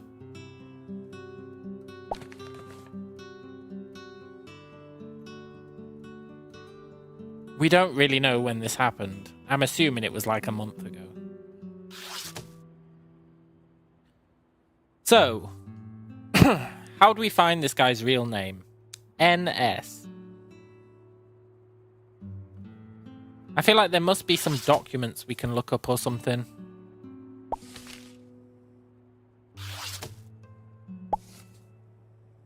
You found a great man through PS. Found a great man through PS. What does that mean?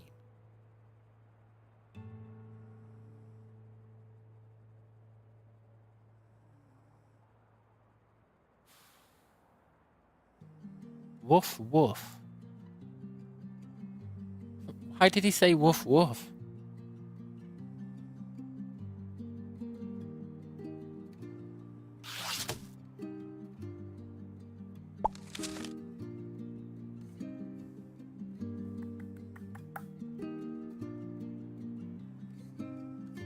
There must be some way of A, getting the names of the assassins. Not the assassins, the bodyguards.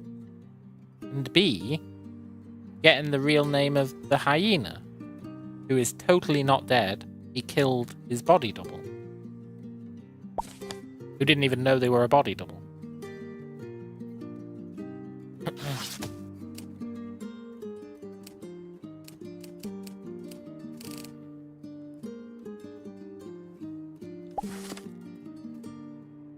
That's the fake guy.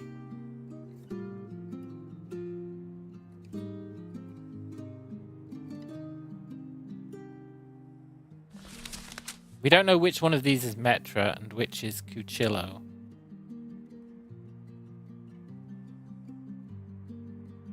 Nor do I know particularly how we would figure that out.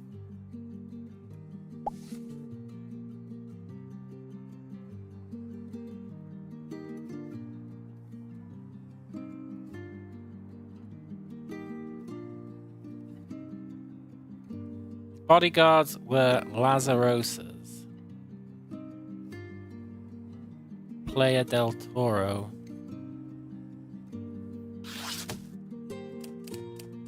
Ah. I don't know what a ferry timetable's got to do with it, but let's have a look.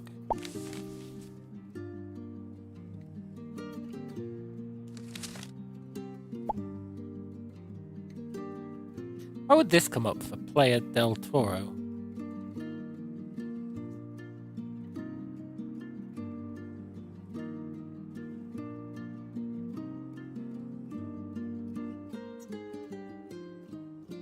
Wish I knew what any of this meant.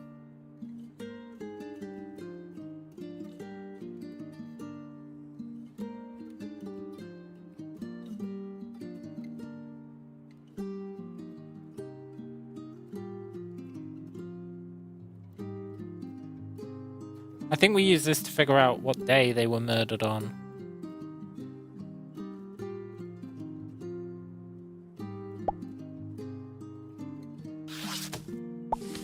Okay. Playa del Toro Strategic Battle Operations Guide. English. Landing begins at 5:30 a.m. Knife and pistol teams will silently eliminate beach guards. Snipers take cover and set positions. Machine gunners reinforced with sandbags. Advance after the Air Force bombing. CIA classified.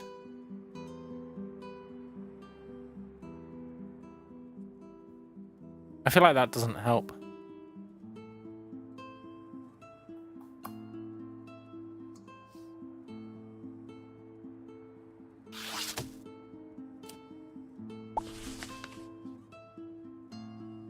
Playa del Toro.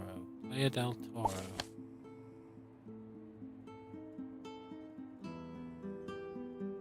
Lazarosas.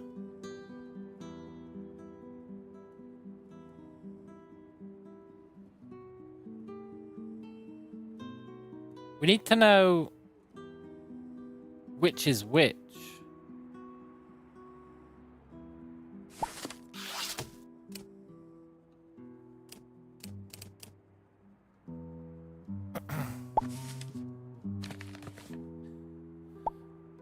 Arrival of Lazarosa.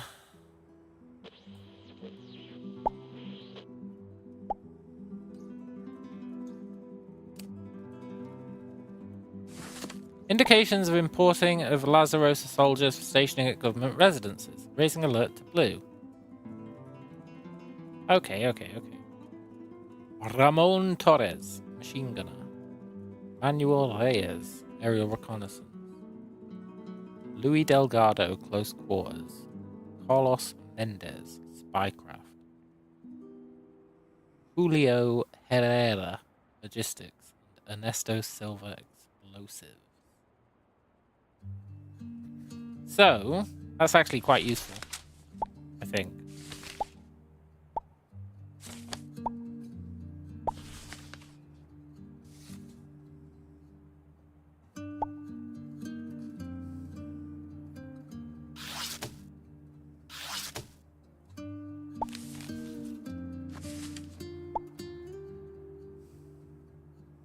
None of these guys' icons match up. I thought their tattoos were going to match like this stuff. But, well, they don't, which is a real stickler. It really ruins my theory somewhat.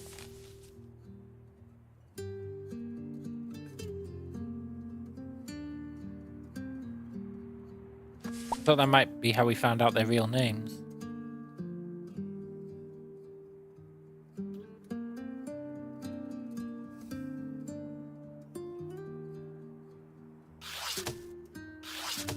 Probably is related somehow.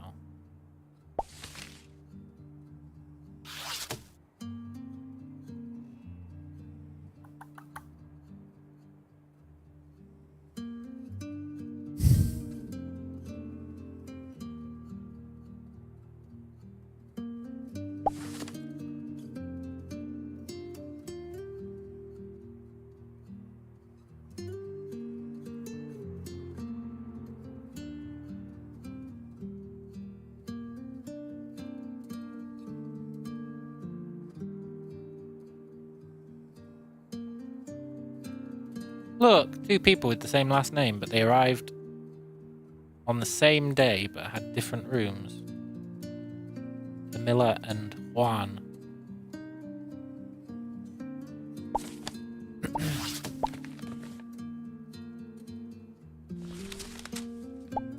There's nobody from this list on this list, right?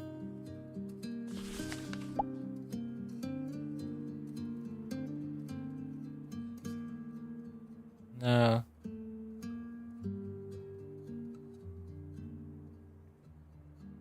No. Poop. Poop.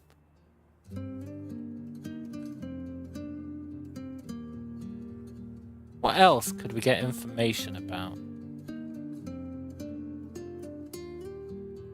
Why do we care about the fairies? Well, we care about the fairies because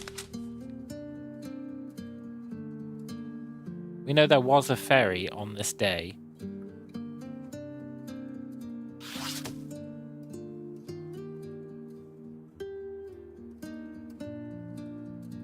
Do we know what time the murder happened?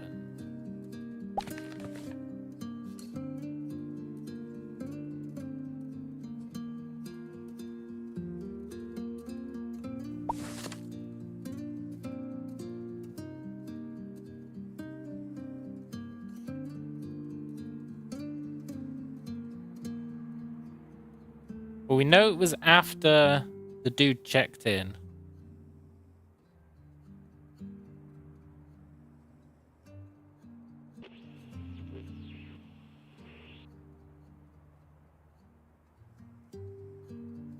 So no, it was after the guy checked in. The guy checked in at...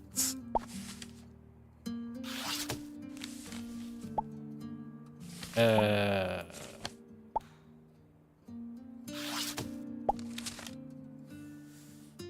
9 a.m, so that's not massively useful.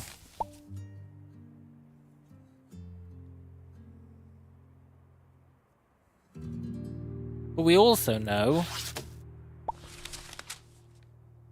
Well, I guess we don't know that it was a clear day. There's a dude wearing sunglasses.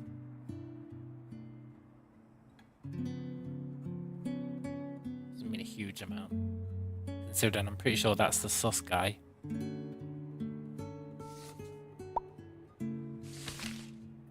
Why would we care what time it happened?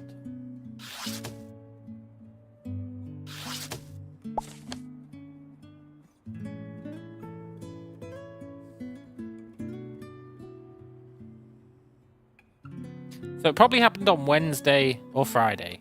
I've got no idea what these things mean. PB, BE, LRDS, SV.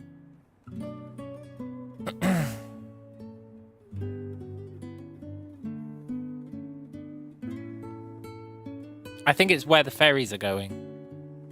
It's where the ferries are going. It's where the ferries are going. Because it alternates every day. PB, PB, PB, PB, SV, SV, SV. LRDS, LRDS, LRDS, LRDS. It's where the ferries are going.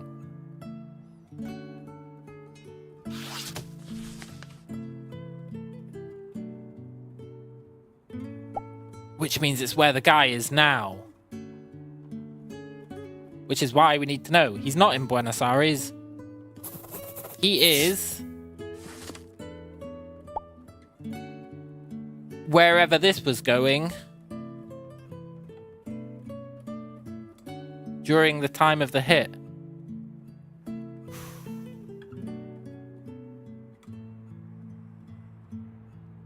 So how can we figure out the time of the hit?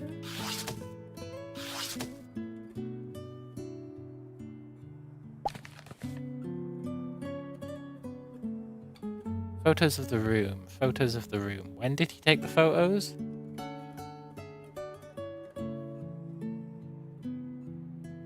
Around 11, 2 bodyguards came to the front desk asking for Mr. Paul. Yeah.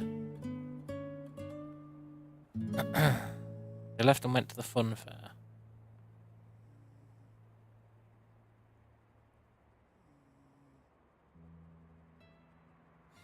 Pictures of both brothers' rooms taken as evidence. I don't think the pictures matter. They do have clocks, but I don't think the clocks matter. So we know it was after 11.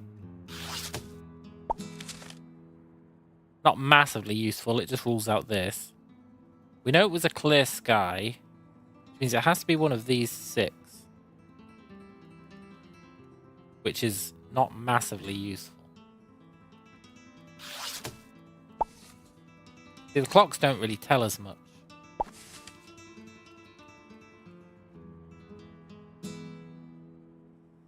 Except that this had to be in the evening.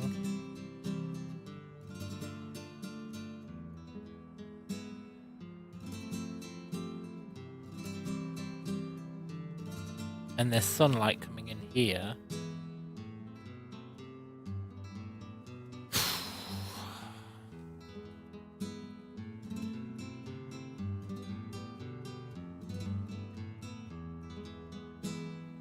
The sun rises in the east and falls in the west.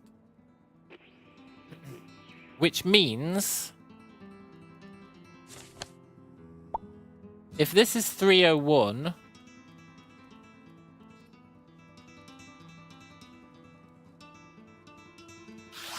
this is fucked up, man. Because we know that 301 is facing the east.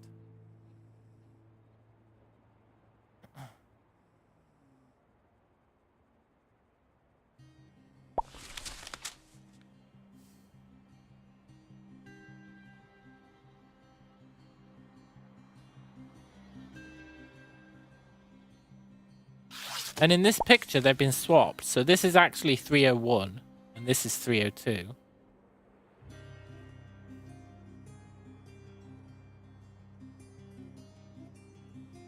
Now, the reason it says it's like 40 minutes past 5 is because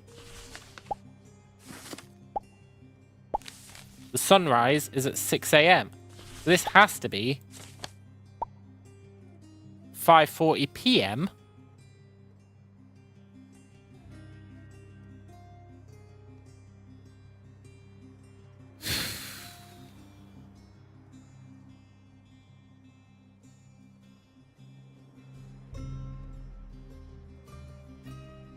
And if this is 5:40 p.m.,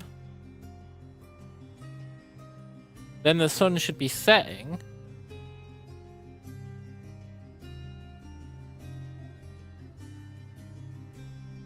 which means there shouldn't be these shadows.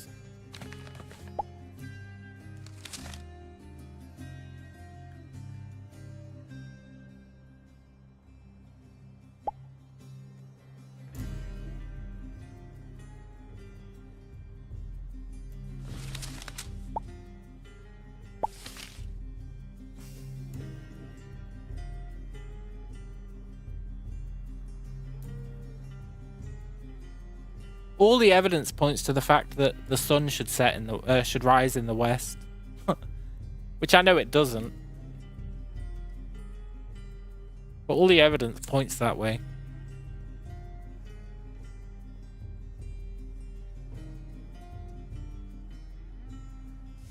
Sun rising in the east really goes against a lot of these facts.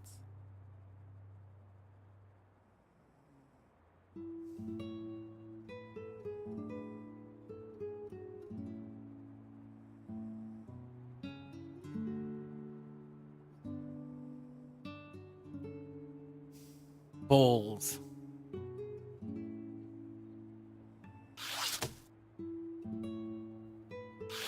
We're still no closer to getting the two bodyguards' names.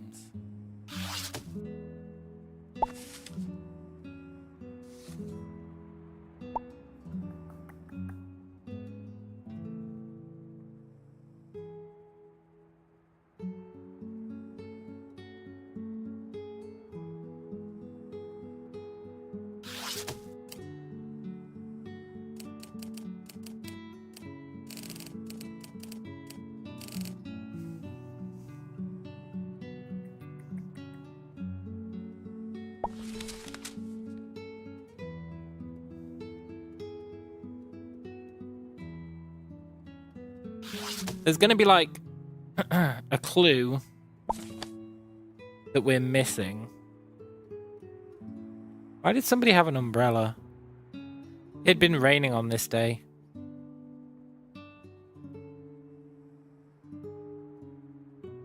I always thought that umbrella was weird. It had been raining on this day.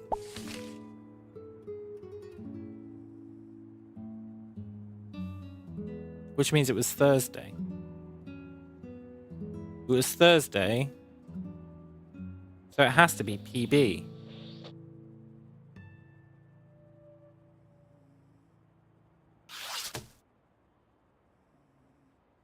Has to be PB.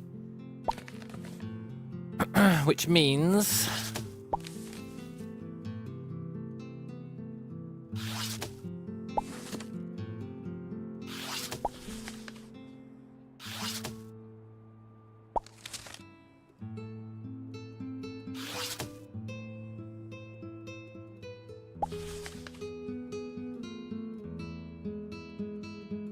Player Broomer. That's where he ended up. Until things cool off. That doesn't massively help us. Also, you can see the puddles of water here as well. I just never noticed them.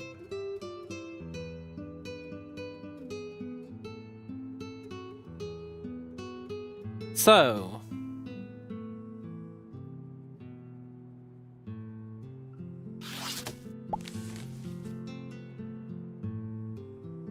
am I confident in saying this guy is this guy?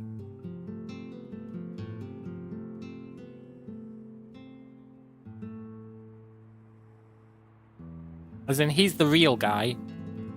He's the body double. I think so.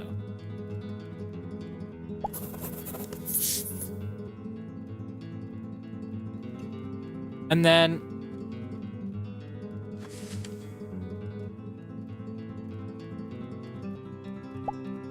is that the other guy?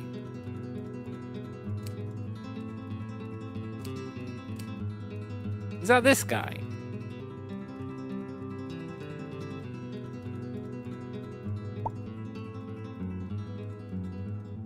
I think it might be, you know. Mr. Green. Roger Green. If that's Roger Green...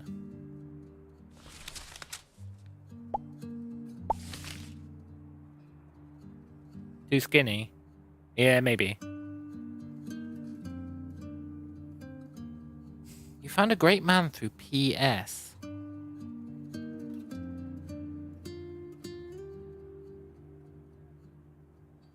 Best NS.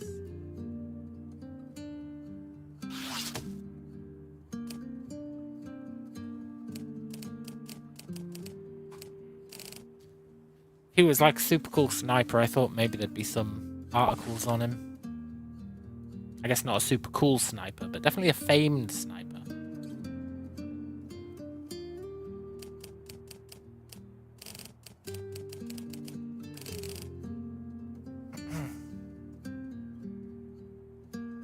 He'd been implicated in a corruption scandal.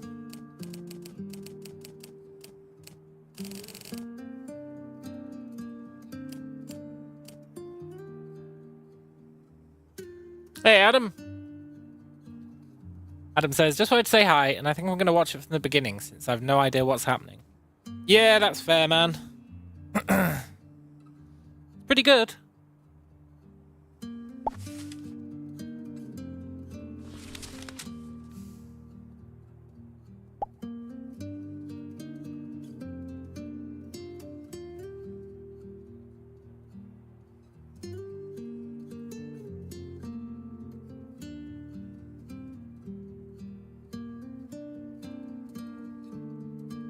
This has to have something to do with it, eh?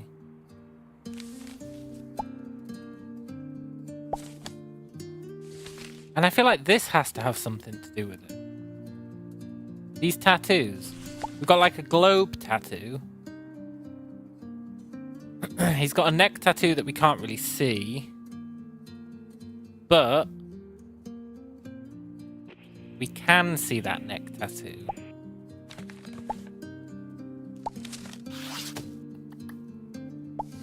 Here.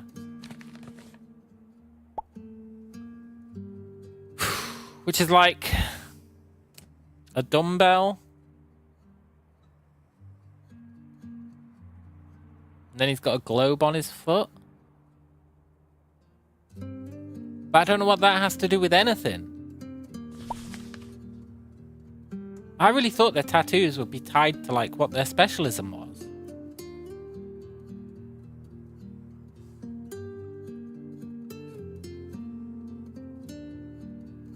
This has to be relevant somehow to get the bodyguards' names, because we know the bodyguards are Lazarosa,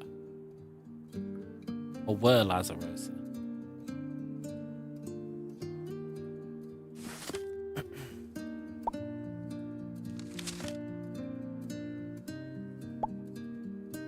The only thing we know is that this guy's name is NS, and he says woof woof every so often. No. Found a great man through PS. PS. Can't risk sticking around for more revelations to come out. Here's the thing, right? I feel like there has to be a news article related to the corruption scandal. Right?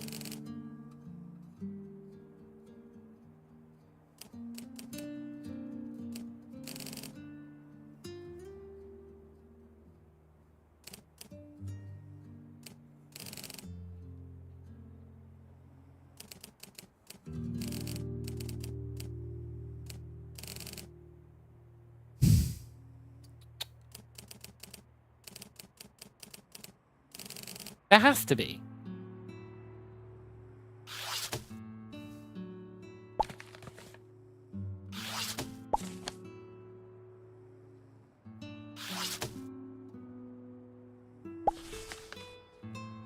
And this east-west thing is pissing me off.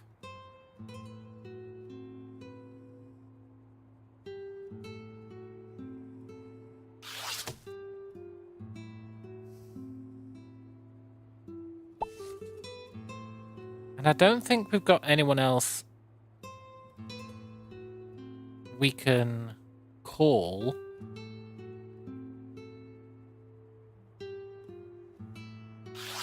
None of these photos have anything on the back, eh?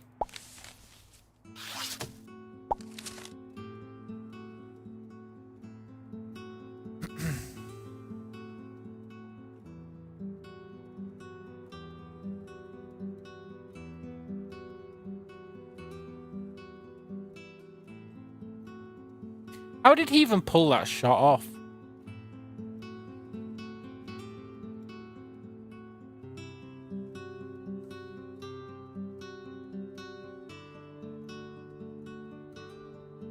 Hell of a shot.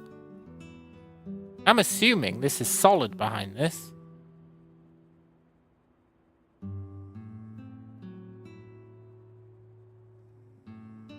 The hell of a shot.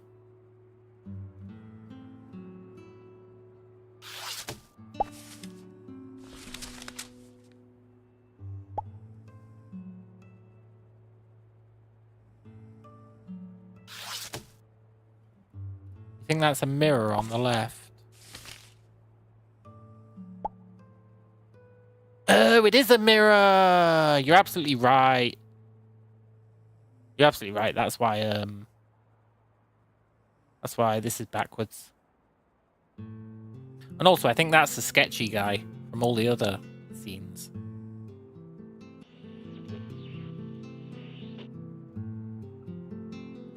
What the hell are we missing? I say we.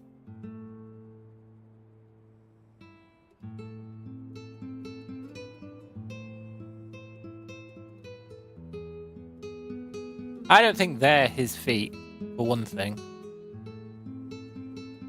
There are 3 of them dead. I don't think they're his feet at all.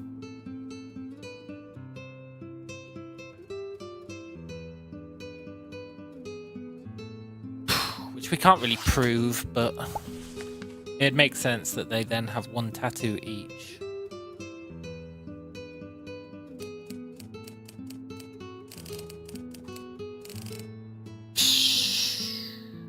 There has to be some way of getting what those tattoos mean.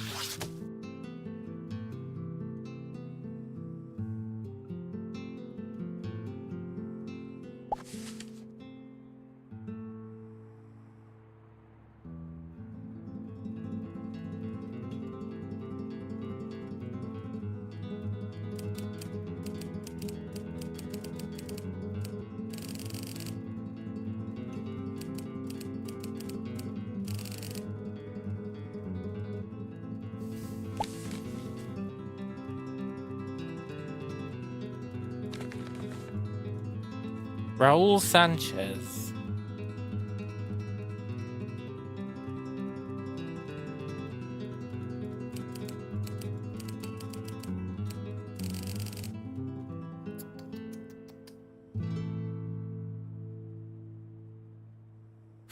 We're missing something.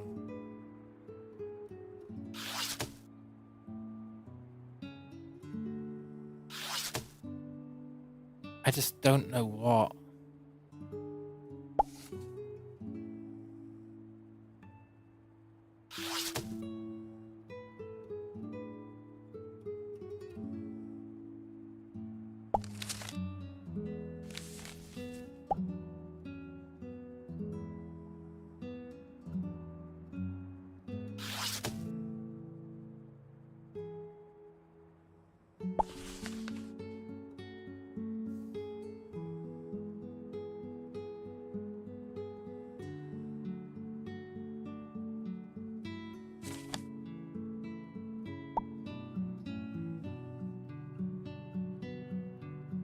Woof woof. Best NS. PS.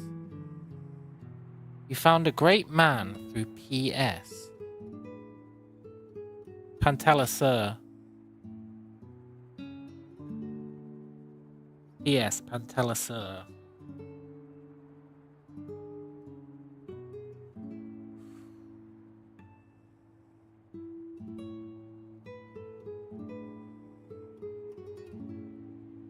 Ah, Raoul. This letter is to the guy who got them to send the decoy, the body double.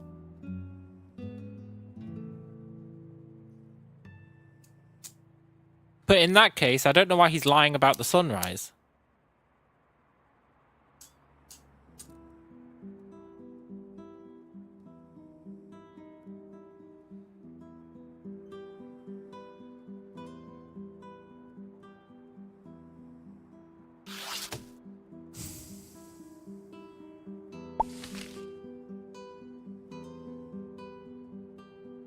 Why is he lying about sunrise?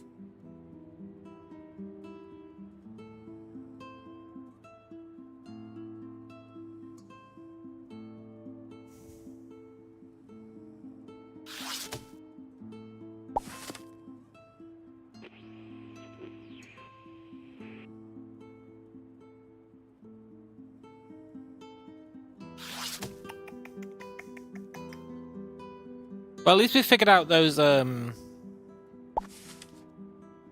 initials, except NS.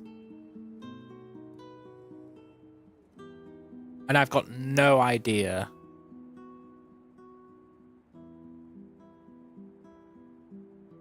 where to go from here.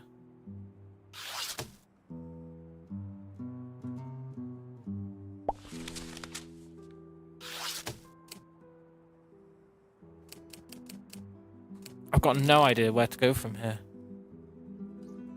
Unless we can phone the ferry company.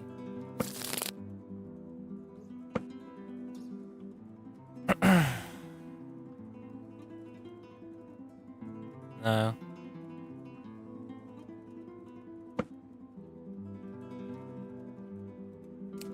I'm legitimately stuck.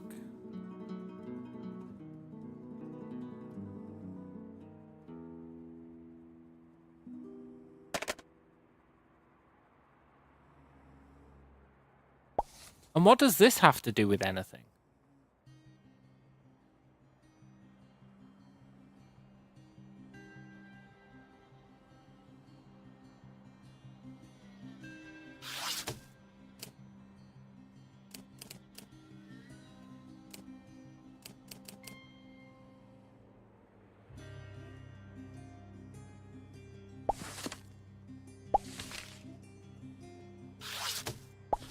This has to be relevant somehow, right?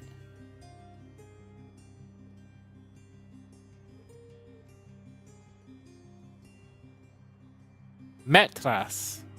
Machine gunners. Metras. Kushilos.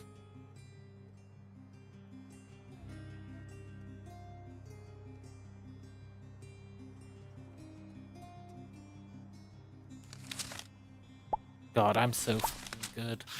Okay, so...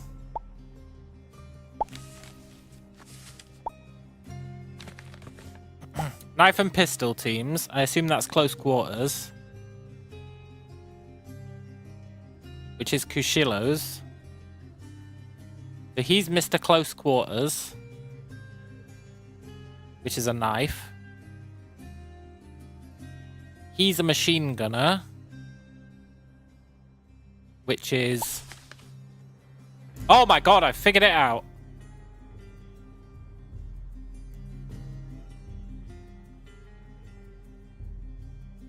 I've cracked the code. Do do do do do do do do. Right. Have you figured it out?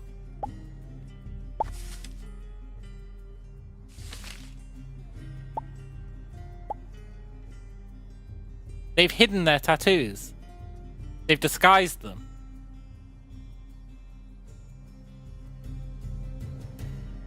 This used to be this. Ramon. So Ramon is the machine gunner who is the Metras.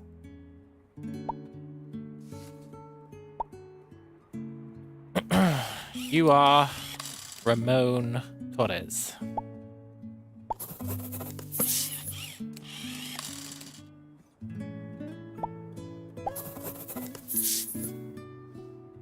Which means the other guy is Louis Delgado.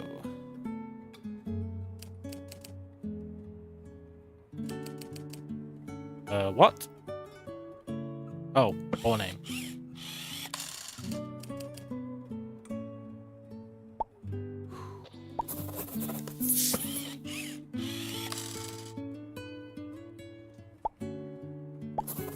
Okay, okay.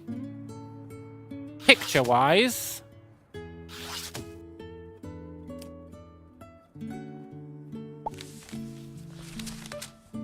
You are the close quarters guy. Which means you are the other guy. You're just some actor nerd. Which means we're almost there. All we need to figure out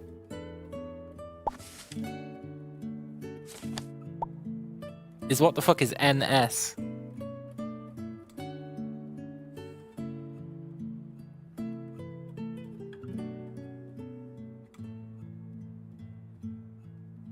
All I can think of is Nazi sniper.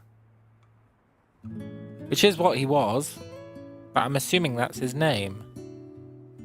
NS, NS. I haven't seen any NSs anywhere. Now he is talking about Dr. Schmidt with the oronoctomy, which makes me think that the Schmidt patient list would have N. Schroeder. He's N. Schroeder.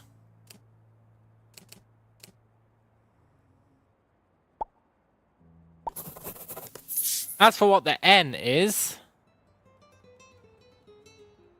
Neil?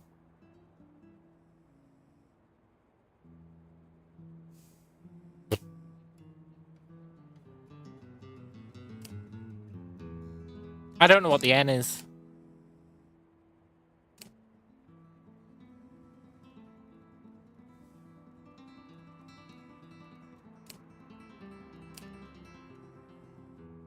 Look, it's that same guy. The lizard man. Who I think is Adolf Hitler. He's going to be like the final boss.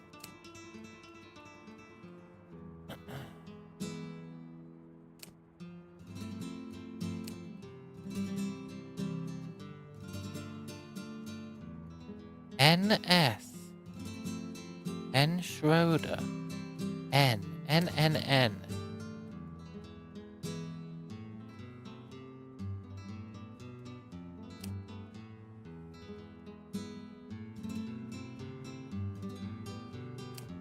I just want to look through stuff because...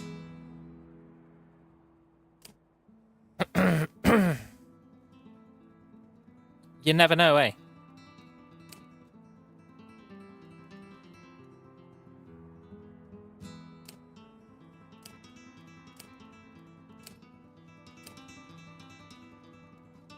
Schroeder. No. Although he would have an assumed name now, I think.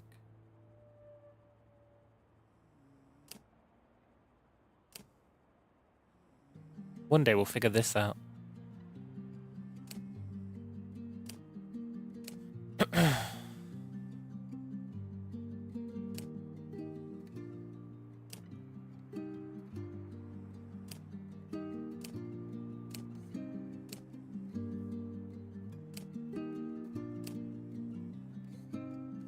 David, Patrice.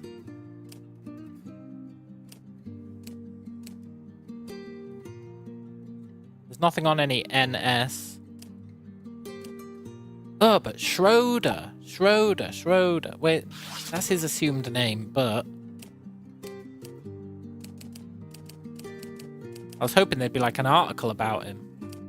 Because he was a famed sniper. Never forget, he was a famed sniper. Yet we can't find shit on the guy. I'll be right back, and then we need to figure out what this N could stand for.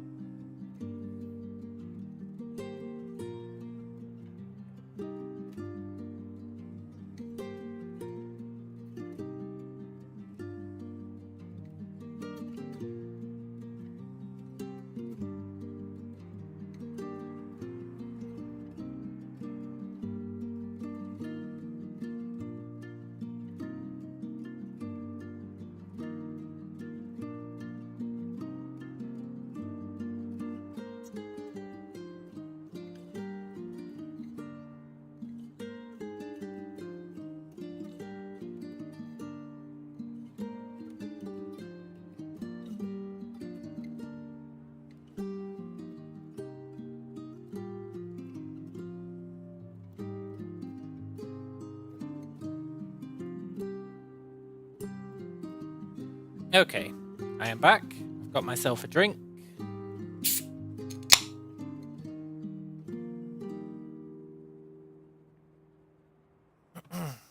What the hell could N stand for? I don't think I've seen a single name beginning with N in this entire thing. Like, at all.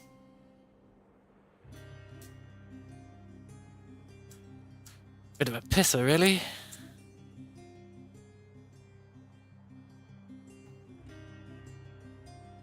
Can't even think of many names beginning with N. Neil.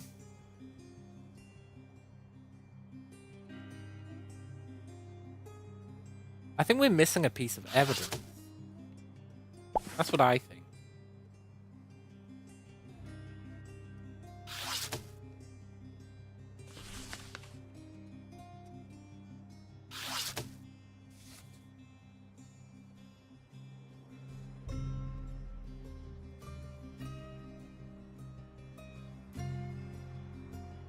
I think we're missing a piece of evidence.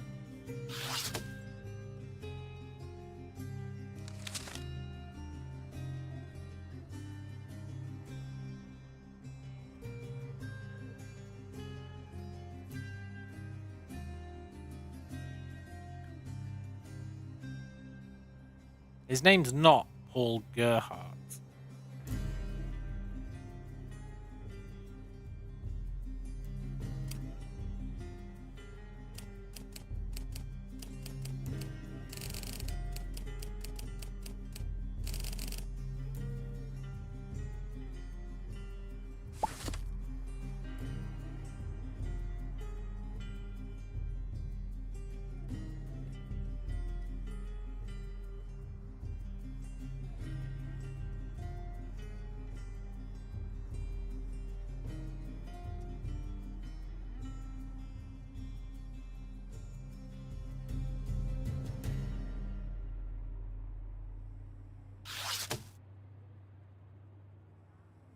I don't get it.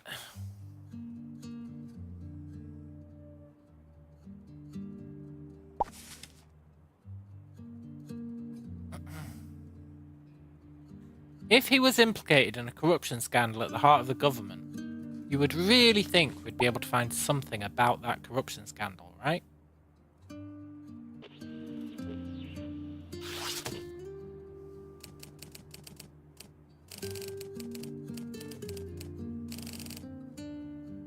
But there's nothing. Nothing that I can find, anyway. Can we phone the CIA?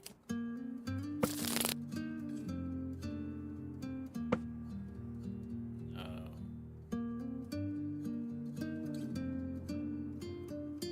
More's the pity.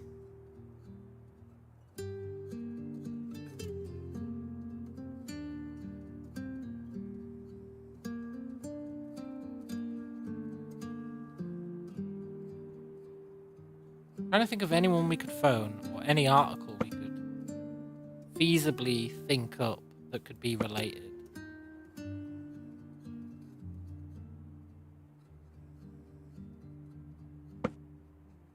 Like the Paraguayan government and be like, what's all this about a corruption scandal?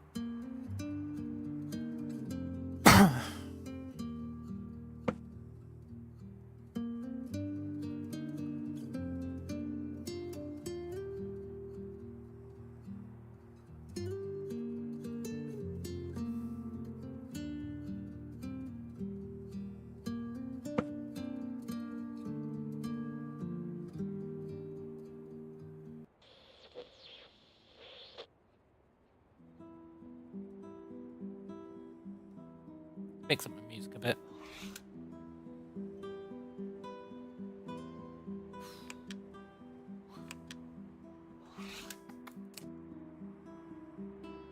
I've got nothing. I've actually got nothing.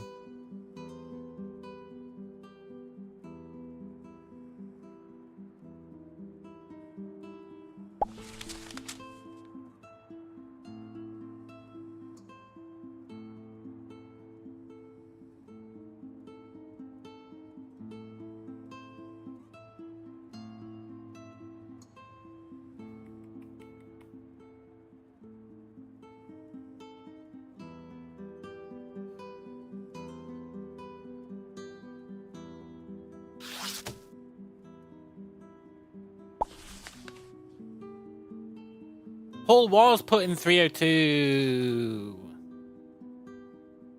He does... No. Yeah, no, my whole criticism falls apart. Or stays, rather.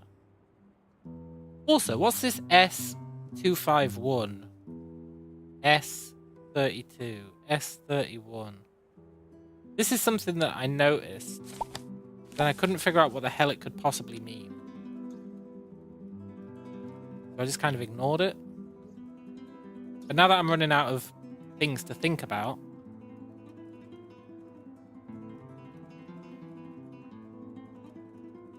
it's gotta mean something, eh? Security?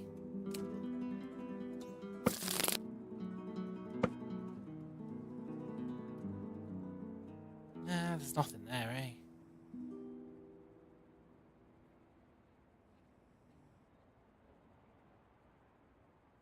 S251. What could it mean?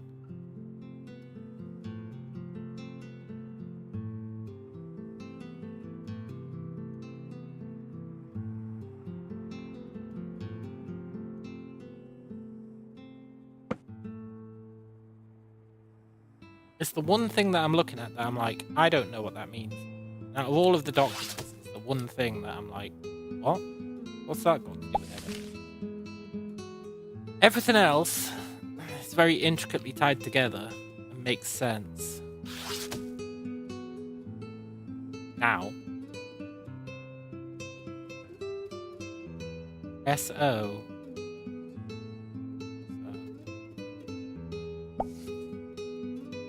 Yeah, you could see it being SO, eh?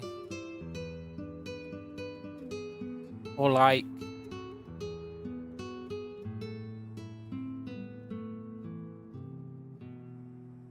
It's like an egg with an NS attached to it via ribbons. It says default system.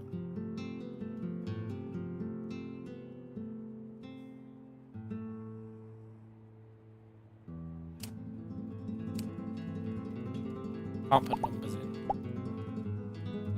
Yeah.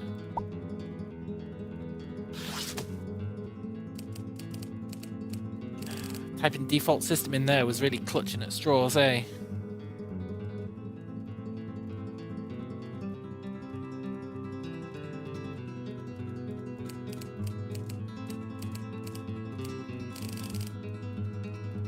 I've got nothing.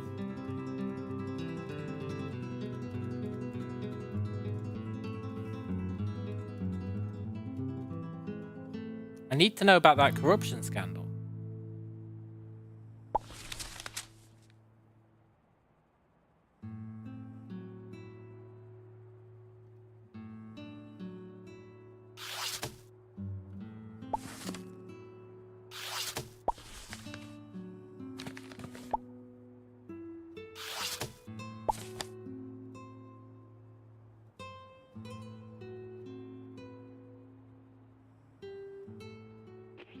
Suggested phrase.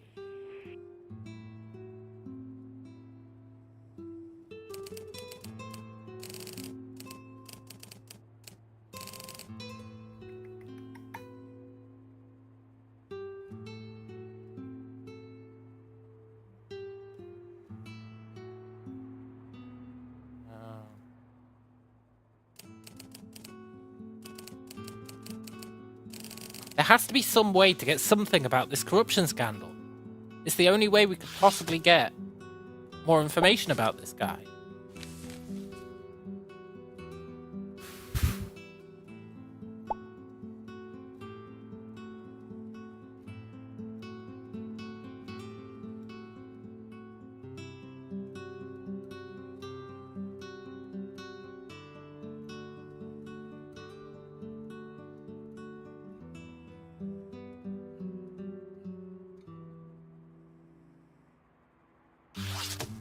NS.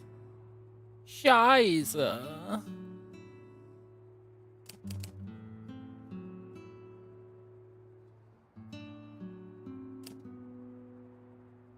And there's nothing in the history that's got anything to do with an NS either.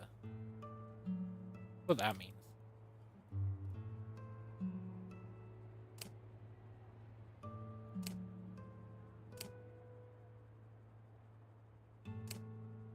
Nothing anywhere that has anything to do with NS. Shizer indeed. The Uber-Shizer. You missed me doing some cracking German accents earlier. I even did a Russian one just to mix it up a bit.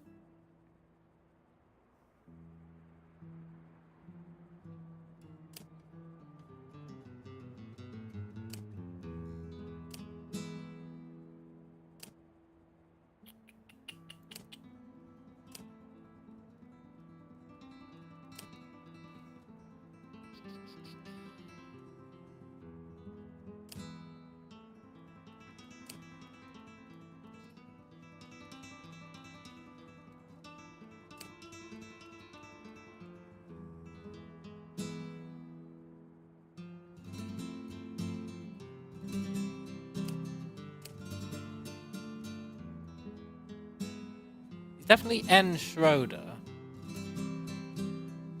We just don't know what the N is.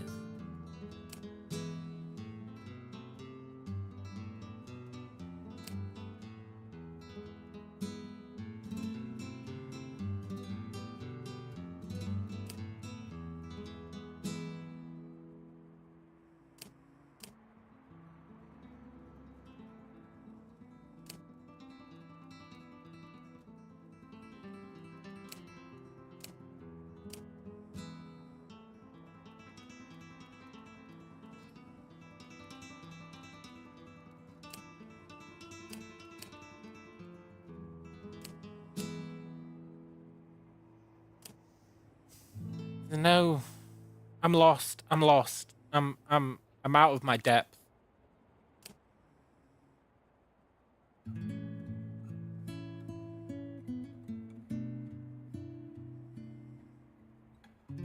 This is the only bit of evidence in this that we haven't pinned.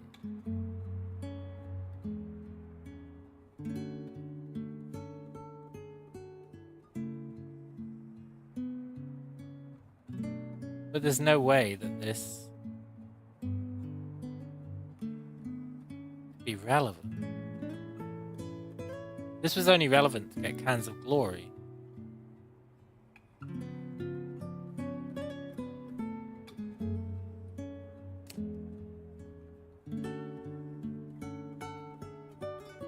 Woof woof. Why did he say woof woof? Why?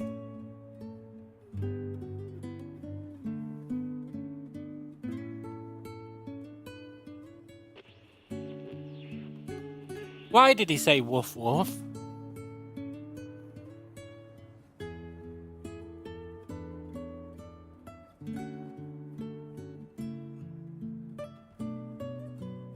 Makes me think his first name is going to be something dog related.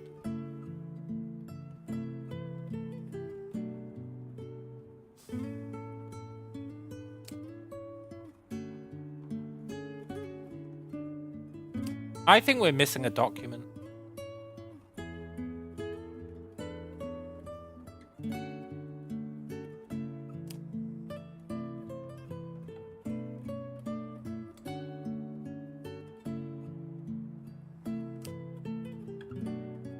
Been implicated in a corruption scandal, which would surely have made the news.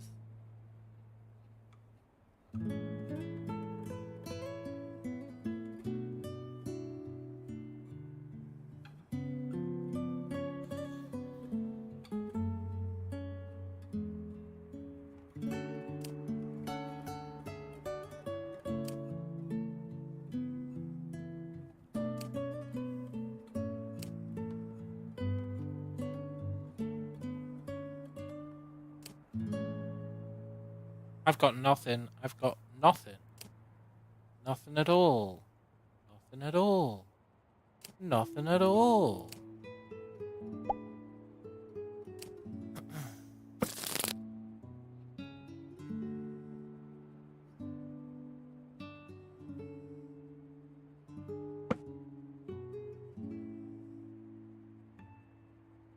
Why would he say woof woof?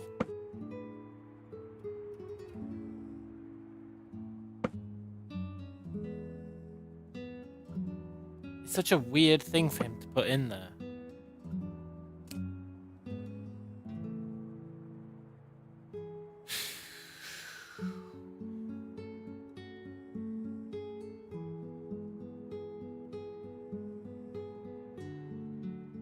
I can't think of a single German name that begins with an N.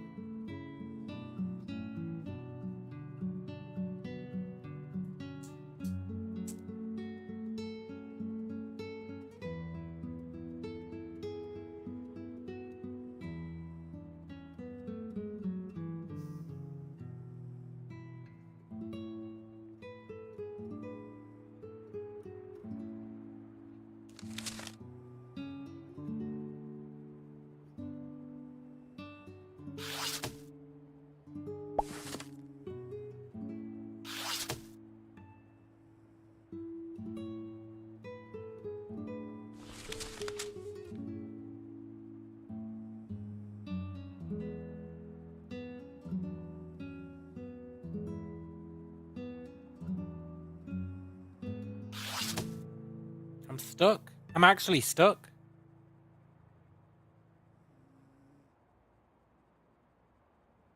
I'm beyond stuck.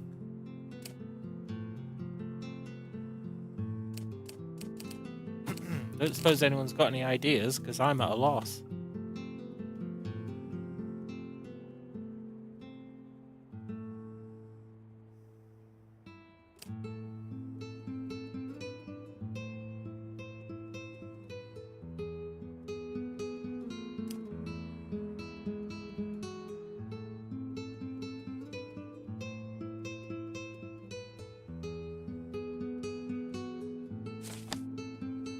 Hands of Glory didn't tell us anything, right?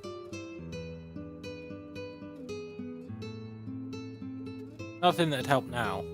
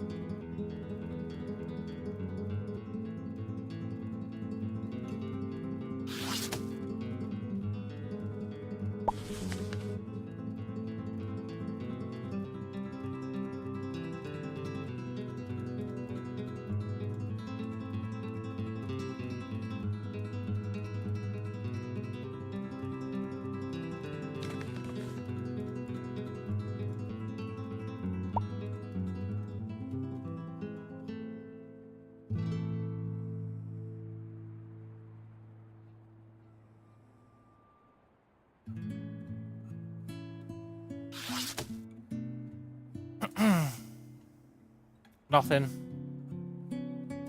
His name begins with an N. That's all we know.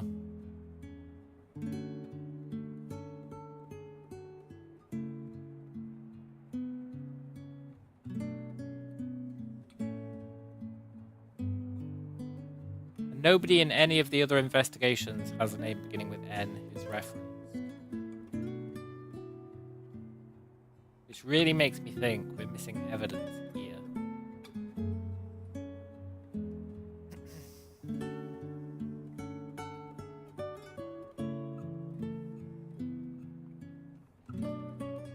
As to what that evidence could be,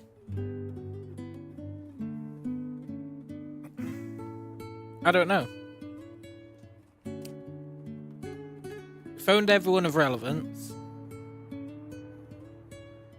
We've searched up everything we can find.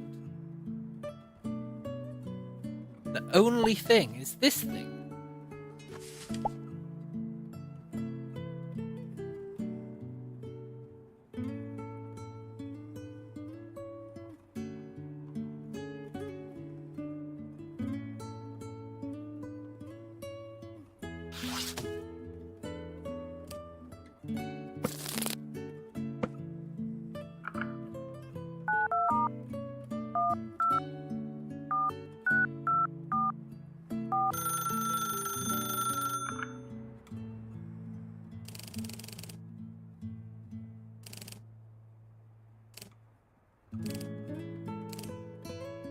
It's just the same conversation.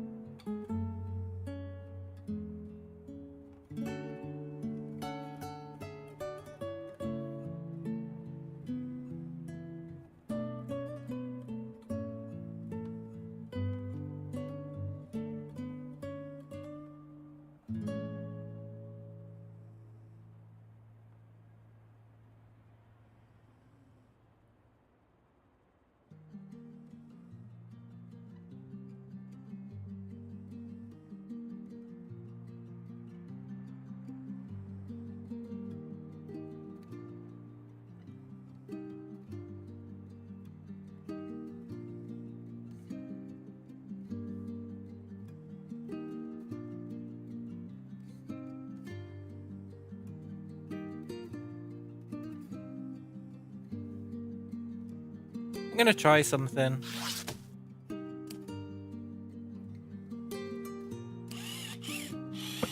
Something that is almost guaranteed to be wrong.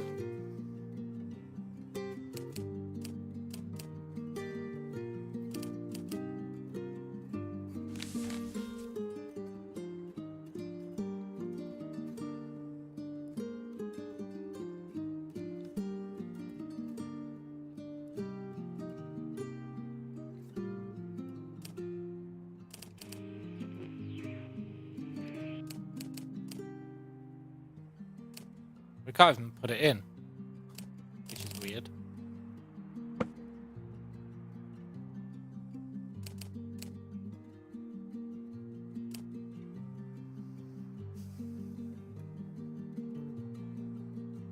Okay. Am I going to resort to a hint? You can turn on hints. I am going to turn on auto dial. Am I going to resort to a hint? How do hints even work? I don't know.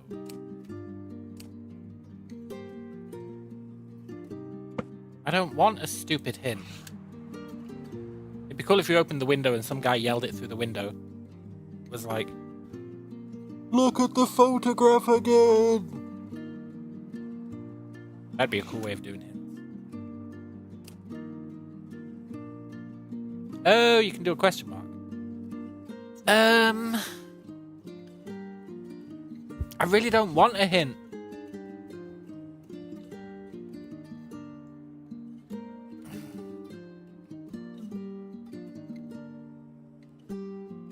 I mean, all evidence found is actually super useful to know.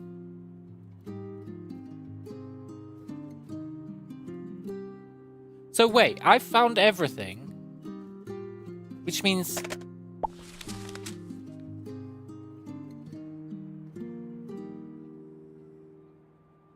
there has to be some way of knowing the N. There's no new evidence within this.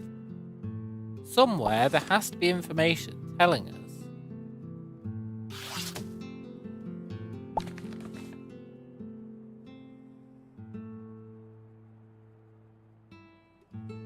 What the N stands for.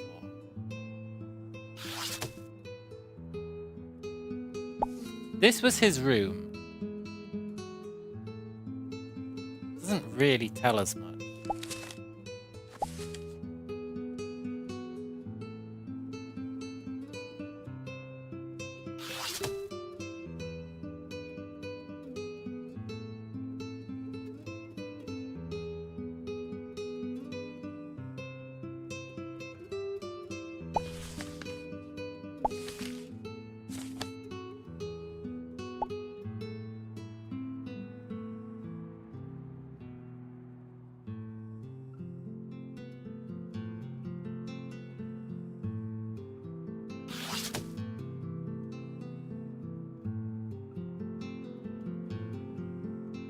I reckon his name is North. Okay, I think we have to get a hint because I've been through everything here. Multiple times. And I've got nothing.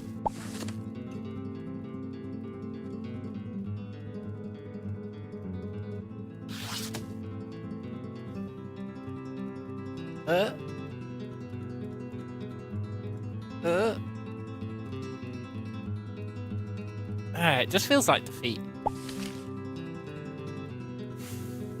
Woof woof. Woof woof. Woof woof. Woof woof. Why did he say woof woof? N, N, N, N, N, N, N.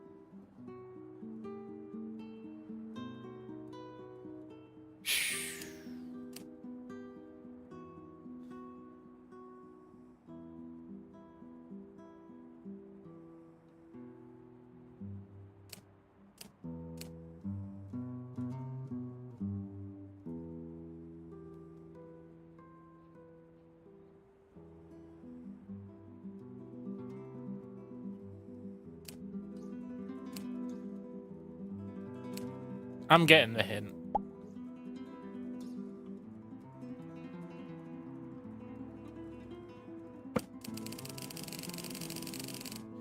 View a transcript from an old case about dentists. Yes, I've already done that game. I know. His name's N. Schroeder. Diego's transcript mentions a fellow patient. Yes, I know.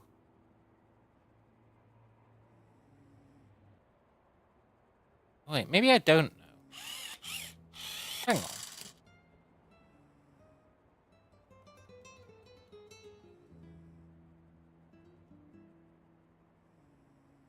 Oh, I never looked at transcripts from the previous days.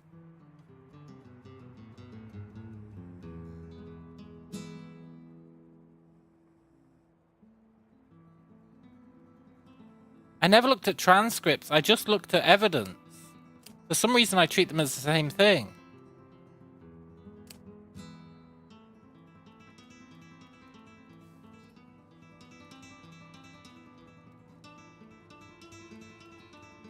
Nico.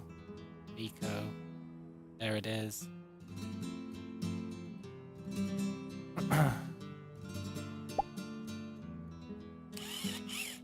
Okay. I forgot about transcripts from the previous days. I was just looking at the evidence. Bit of a shame that we had to do that, but... yeah, I'll take it. Hopefully the rest of it's right.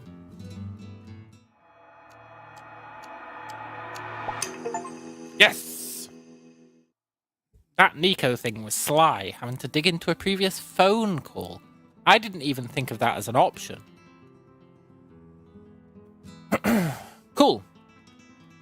To whom it may concern, I've identified the hyena, as well as Cuchilla and Metra. Cuchillo? Okay. Different.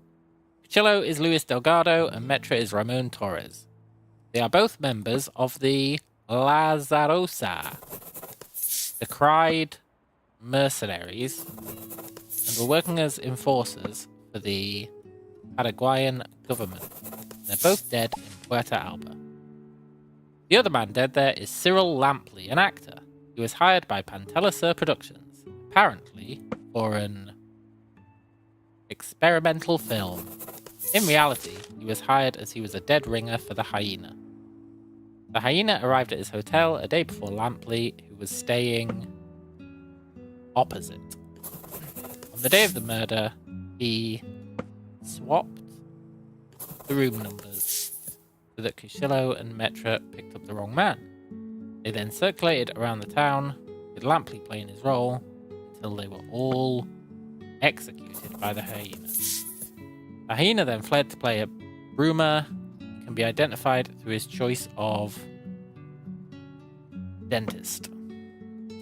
On Alex show. Yeah! I'll take it. Stupid ass transcript catching me out. Number 6. The silent partner. Ooh.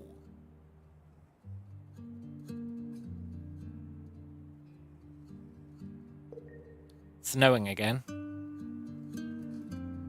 Okay, I'm turning off hints again.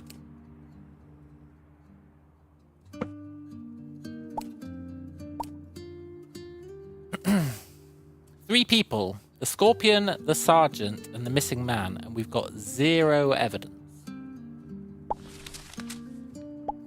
Mr. Perlman. Our final South American target is the Scorpion, the Bolivian police captain, and the head of a tactical squad known as the Acquion.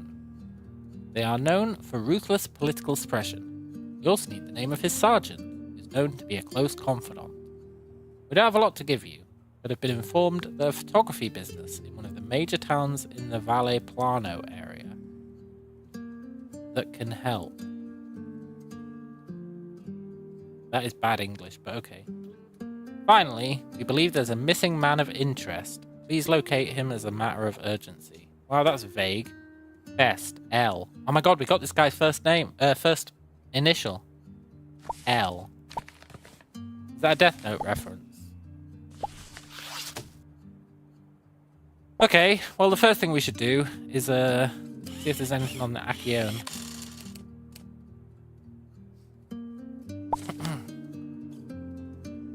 Squad composition guide.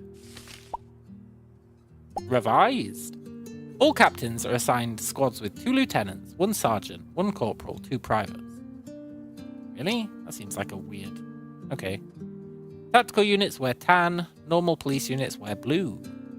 Due to a range of officers being targeted, please disregard all information below in figures 4.1. Salutes. Address your fellow soldiers in this manner according to their rank.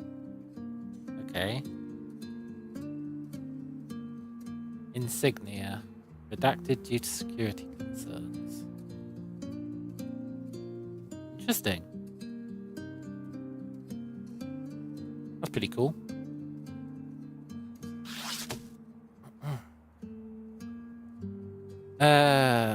Photography business in one of the major towns in the Valle Plano area.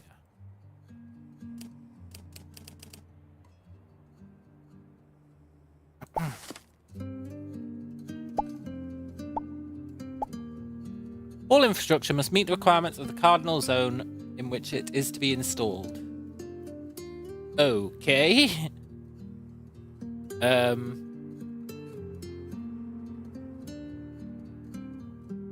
So it's either in Yana or Elvina.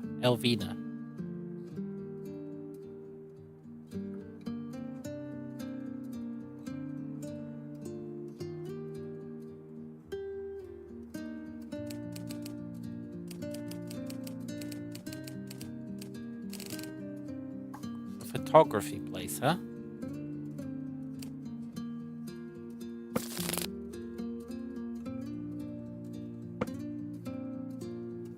Yara Linens is 463.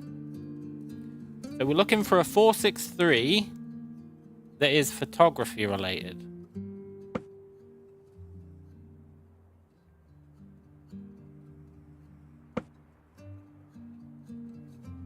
436 rather. 436 that is photography related.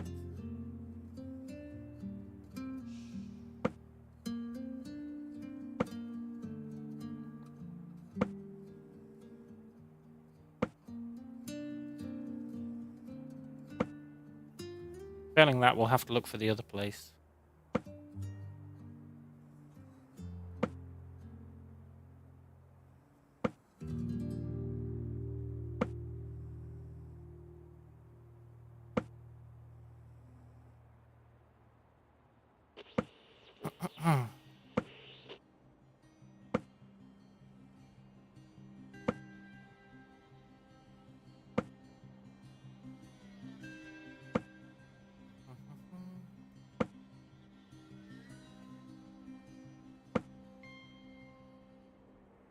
Not looking promising.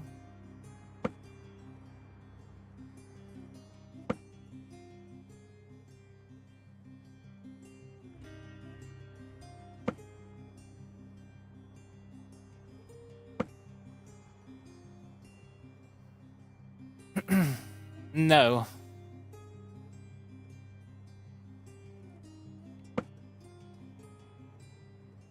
What was the other place? Elvina. Shit.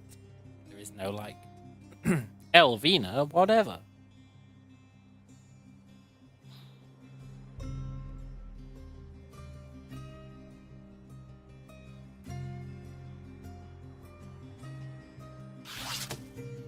Hang on. I've forgotten what logic I used to come to that reasoning. Valle Plano. Yeah.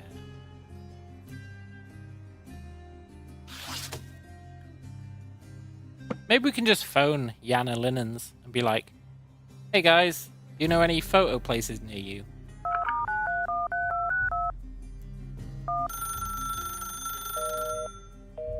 No, I guess not. It's interesting, right? Because it's 436. Camden Bus Tours is 436. But they're not in the same area. So the area code thing is kind of weird.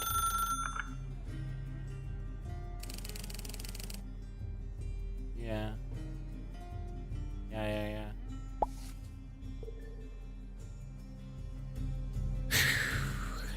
Hopper and Co. Okay. Let's phone Hopper and Co.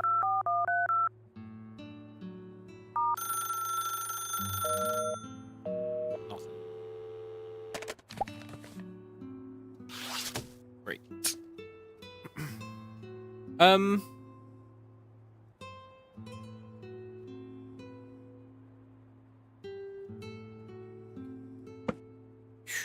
There were no other businesses with the same area code, right?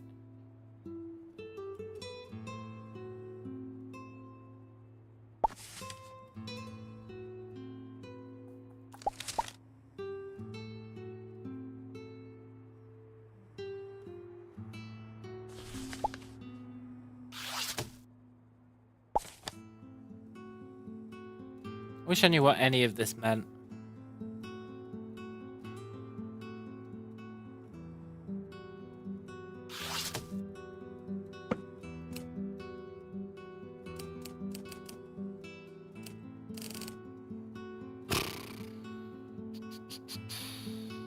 Wow, this one's really off to a slow start.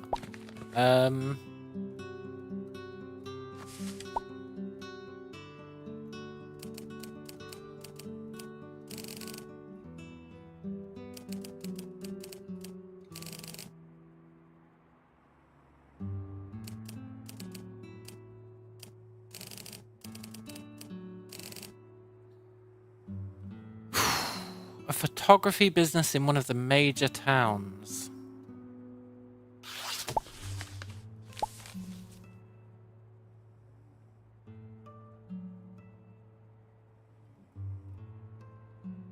There's only 2 towns. And it's obviously Yana, right?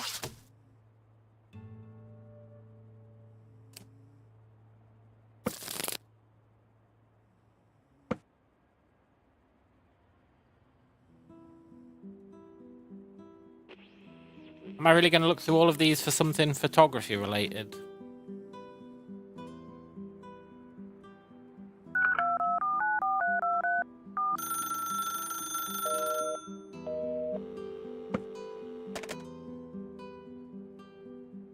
I doubt it's Zurich Optics.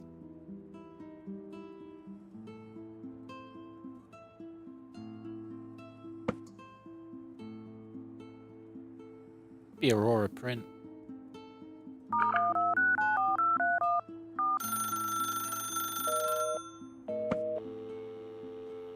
This doesn't seem like a good strategy.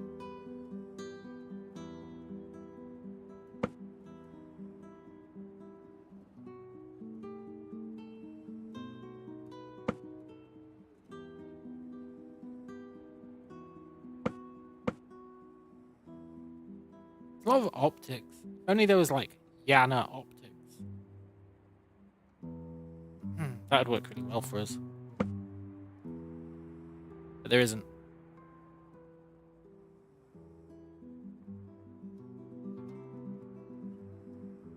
We've got like 0 intel this time. What the hell, man?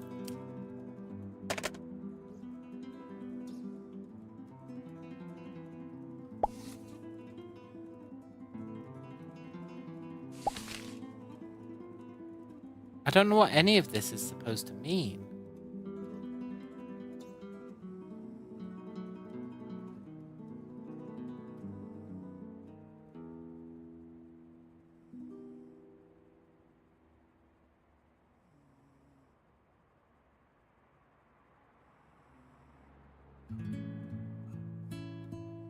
The only major town in Valle Plano is Yana. And arguably Elvina. But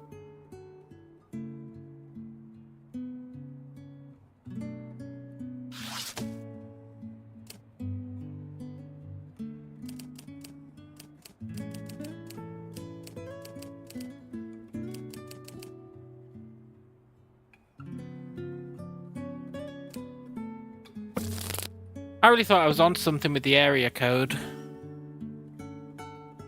But that's Yara, not Yana.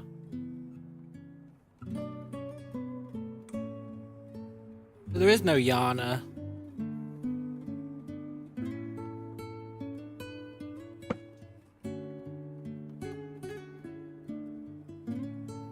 There is no Yana, huh?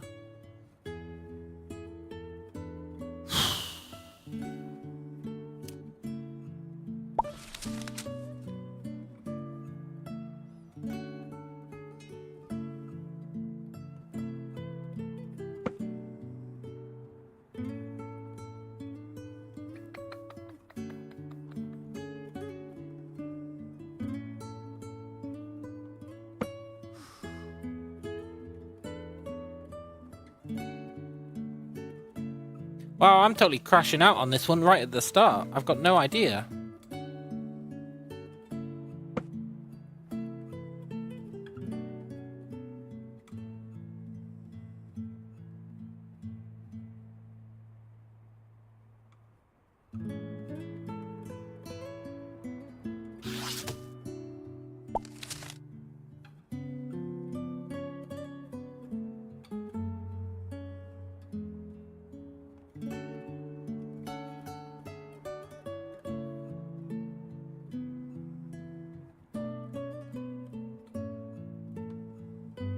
Why would you print this out and say disregard all this information and then give you the information? Doesn't make any sense.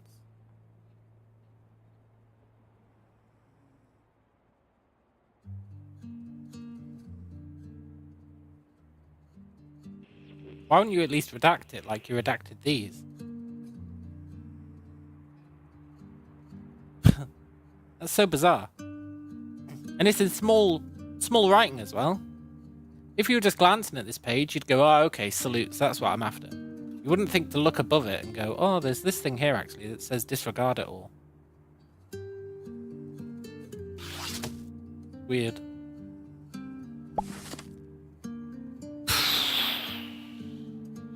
We don't have a lot to give you, but have been informed that a photography business in one of the major towns in Valle Plano that can help. Missing man.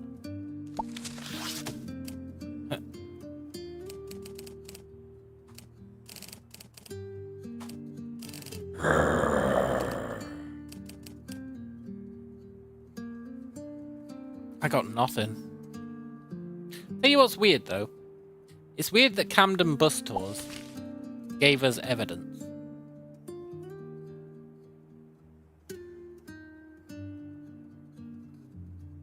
Is that not weird?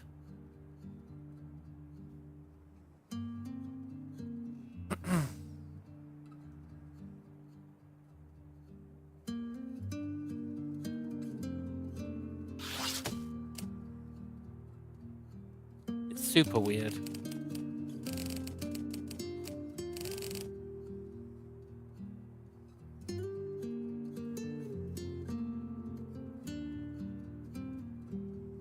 Hang on.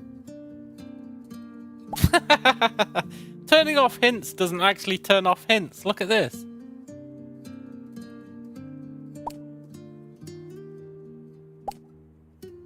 It just hides the button. But it's still interactable. That shit is messed up, you know.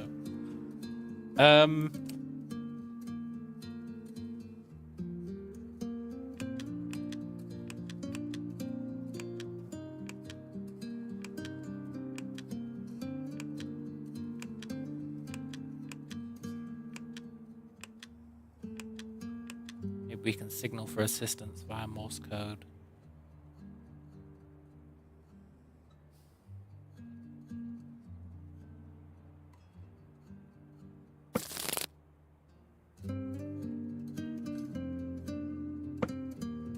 Valle Plana, right?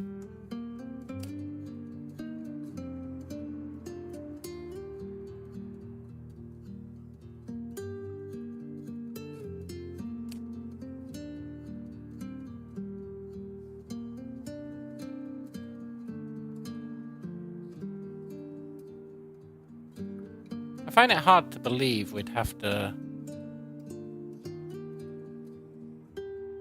go back, like, open it up. But on the flip side,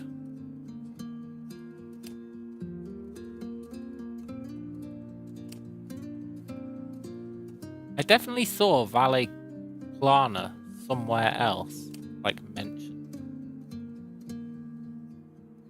Fires in Yama. Yeah. Tambo and Quiro. Yama, Tambo, and Quiro. There we go. Tambo and Quiro, huh?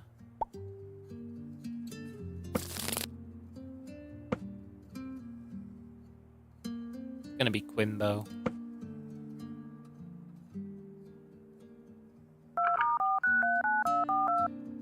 This doesn't even say Quimbo, but I'm going with it.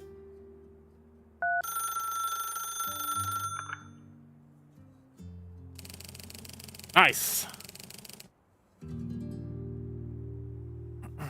Quiru Cameras and Photography. Gabriella speaking. Hello, Gabriella. My name is Perlman. I believe I'm supposed to contact you. Ah, yes. You're calling about the captain's son. Captain's son? No, you're supposed to say, yes, that's right, I am calling about the captain's son. Yes, you'll be wanting the photos. photos? Why would this lady continue this conversation? We're phoning up and we're like, oh, I think I'm supposed to speak to you. And she's like, oh yeah, about the captain's son. What? You know, you want the photos? And we're like, what? Surely at some point she'd be like, maybe you're not the guy. Maybe you're like phoning for some other reason.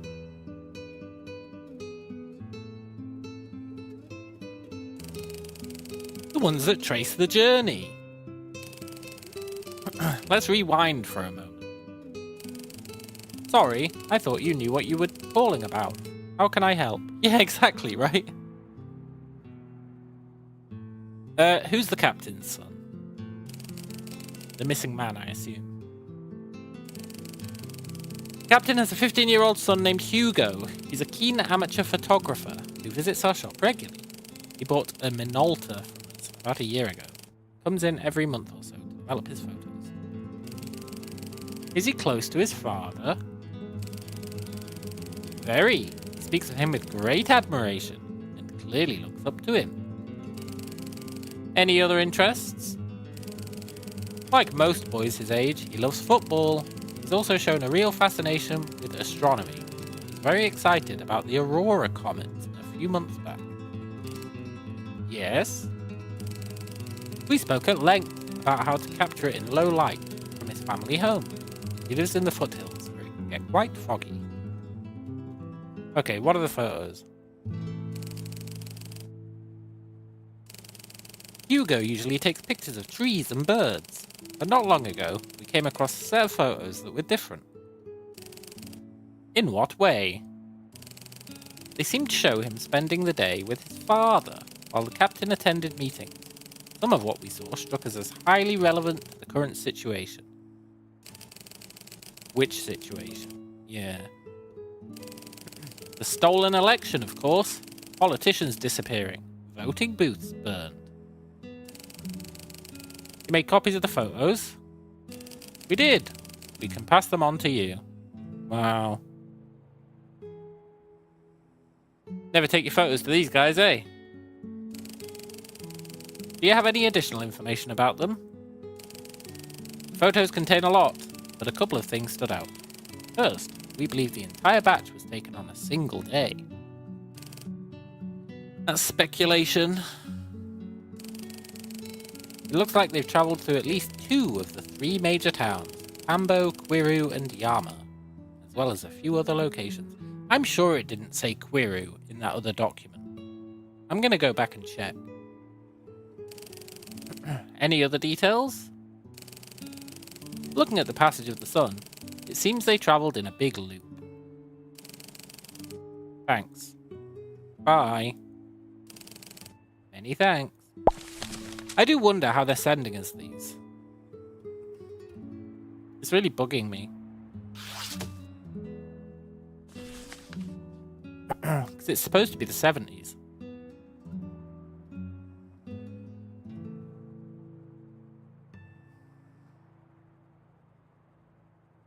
Anyway, I want to prove a point. No, it did say Quiro. I guess I just misread it. Fair enough. I really feel like I did.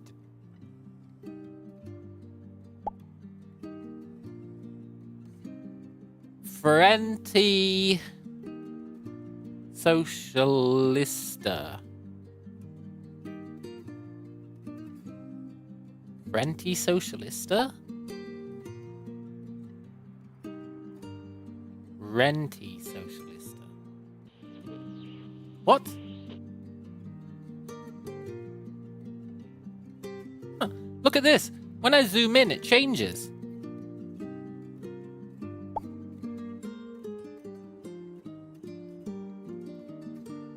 What's up with the rank on their backs? Ah, well, that's tied to the other document, eh?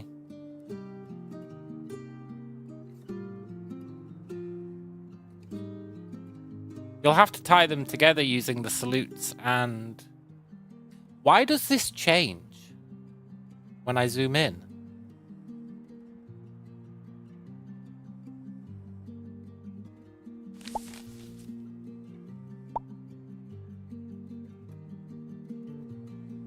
It's like these are actually two different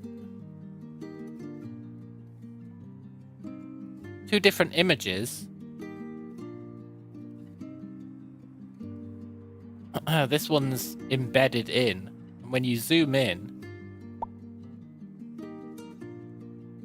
it cuts off some of the image. That's weird, eh? Yeah, these things are very much tied to oh,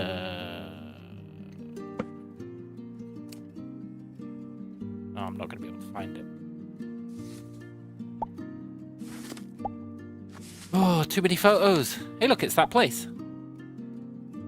That's the Viking, eh? And that's that one guy.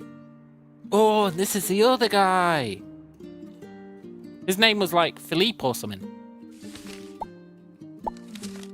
But yeah, Captain.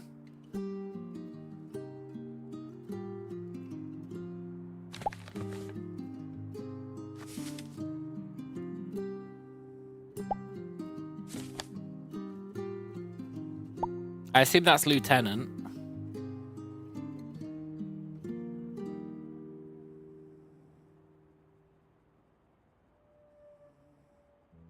Which, does that match their salutes?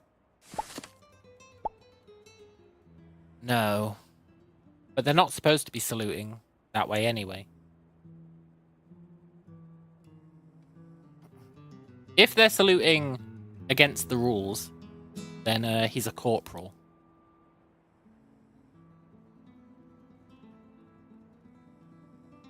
And they would be the privates, right? No.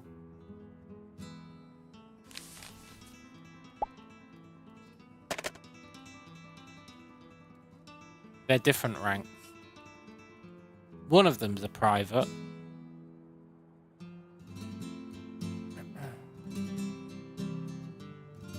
Yeah, one of them's a private and the other one, I don't know, it's hard to say. Then we've got this photo. There's the captain again. And that's the dude with the circle on his back, I think. And that dude is some other rank. Santo Cristo de... I feel like that church name came up somewhere else.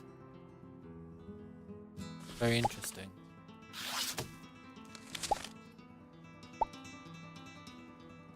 Missing some cool dude. There's the private again.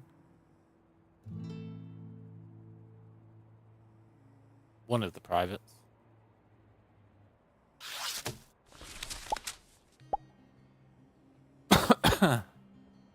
That's the Viking. That's the other guy who was with the Viking. We know it's the same day because this guy is the journalist who was visiting.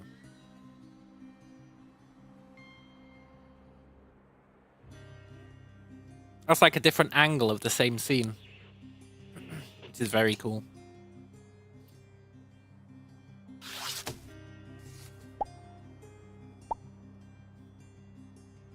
And that was when they burnt the polling booths, I assume.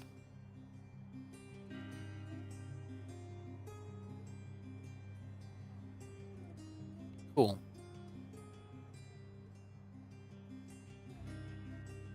Okay. So the missing man is almost certainly this guy.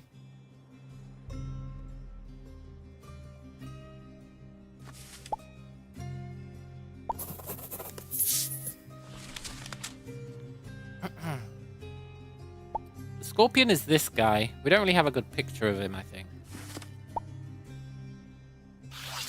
Or if we do, it's hard to tell.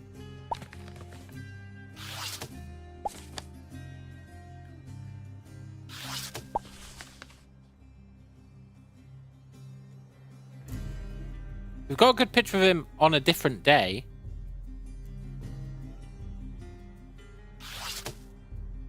Can we do that?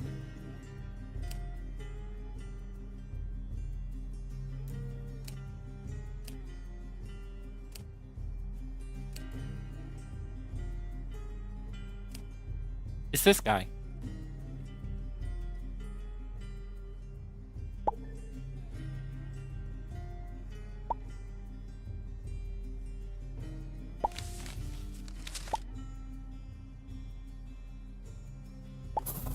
We can do that. Cool.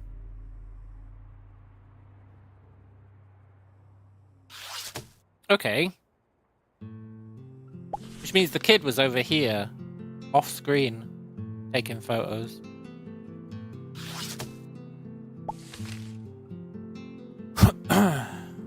Okay. Frenti Socialista.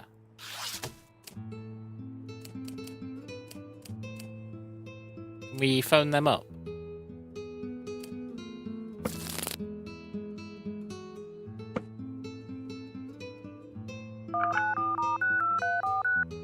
We can say, who's gone missing? And then we'll know his name. Well, I doubt it's going to be that easy.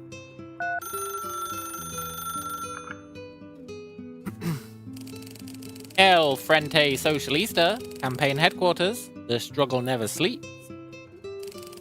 Hello, my name's Perlman. I'm conducting some investigations in the area. Who am I speaking with?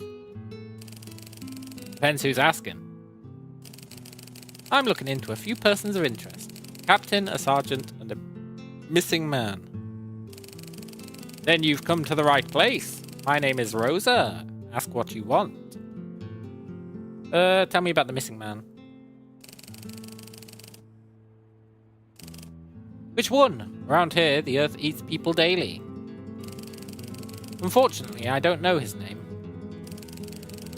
Then I'll give it to you. Councillor Eduardo.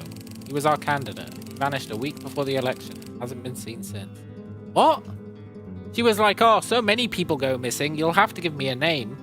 And I'm like, I don't know the name. And she's like, well, in that case, it's Eduardo. What the hell, man? That's good to know, though. You've been searching for him?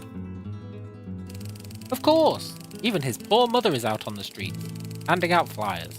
Can you imagine? A woman advertising her own missing son like a lost dog? Yes, I can imagine. Do you know why he vanished? Yes, because he was up for election, and they didn't want him to win, clearly. Because he threatened to expose the Scorpion's corruption. He lit a match in a room full of gasoline. Then he disappeared in the smoke. Cool. Tell me about the captain.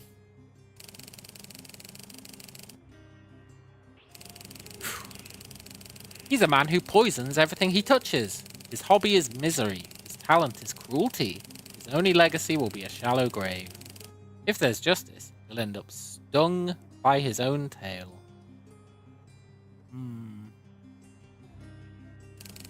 Tell me about the sergeant. A pig in polished boots. Vain, lazy, and for sale to the highest bidder. Expensive tastes? Oh yes. Hag watches, champagne, imported cars. He parades around in his Ford Falcon, like a king. Though lately I haven't seen it much in Yana. He sounds like a man of taste. Taste? Please, he'd drink bleach if you paid him enough. Why are people so interested in him? Probably because if the Scorpion falls, the sergeant might take his place. Unlike the captain, he's not hard to buy. A dictatorship on credit. That's his idea of government. Okay, thanks, lady. Be careful, Perlman. Here, questions have sharp teeth, and they'll bite you before the answers do. Yeah, that's fine, Rosa. We're not even there. I don't know where we are, but we're pretty far away. I assume. Cool, Eduardo. Couldn't give him his last name, no?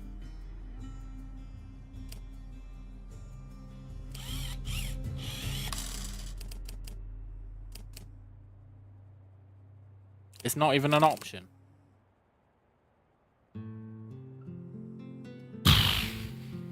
Also, I thought we were supposed to be hunting Nazis. She did say Eduardo, right? Yeah, Eduardo. Eduardo. Great.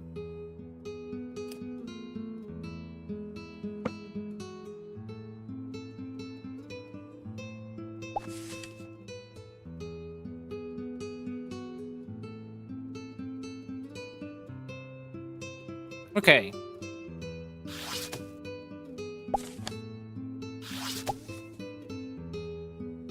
Santo Cristo de something. I know I've seen that somewhere before.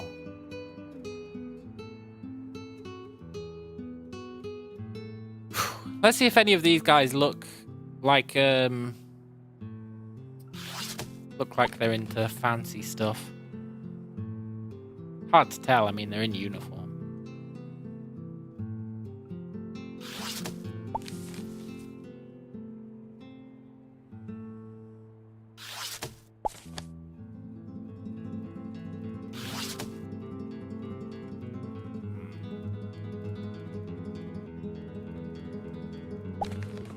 Riso de Uva. Is that someone we can call? No.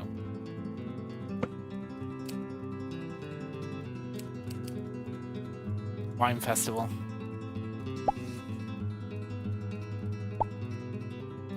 Okay, so that tells us what the vineyards are.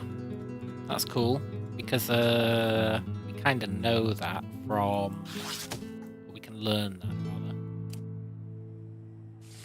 From, not this, but the photo from the earlier day.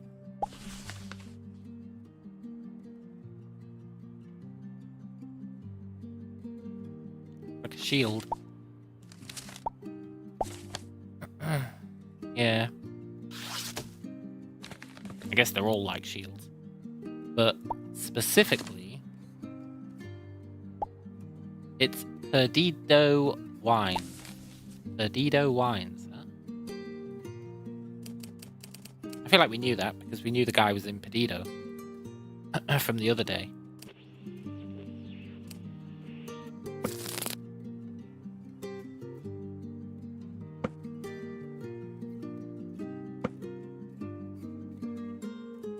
Thing is, how are we going to know where they ended up, eh?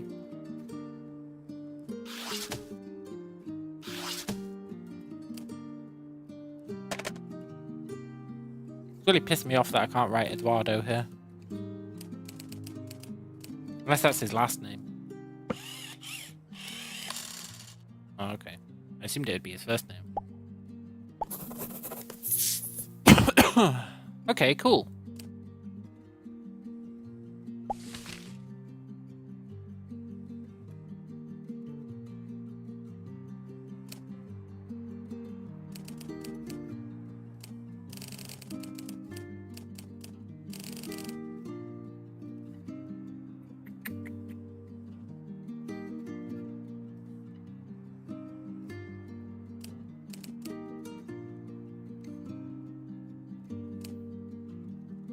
Oh look, it's the concerto for Casper.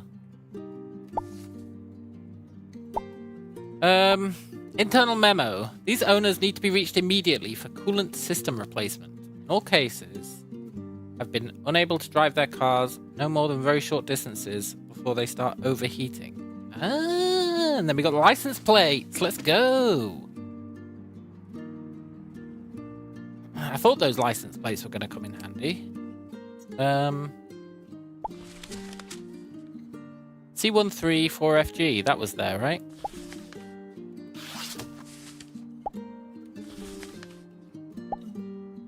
Abel Olivia Falcon. Okay. So he is Abel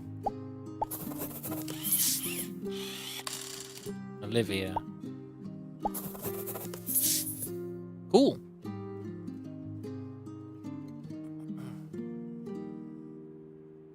Which maps up, it's a falcon.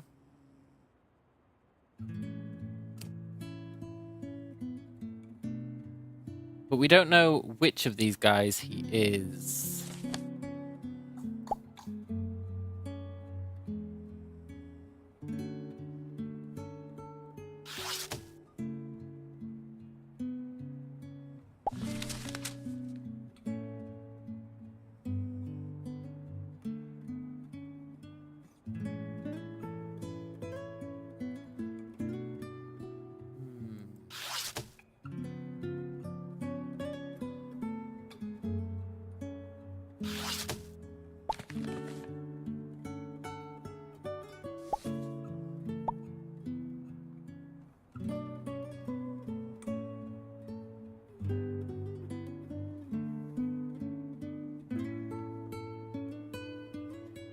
We should be able to use process of elimination to figure out the ranks, right? We should be able to do some, like, theory crafting. So, we know that circle outranks private and something. We know that for a fact. Circle outranks private and something.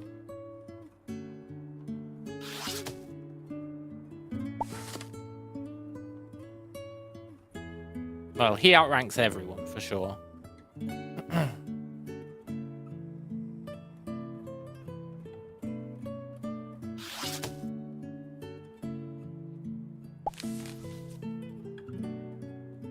Three lines outranks private and something.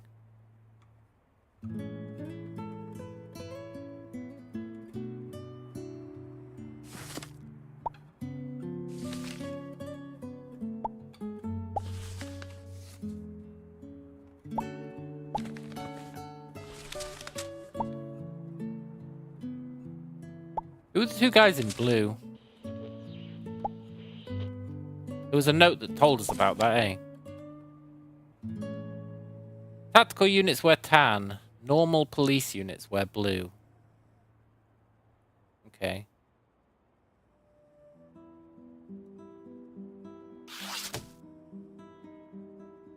So we can ignore the blue guys, I think.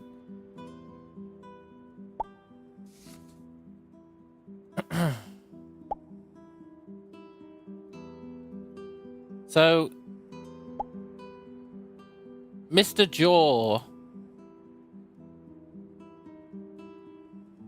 Jawline is the private. We know that. But there should be two privates, right? Two privates.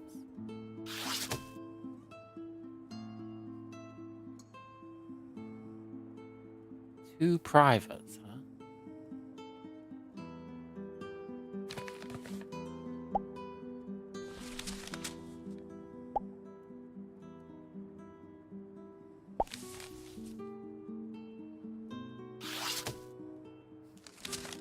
Maybe there isn't enough information here to go off of.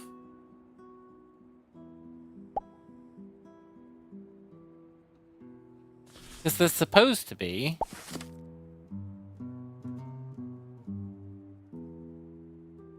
seven guys.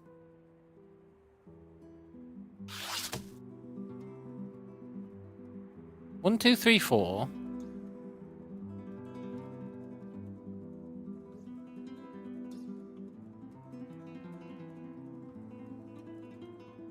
Five.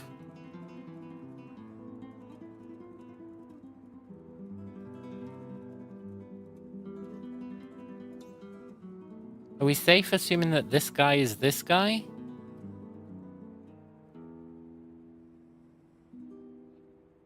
Maybe.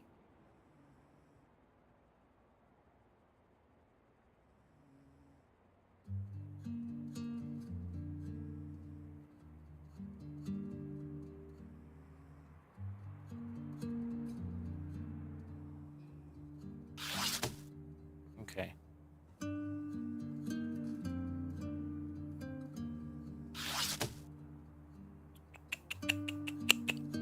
Santo Cristo. Santo Cristo. Santo Cristo.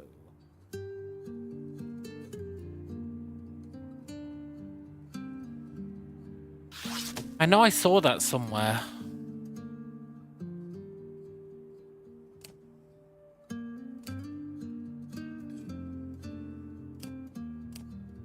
I just don't know where. It was like, oh, they got married at blah-de-blah.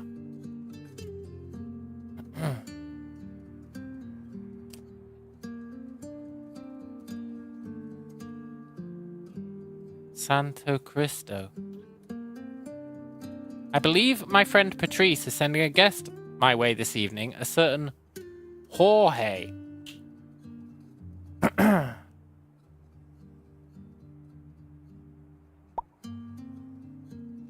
Scorpion's name is Patrice.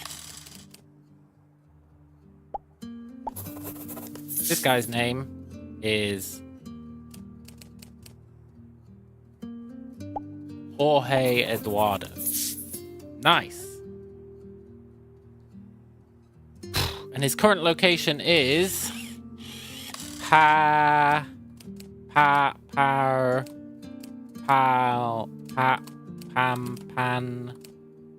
Pab. I can't remember what it was called.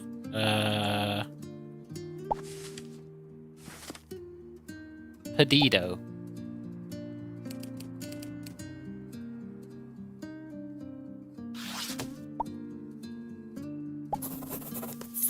Nice.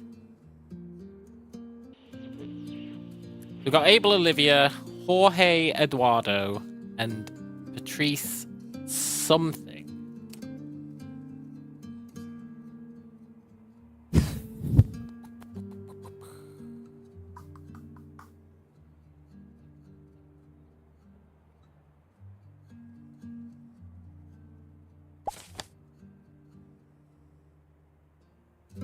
Patrice something.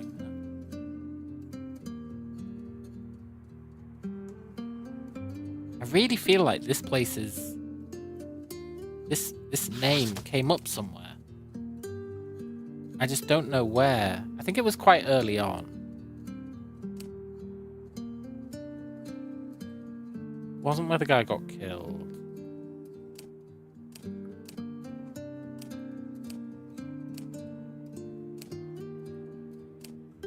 Hey look, Hopper and Co.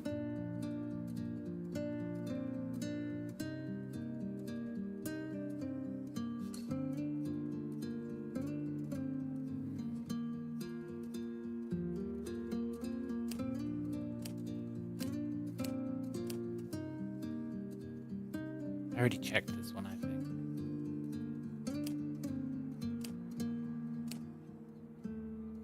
One day we'll figure out what this is.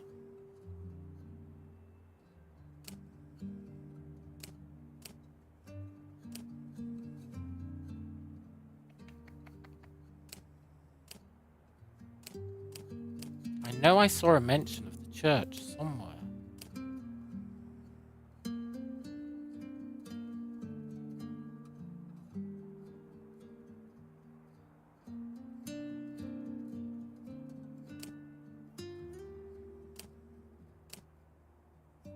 And I'm at least vaguely certain.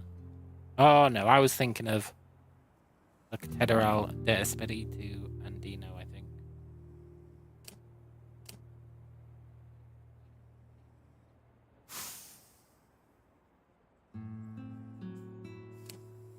I don't think there was anything in here about it.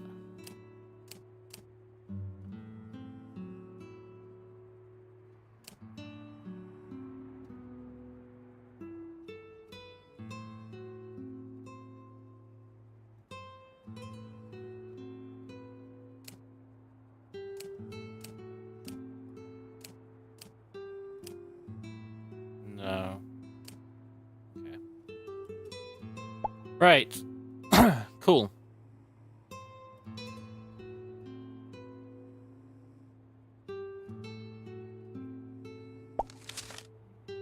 Why would this be relevant? What was it that lady said?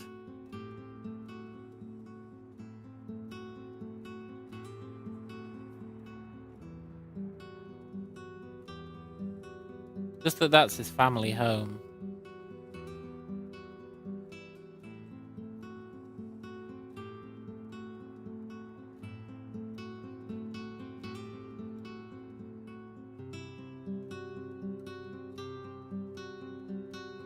And if that's his family home,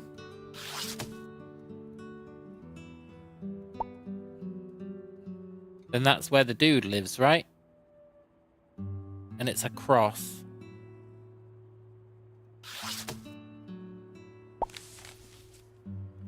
It's this one, I think. Or is it Sol Aldino? Hang on.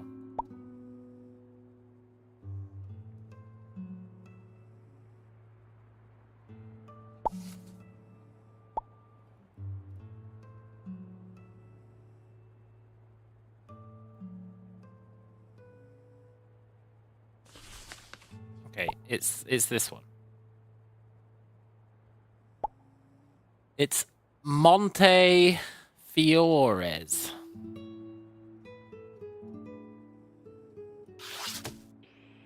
That's where this guy is.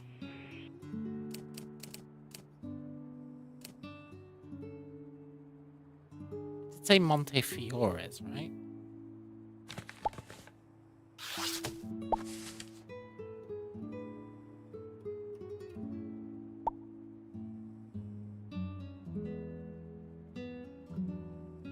But that's not an option.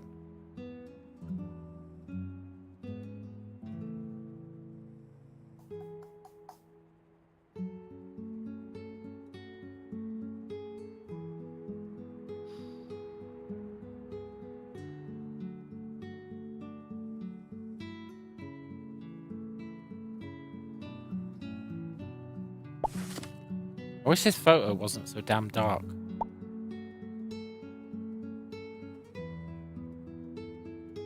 But I'm pretty sure that's Montefiores.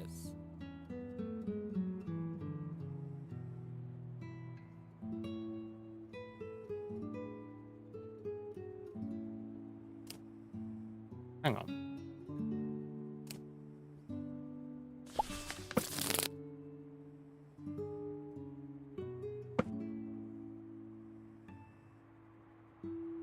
Montefiore watches.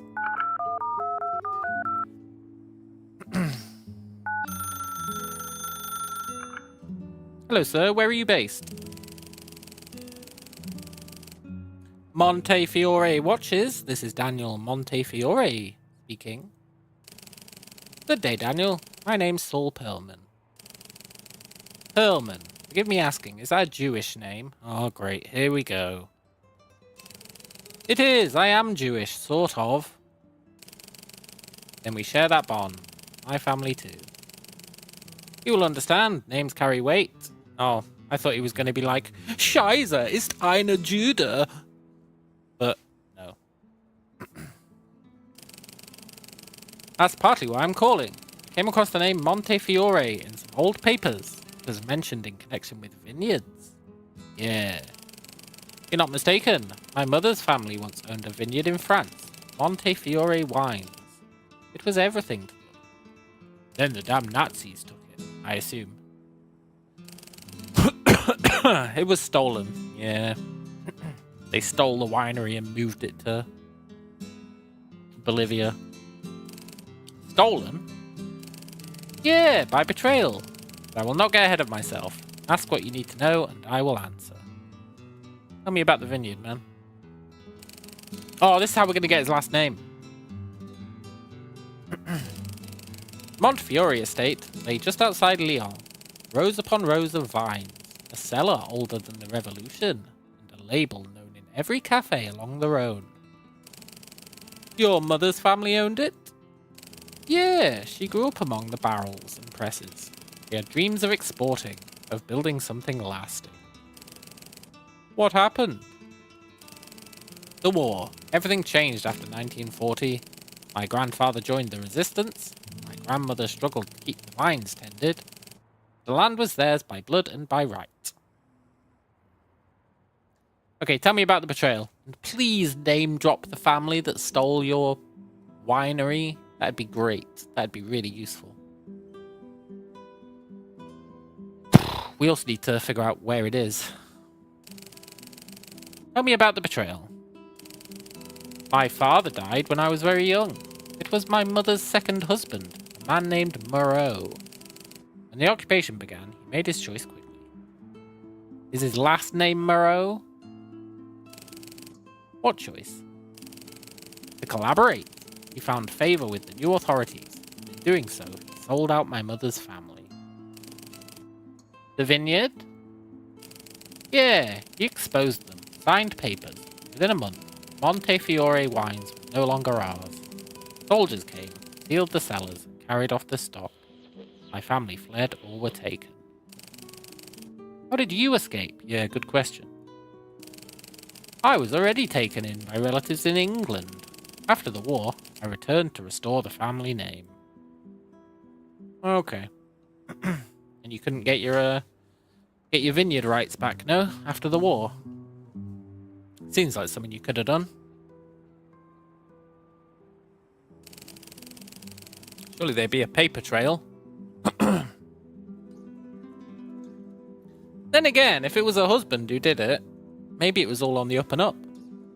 Maybe it was like a legal betrayal. They wouldn't want to contest it in the courts in case any other legal betrayals, like it set a precedent for them.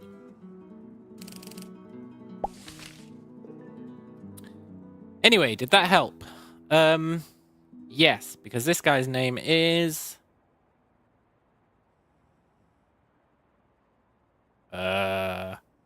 Moreau.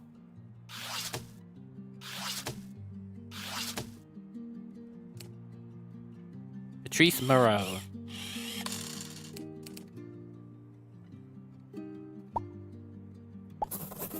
Now, current locations and a picture of the sergeant.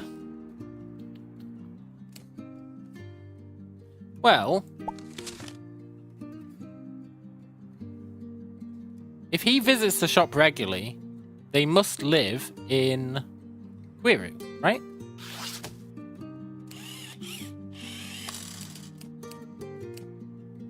That stands to reason.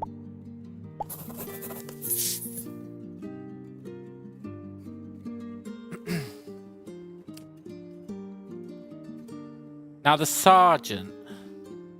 Goddamn sergeant. We need a picture of him. Which means we need to figure out which one of these clowns is the sergeant.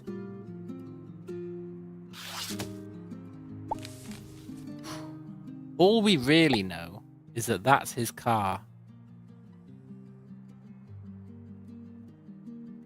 And he likes fancy things.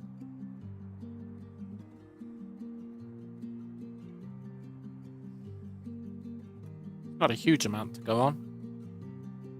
Not really.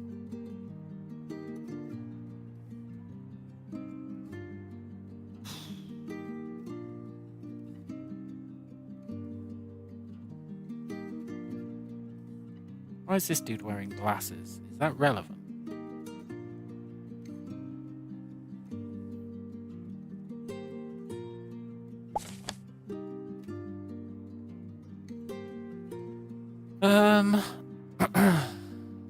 The sergeant is a pig in polished boots. Polished boots? Would that be a hint? Dusty boots, dusty boots, dusty boots.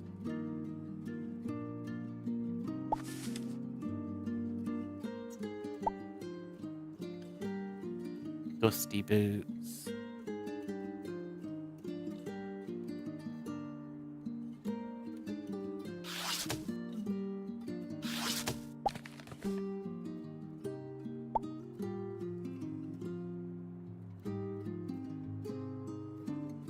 No, I don't think that helps. I think it's just a turn of phrase.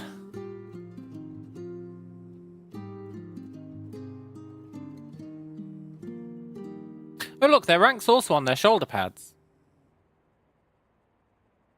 So maybe we can figure this out.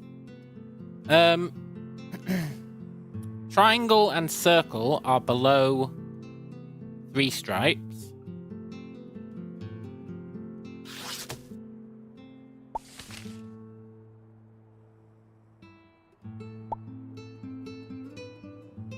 Triangle and eye patch are below circle. So it goes triangle, eye patch, circle, stripes.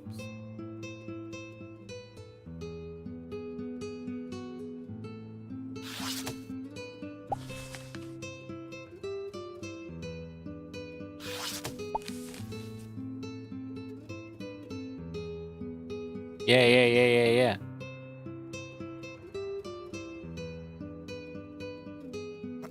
So it goes triangle,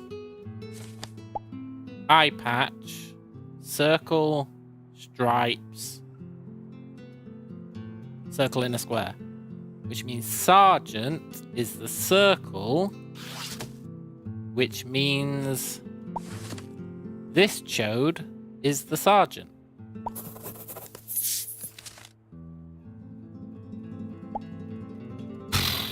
And his current location...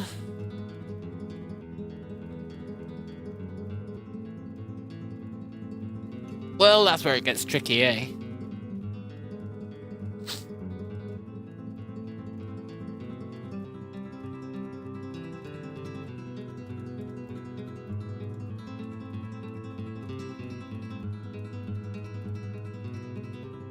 How the hell would we know his current location?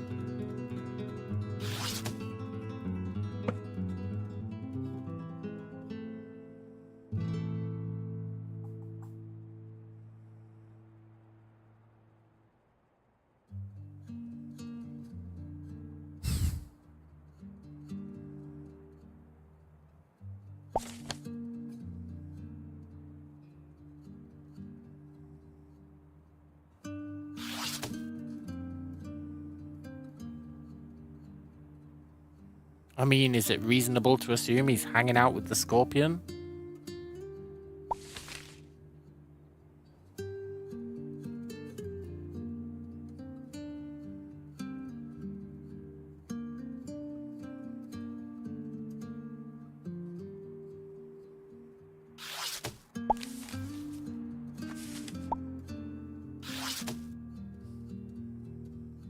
Maybe.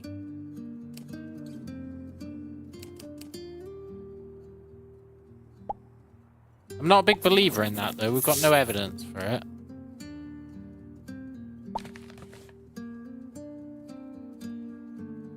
We've got no evidence of him being anywhere. So that's our best bet. So I'm going to go with this, and I'm expecting 2 or less to be wrong.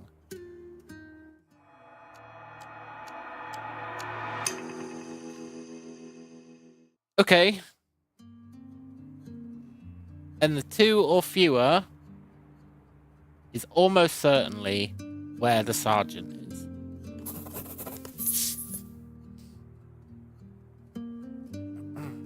Which I'm pretty sure we've got no evidence about.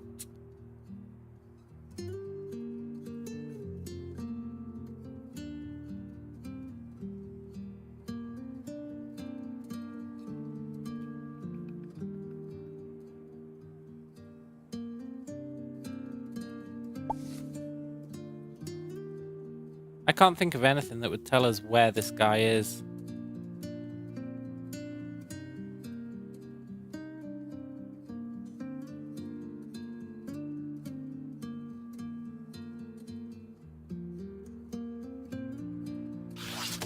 Like, we don't know.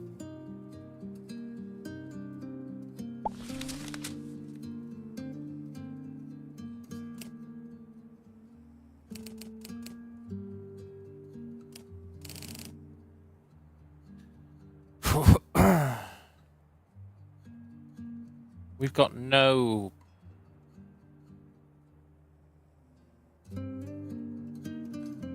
We don't know anything about the sergeant, really. Except that he likes stuff. Lately, I haven't seen it much in Yana. Yeah.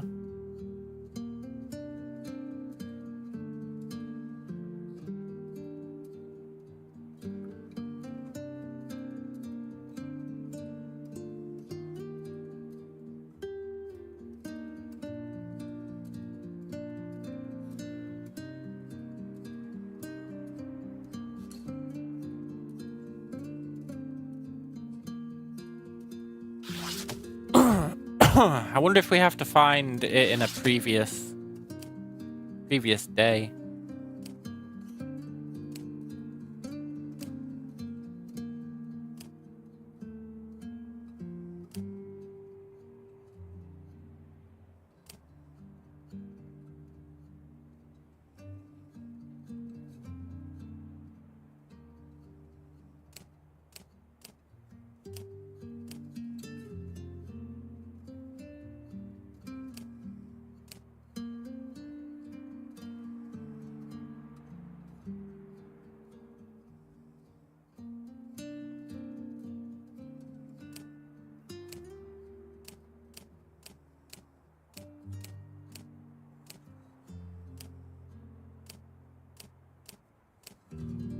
Can't think of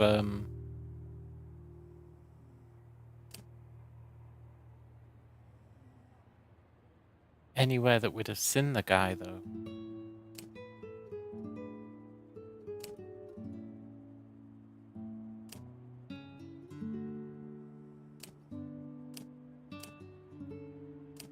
Not really.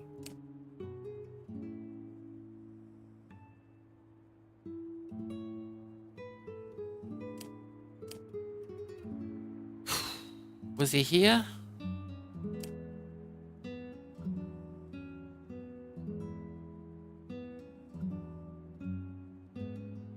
I can't even remember his name.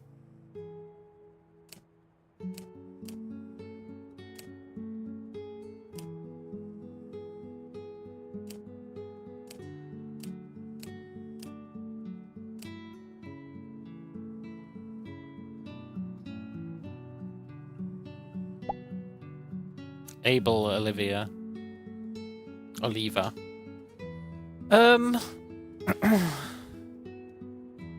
So I was hoping we'd see his car in one of those other days. But it didn't happen.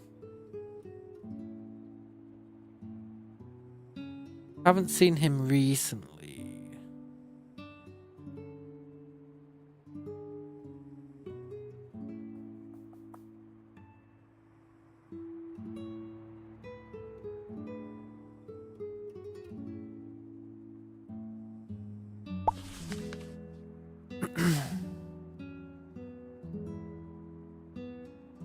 This has to be relevant in some way.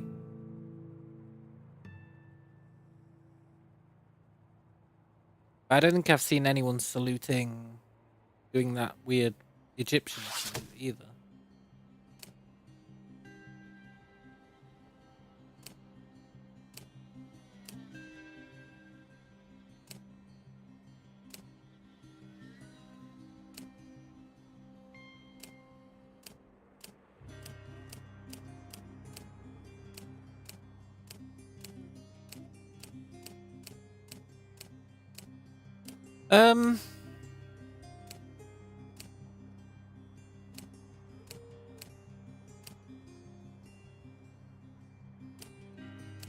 No.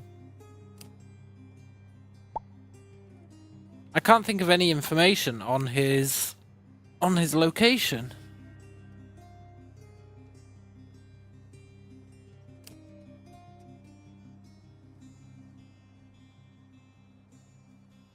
Except that he's not in Yana.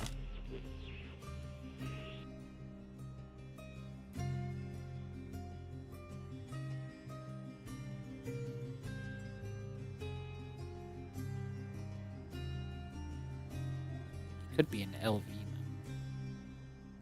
He likes wine. It's not really much to go on. He likes football as well. That's not really much to go on either. Elvina isn't even an option.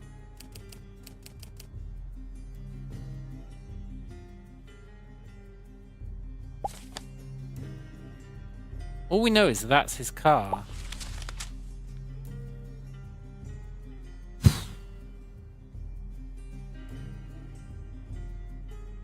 Santo Amaro.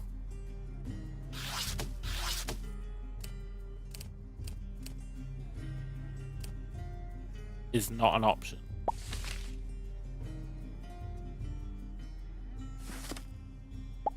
Sao Paulo.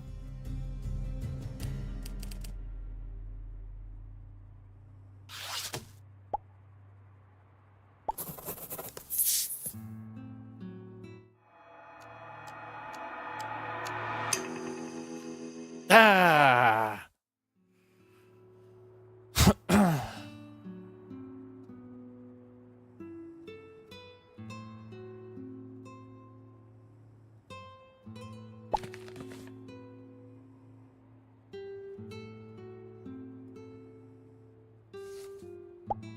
In all cases, they've been unable to drive their cars no more than a very short distance from their home. Which means this place is his home. How does that help us?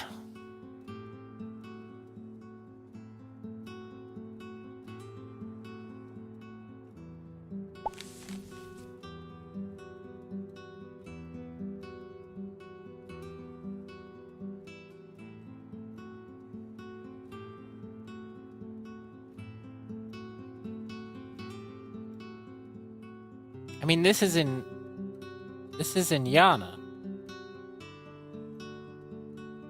But she's specifically saying, I haven't seen it much in Yana.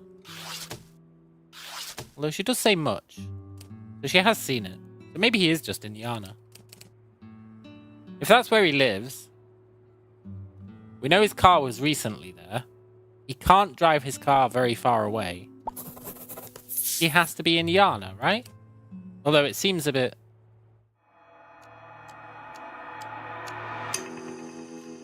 Ah, poop. Where the hell is this clown?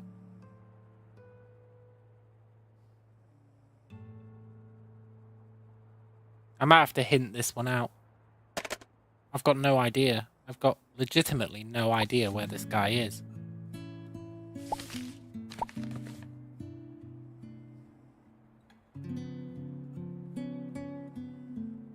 I thought the car thing, him unable to take it far away, I thought that was a surefire thing.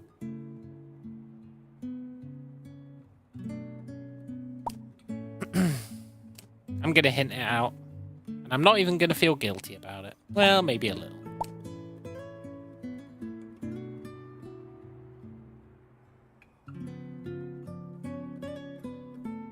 There's 2 bits of evidence we haven't got yet.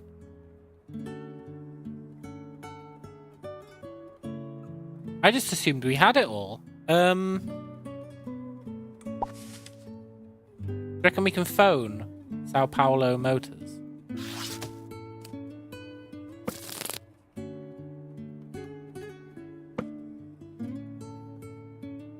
No.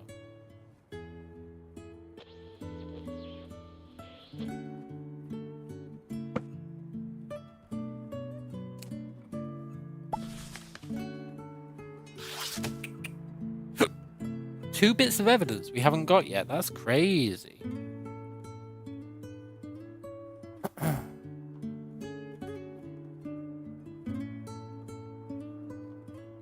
What could the evidence even be telling us?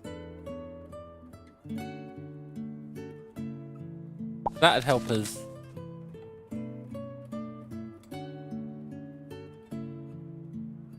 That'd help us figure out how to find the evidence.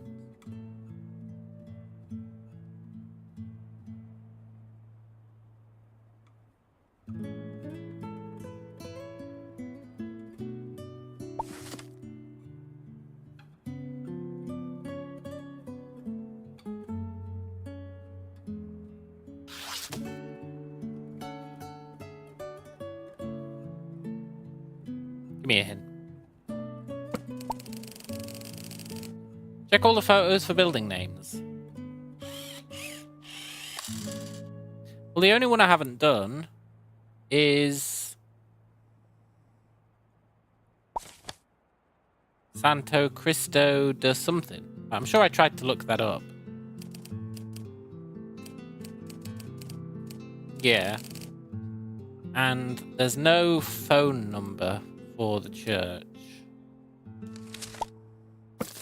Pretty sure.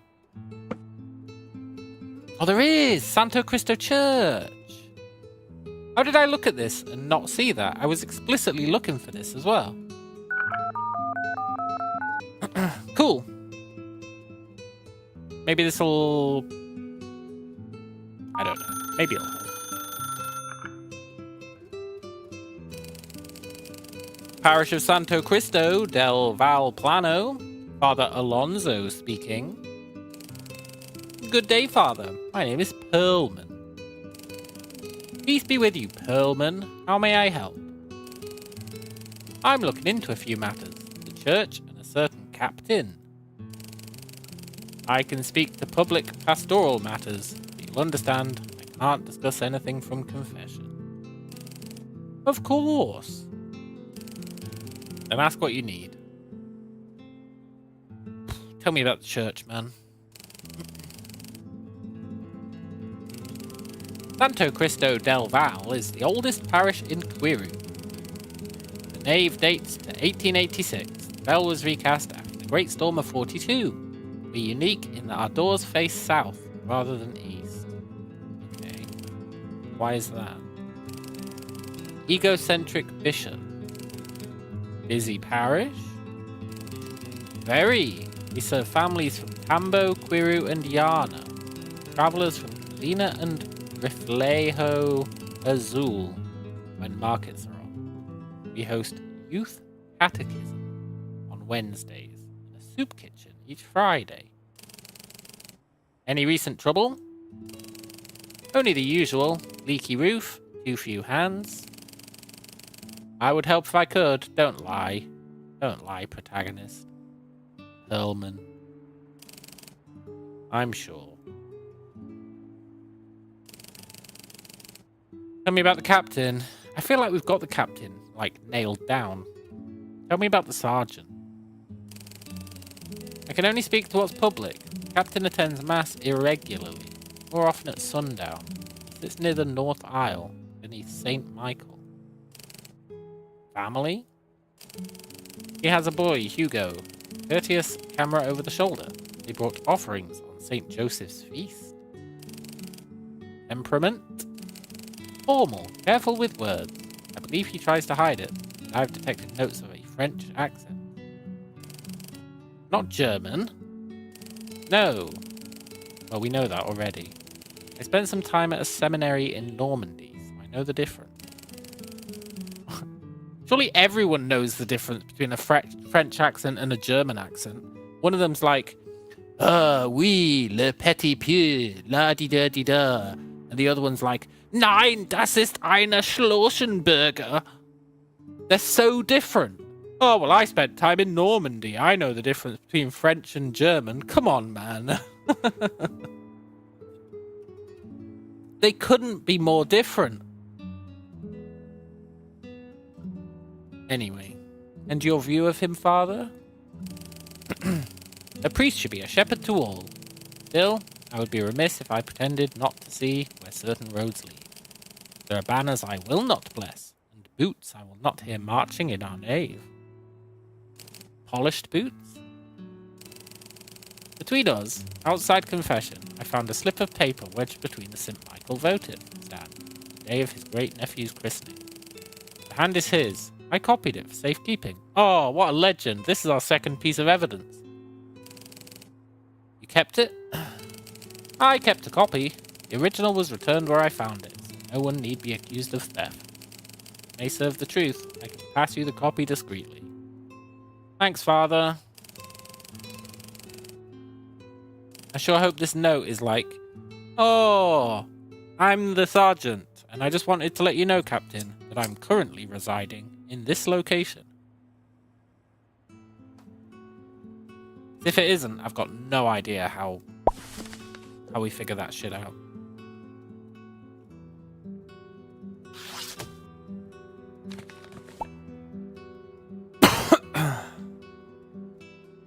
What?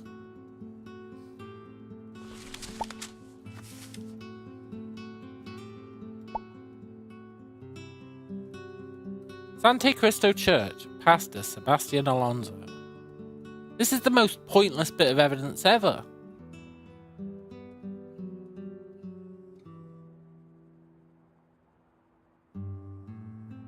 I guess maybe this is the real one. Reminders for meetings. Tell Sergeant to arrange for transport of subject. Inform Bureau of Detainment and Questioning. Meet with KH to arrange personnel hire and flammable materials. Personally assess suspect, JE. Send him to location agreed with KH. Well, we know who KH is.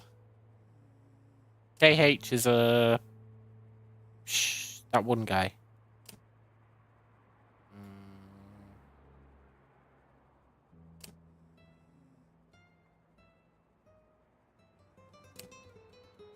Casper Hansen. How do I like this game so far? It's good, man. It's really good. Really gets you thinking. Gets the old noggin jogging.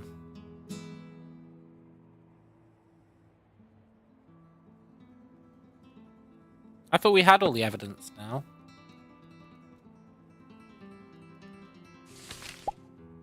But we're still missing one.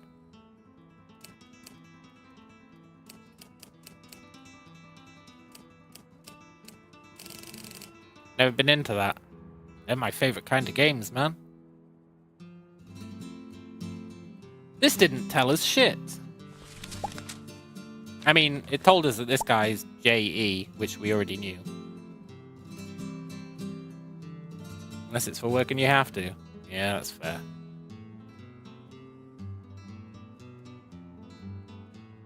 I always want the old noggin jogging. Right, we're back to me not having any idea of where the evidence is. So let's get a hint for the last piece of evidence.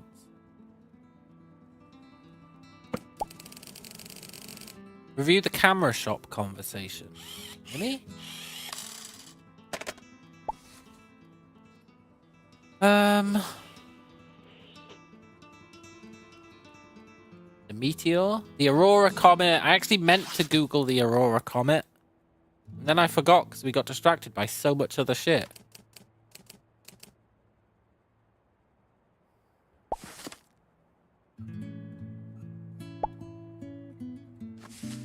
Now I'll grant you, not the most useful piece of evidence.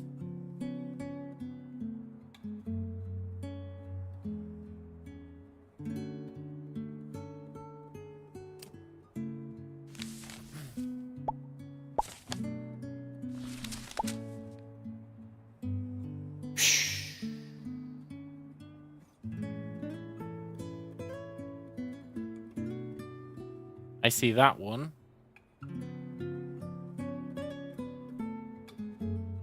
And that one.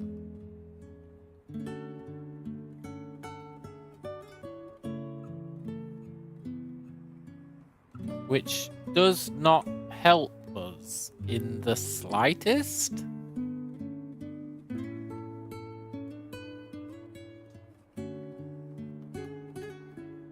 My stream keeps buffering a lot. Well, you got 0 dropped frames on my end. That's all I'm going to say on that one.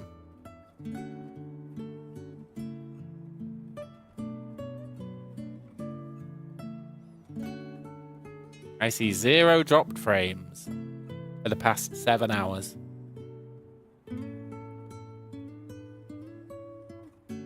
So, I mean, it could be a problem on my end. It seems unlikely. That was the problem with my internet that stopped me streaming the other day. When I was gonna stream.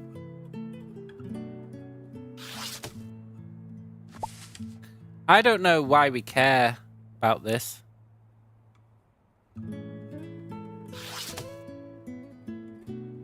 What I really want is a clue about where the sergeant lives, because I'm pretty sure that's the only thing we've got wrong. But it forced me to get the rest of the evidence first, even though I don't think any of the evidence actually matters. So let's get a clue about where the sergeant lives. Check the car registration. I did, man. And the answer was...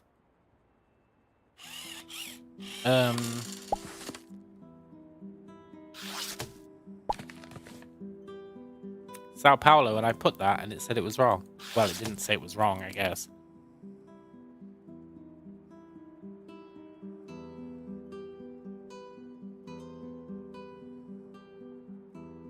It didn't say it was wrong. It was a you problem. Okay, good.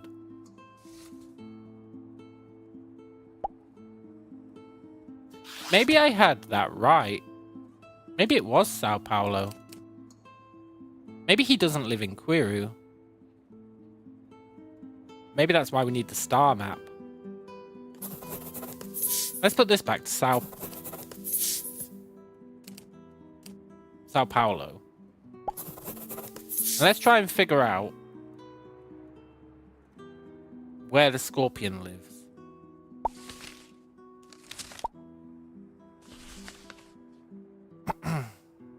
His kid was filming the meteor.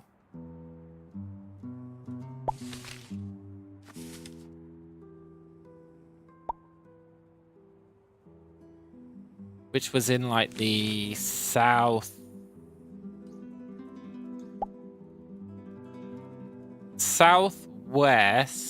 of a burning town.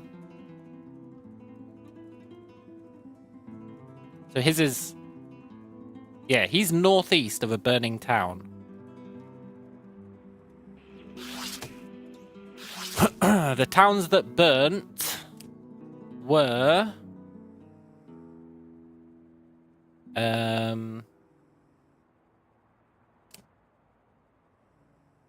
towns that burnt were Yama, Tambo, and Quiro.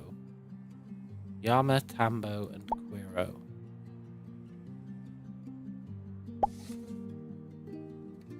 Yama, Tambo, and Quiro. He's in Chaya.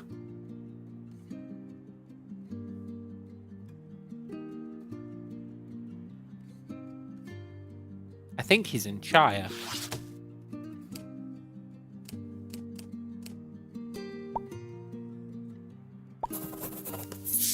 Let's go.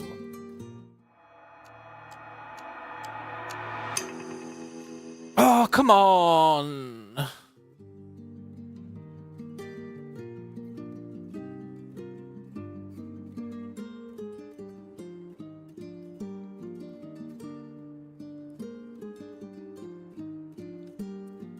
The only other thing that could be wrong is where the missing man is. Now, I said he was in Perdido. Realistically, he's probably dead. He definitely got taken to Perdido. But we don't know that that's where he ended up. After they presumably killed him. I'm gonna get a hint on this one just to satisfy myself. Review Rooster's Cry. Well, yeah. I know all about Rooster's Cry. Rooster's Cry tells us Patrice is sending a guest my way this evening, Jorge. I meant to show him true Chilean hospitality.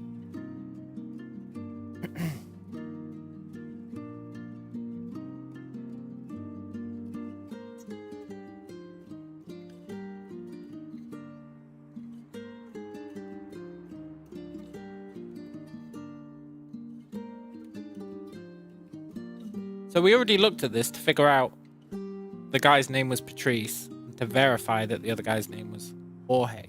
Or actually to learn that the other guy's name was Jorge.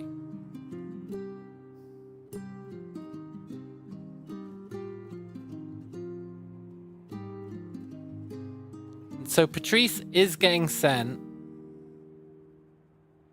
to Perdido.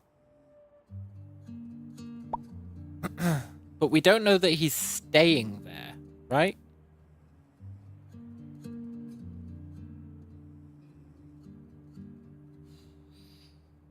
Don't know that he's staying there. But I'm pretty sure he is.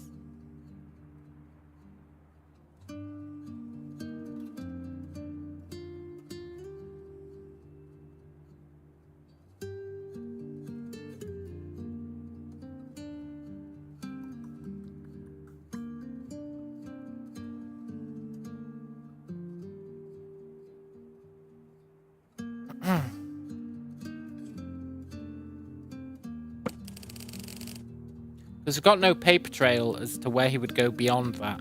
Unless he went to the fishery.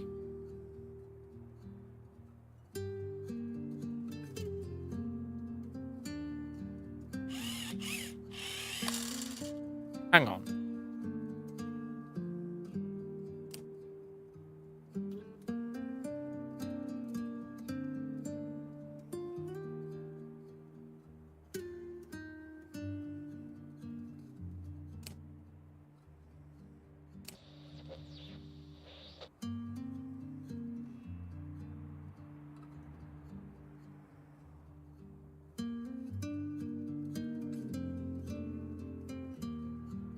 So they get taken to Santa Corvina.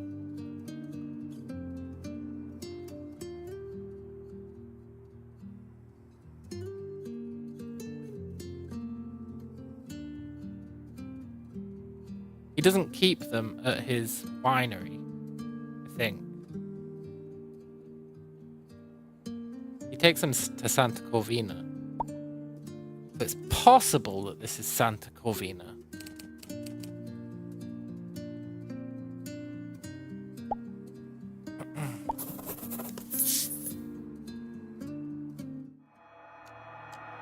Please. Ah, this is doing my head in. These locations are brutal.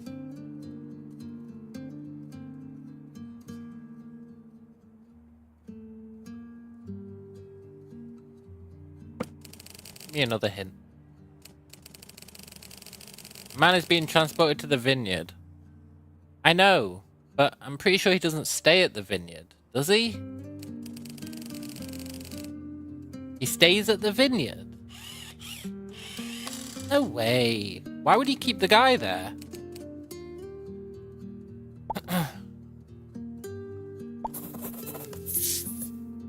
Why wouldn't he take him to his place where he interrogates people? Keeping him at the vineyard seems crazy.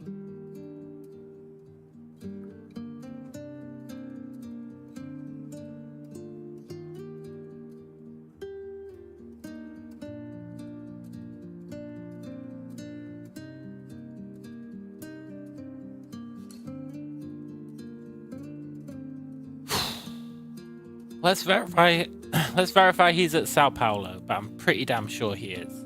Let's just verify that. I'm pretty damn sure he is. I would be shocked if he isn't.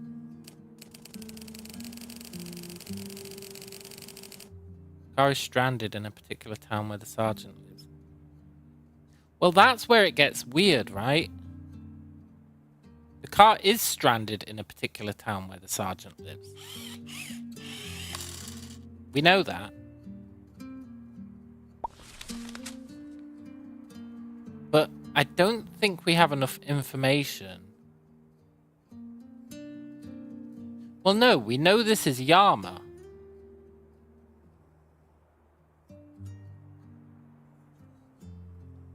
We know this is Yama.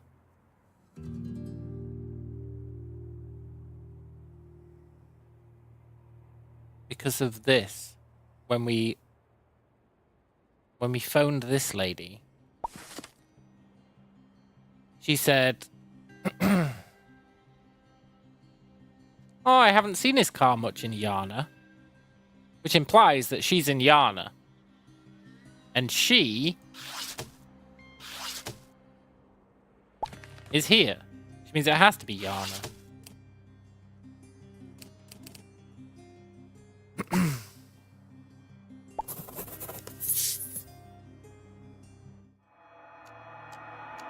I want to believe. Oh, come on.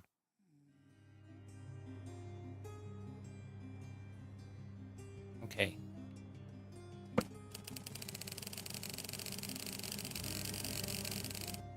Tambo?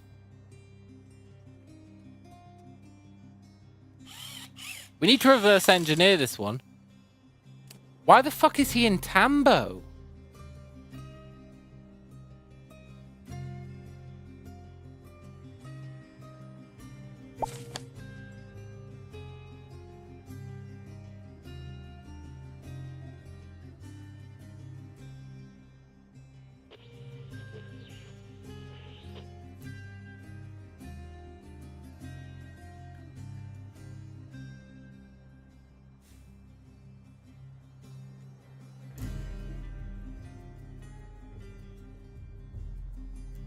Oh my god, I finally understand.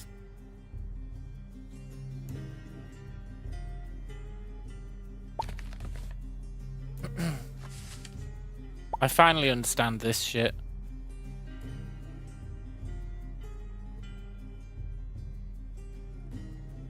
I had no idea what this meant at all.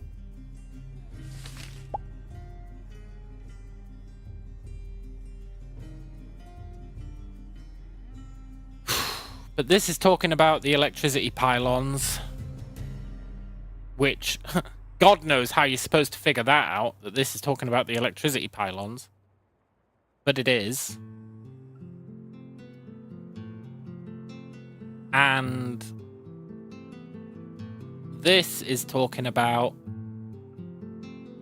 you see that?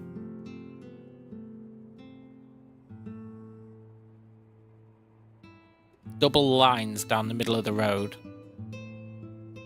and a blank sign, which means you can put 2 and 2 together and say he's in Tambo. And you can assume it's not Moscus because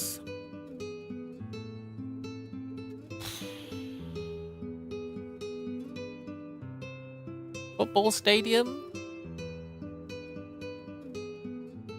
Let's look at the other pictures and verify that we can see a pylon that looks like this instead of this.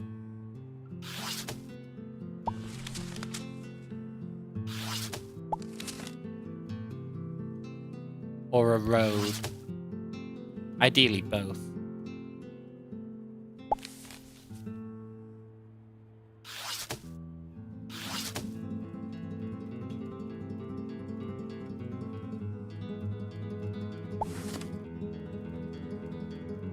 Or neither. I guess you don't need evidence of the others being elsewhere. Guess. Sure would be nice for confirmation, but I believe that's how you're supposed to figure it out.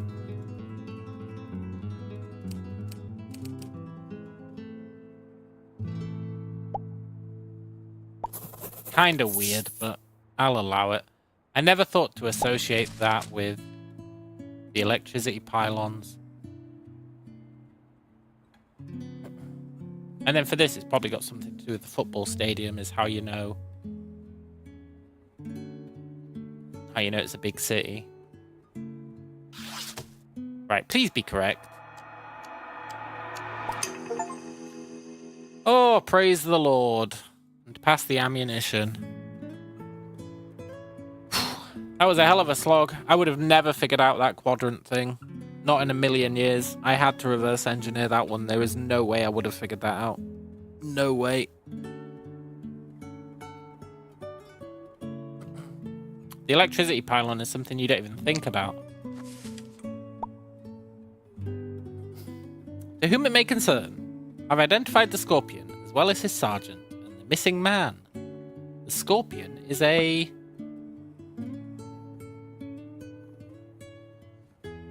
Frenchman called Patrice Moreau, who was responsible for seizing the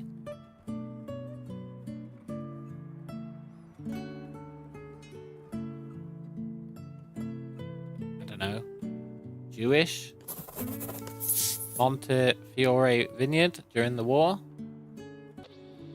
which he continues to profit from. He lives in the foothills of the mountains in Shire. I'm glad I figured that out. His sergeant is Abel Oliver, a brutish officer with a taste for luxury. He owns a Ford Falcon and lives in Tambo. The missing man is Jorge Eduardo. He is the local candidate for Frente Socialista and was arrested during a local election crackdown, culminating in the burning of voting booths. Major towns of Quiru, Tambo, and Yama. He's currently held at the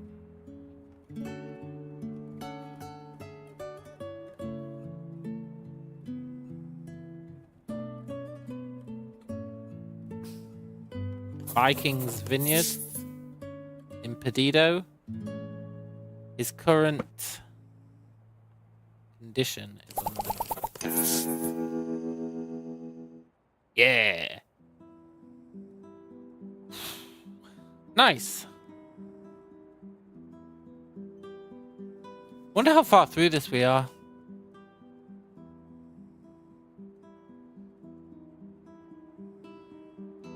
Because it's 1 a.m.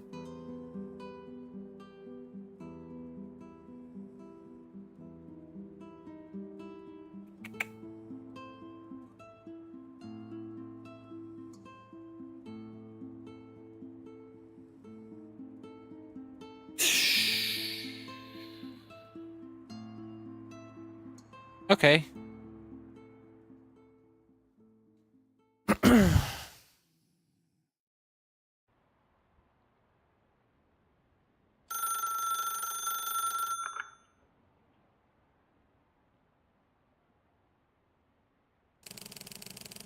Hello, Darkness, my old friend. I found the 3 chiefs. The Cobra, the Hyena, the Scorpion. Was it hard, Mr. Perlman? I've had harder matzo balls in my soup. So I'll be getting my reward. Flowers and a plaque, perhaps? Unfortunately, your only reward will be anonymous satisfaction. You're arresting these people, though. I don't see anything in the papers. No, they're assassinating them. We will in time. They serve other purposes, though. Like what? That's beyond your jurisdiction. Okay, I've been thinking. We're done here. You only have a little further to go. This is the most important. I need you to go deep into the Hoffman network. Why is that important? Oh, is this going to be the meta puzzle? The Hoffmans are involved in more than just making money and people smuggling. They have designs on the highest levels of power. How so? There was a journalist seeking to expose the Hoffman conspiracy.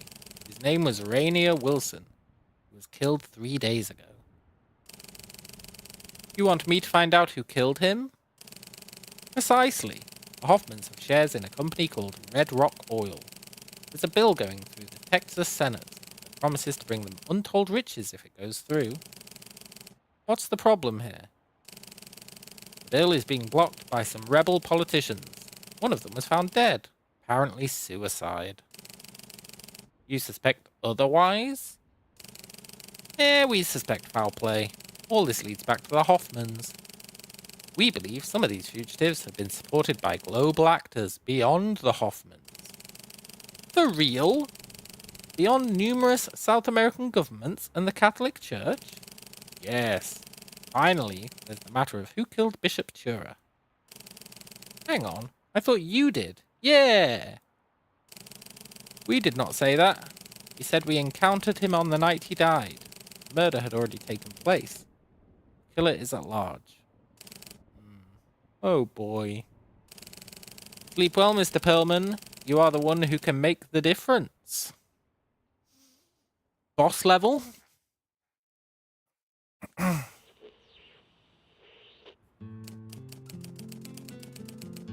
Conversation.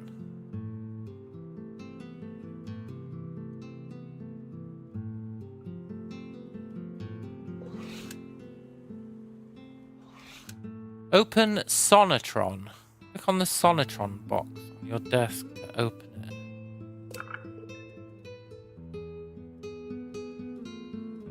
Oh my god, maybe we're not near the end.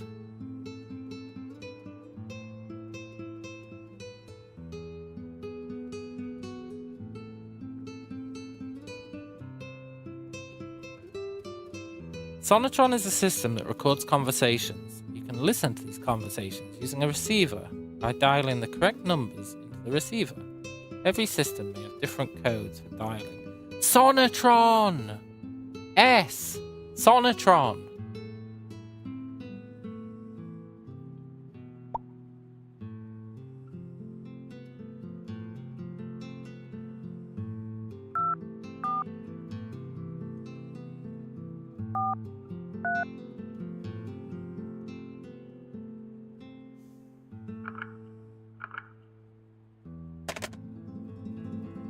Hang on.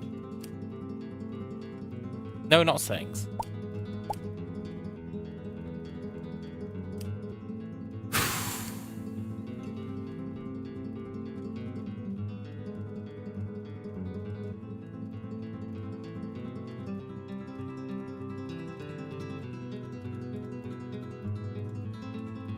I don't know what the fuck this means.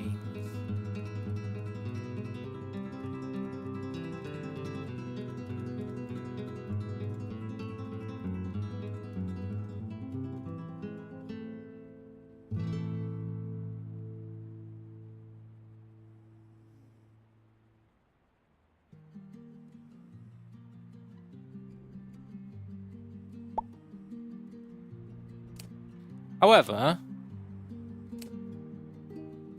if we go back to the assassination day,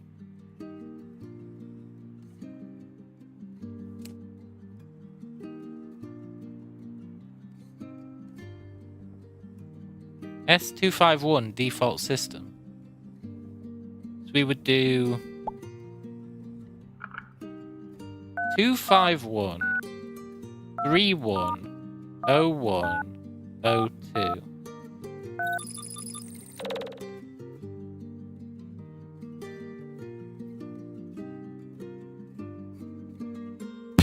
Maybe it's just 01.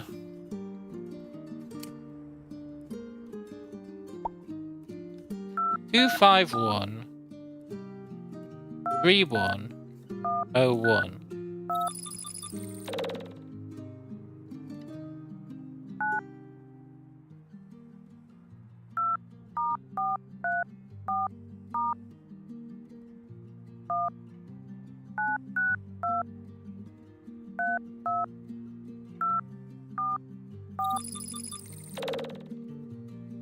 This Sonotron sucks ass. I really thought that was it. I thought we'd be able to hear what they'd been saying in this room on that day.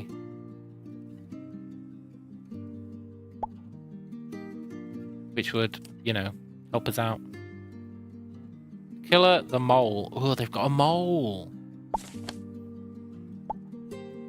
Mr. Perlman, a special case for you. We've received word of a murder in the West German embassy in Cairo, somehow related to your work. The journalist Rainier Wilson was found dead in the ambassador's study. We need to find the killer. Our sources also indicate a selection of the ambassador's private contacts. Thus, we have reason to believe there is also a traitorous spy, a mole. We'll need to use the Sonotron system, the voice-activated transcription system. Need to find the embassy floor plan. Try the following number to get you started. There are 7 conversations in total. You'll find a lot of documents by searching the term embassy. 104 05 3141 42.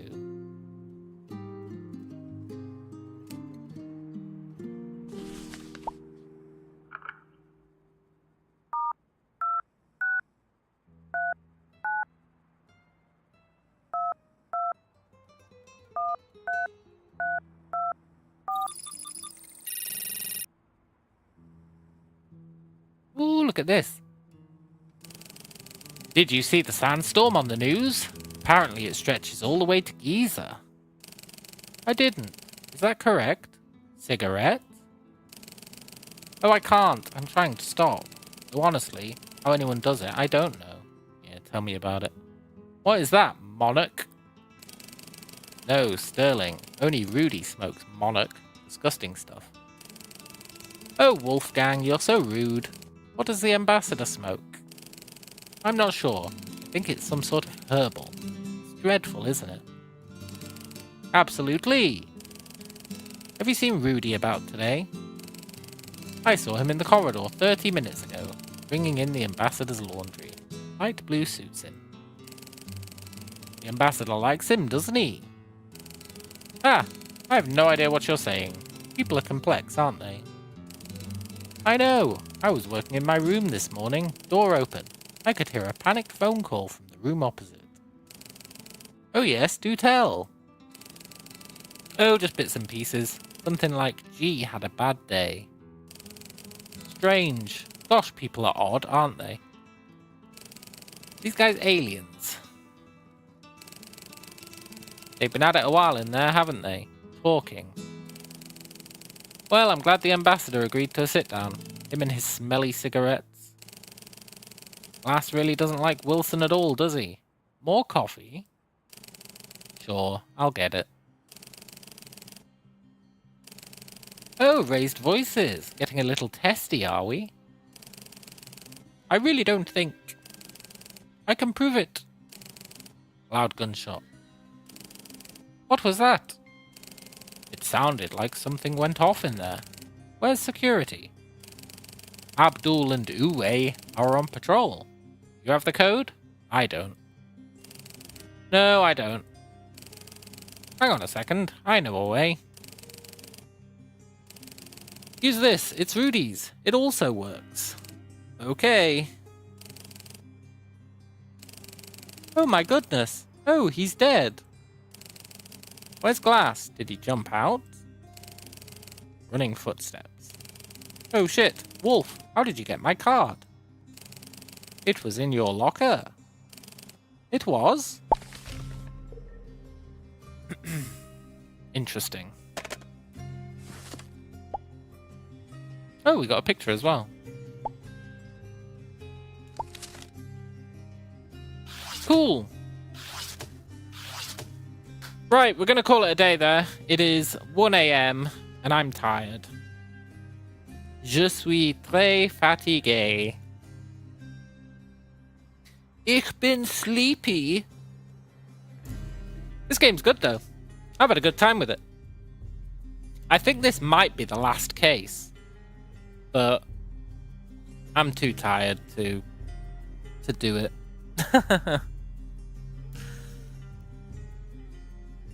Now, I would say maybe we'll play it again. Play it again, Sam.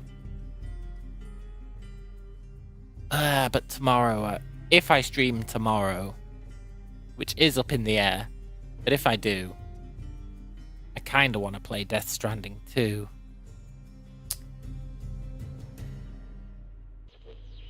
So, yeah.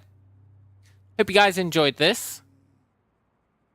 It was good streaming again, having you guys around. Don't know if you're still around, but it was good. Hope you enjoy the rest of your nights. I will catch you later. Adios.